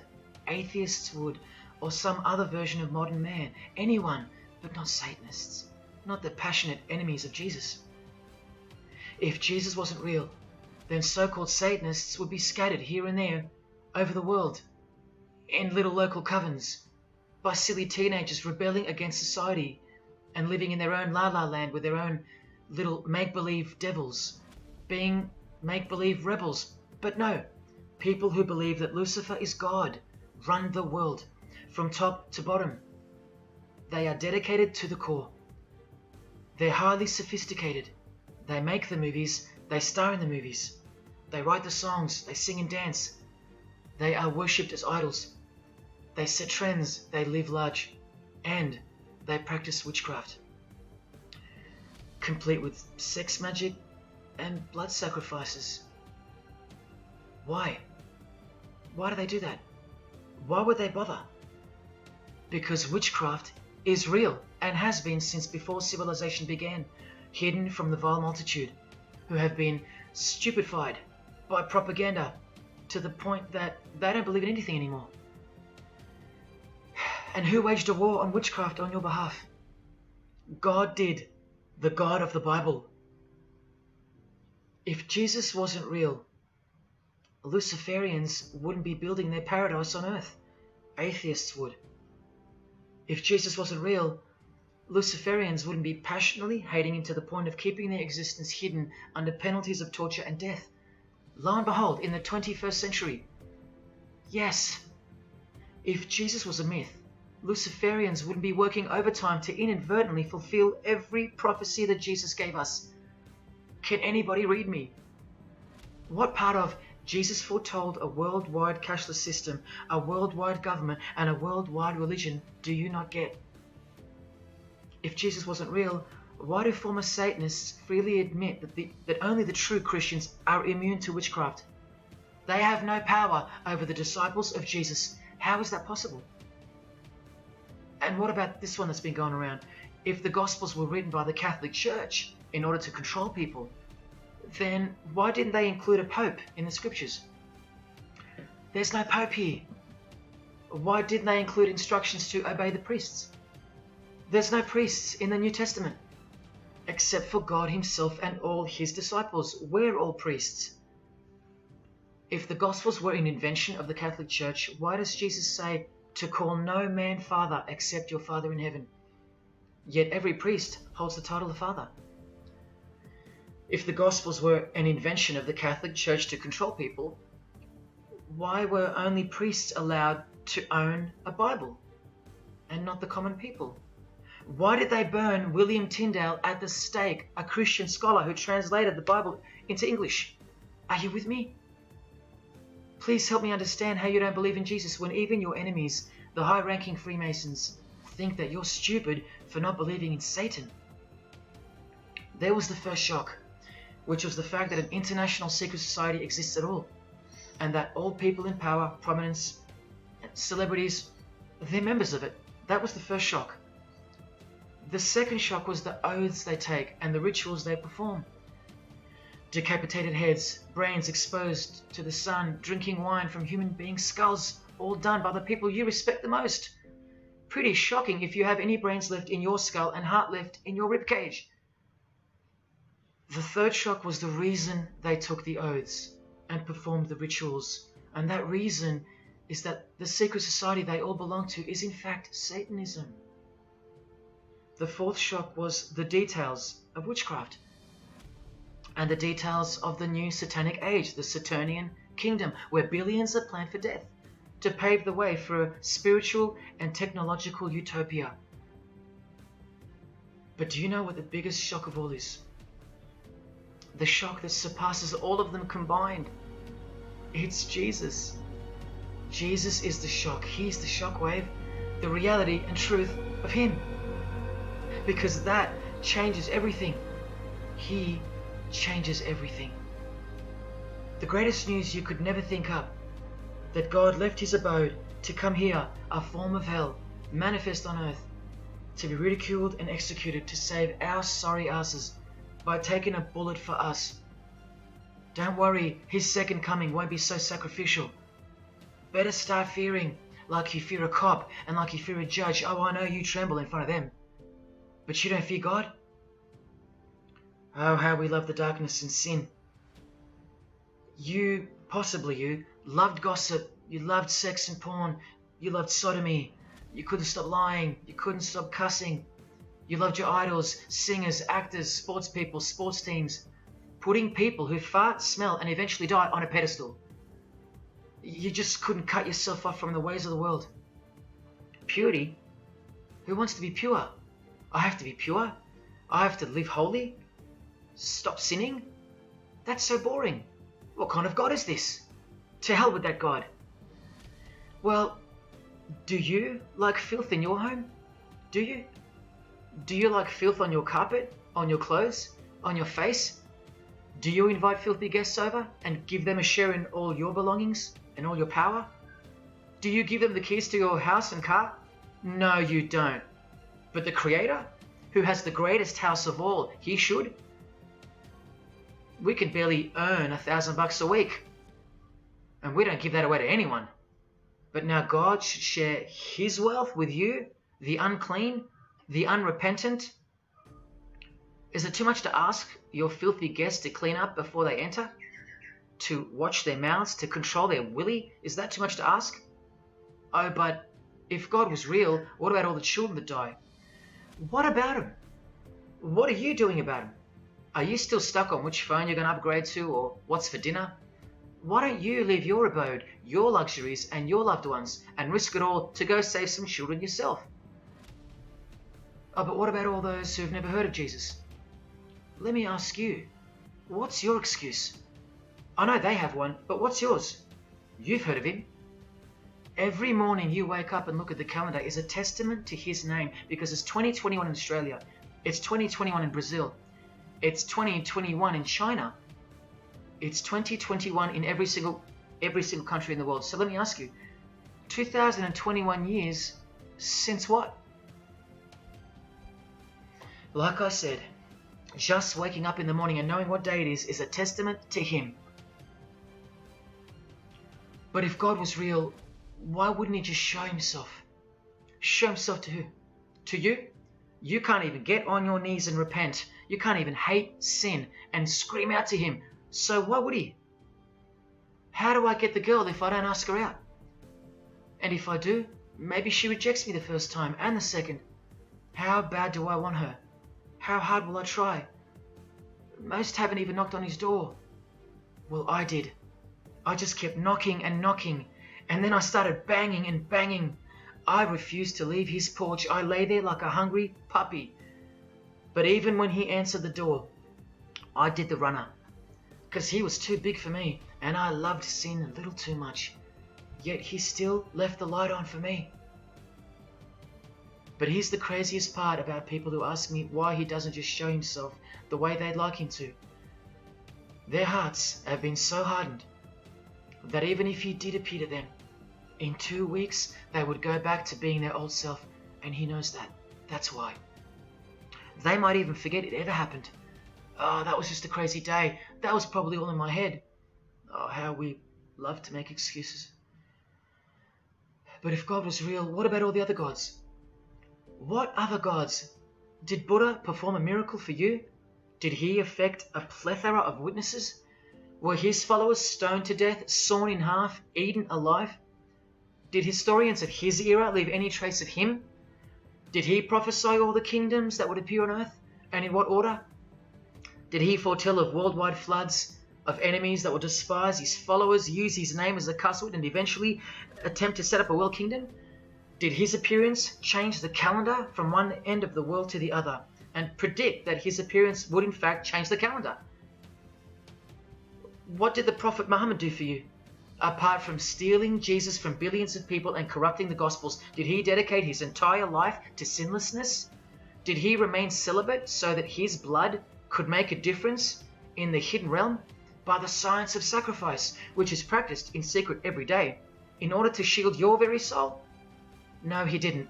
Instead, he had 11 wives.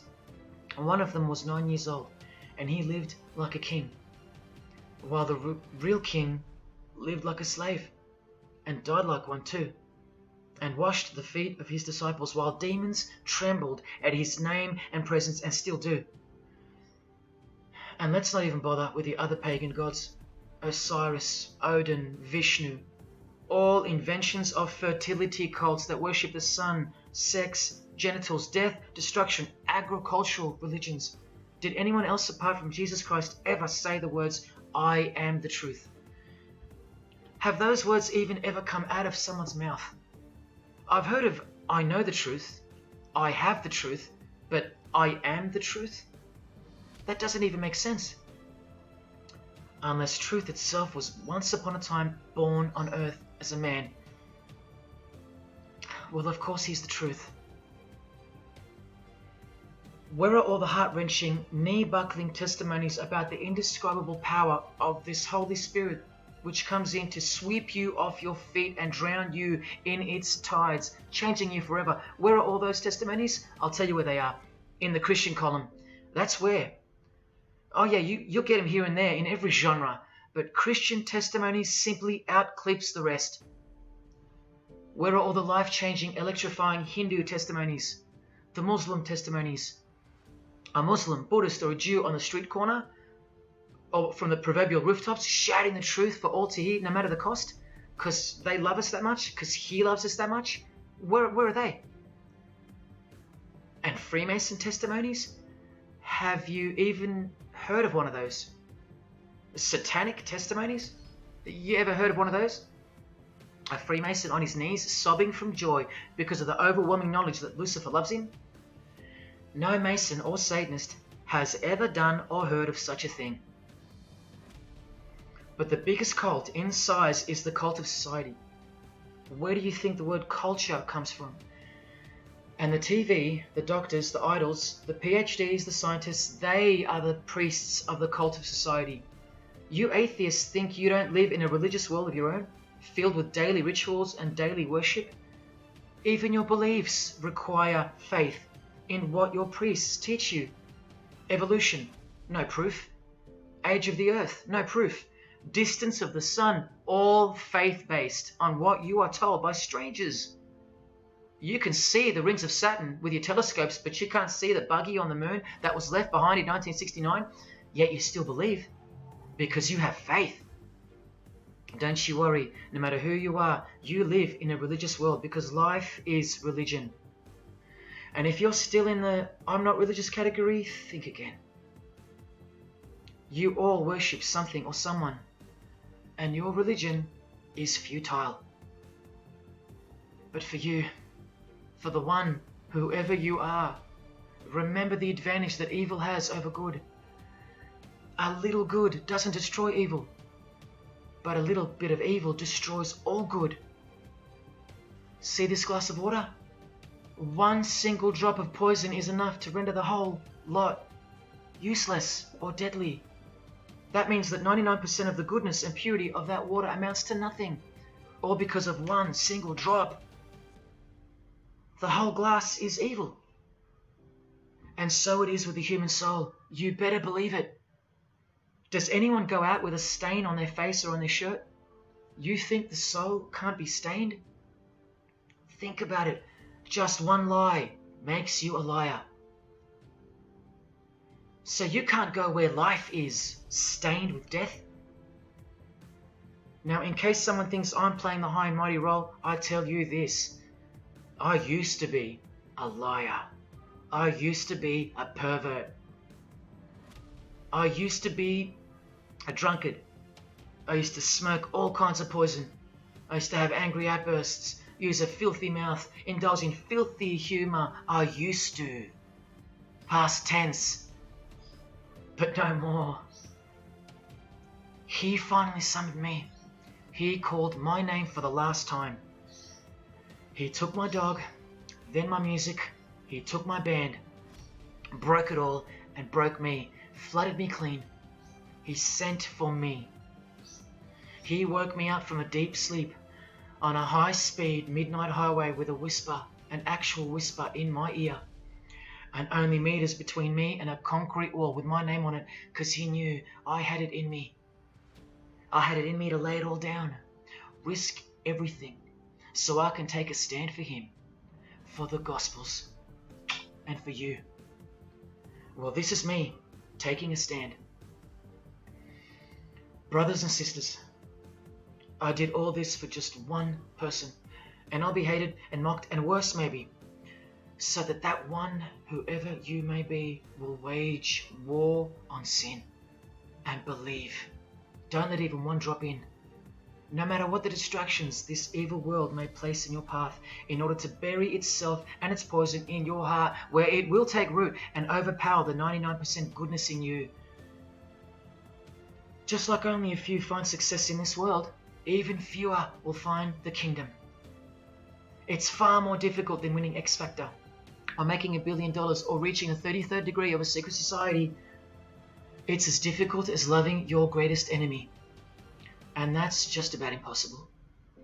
But if you can figure out how to do that, then you've found the road to life.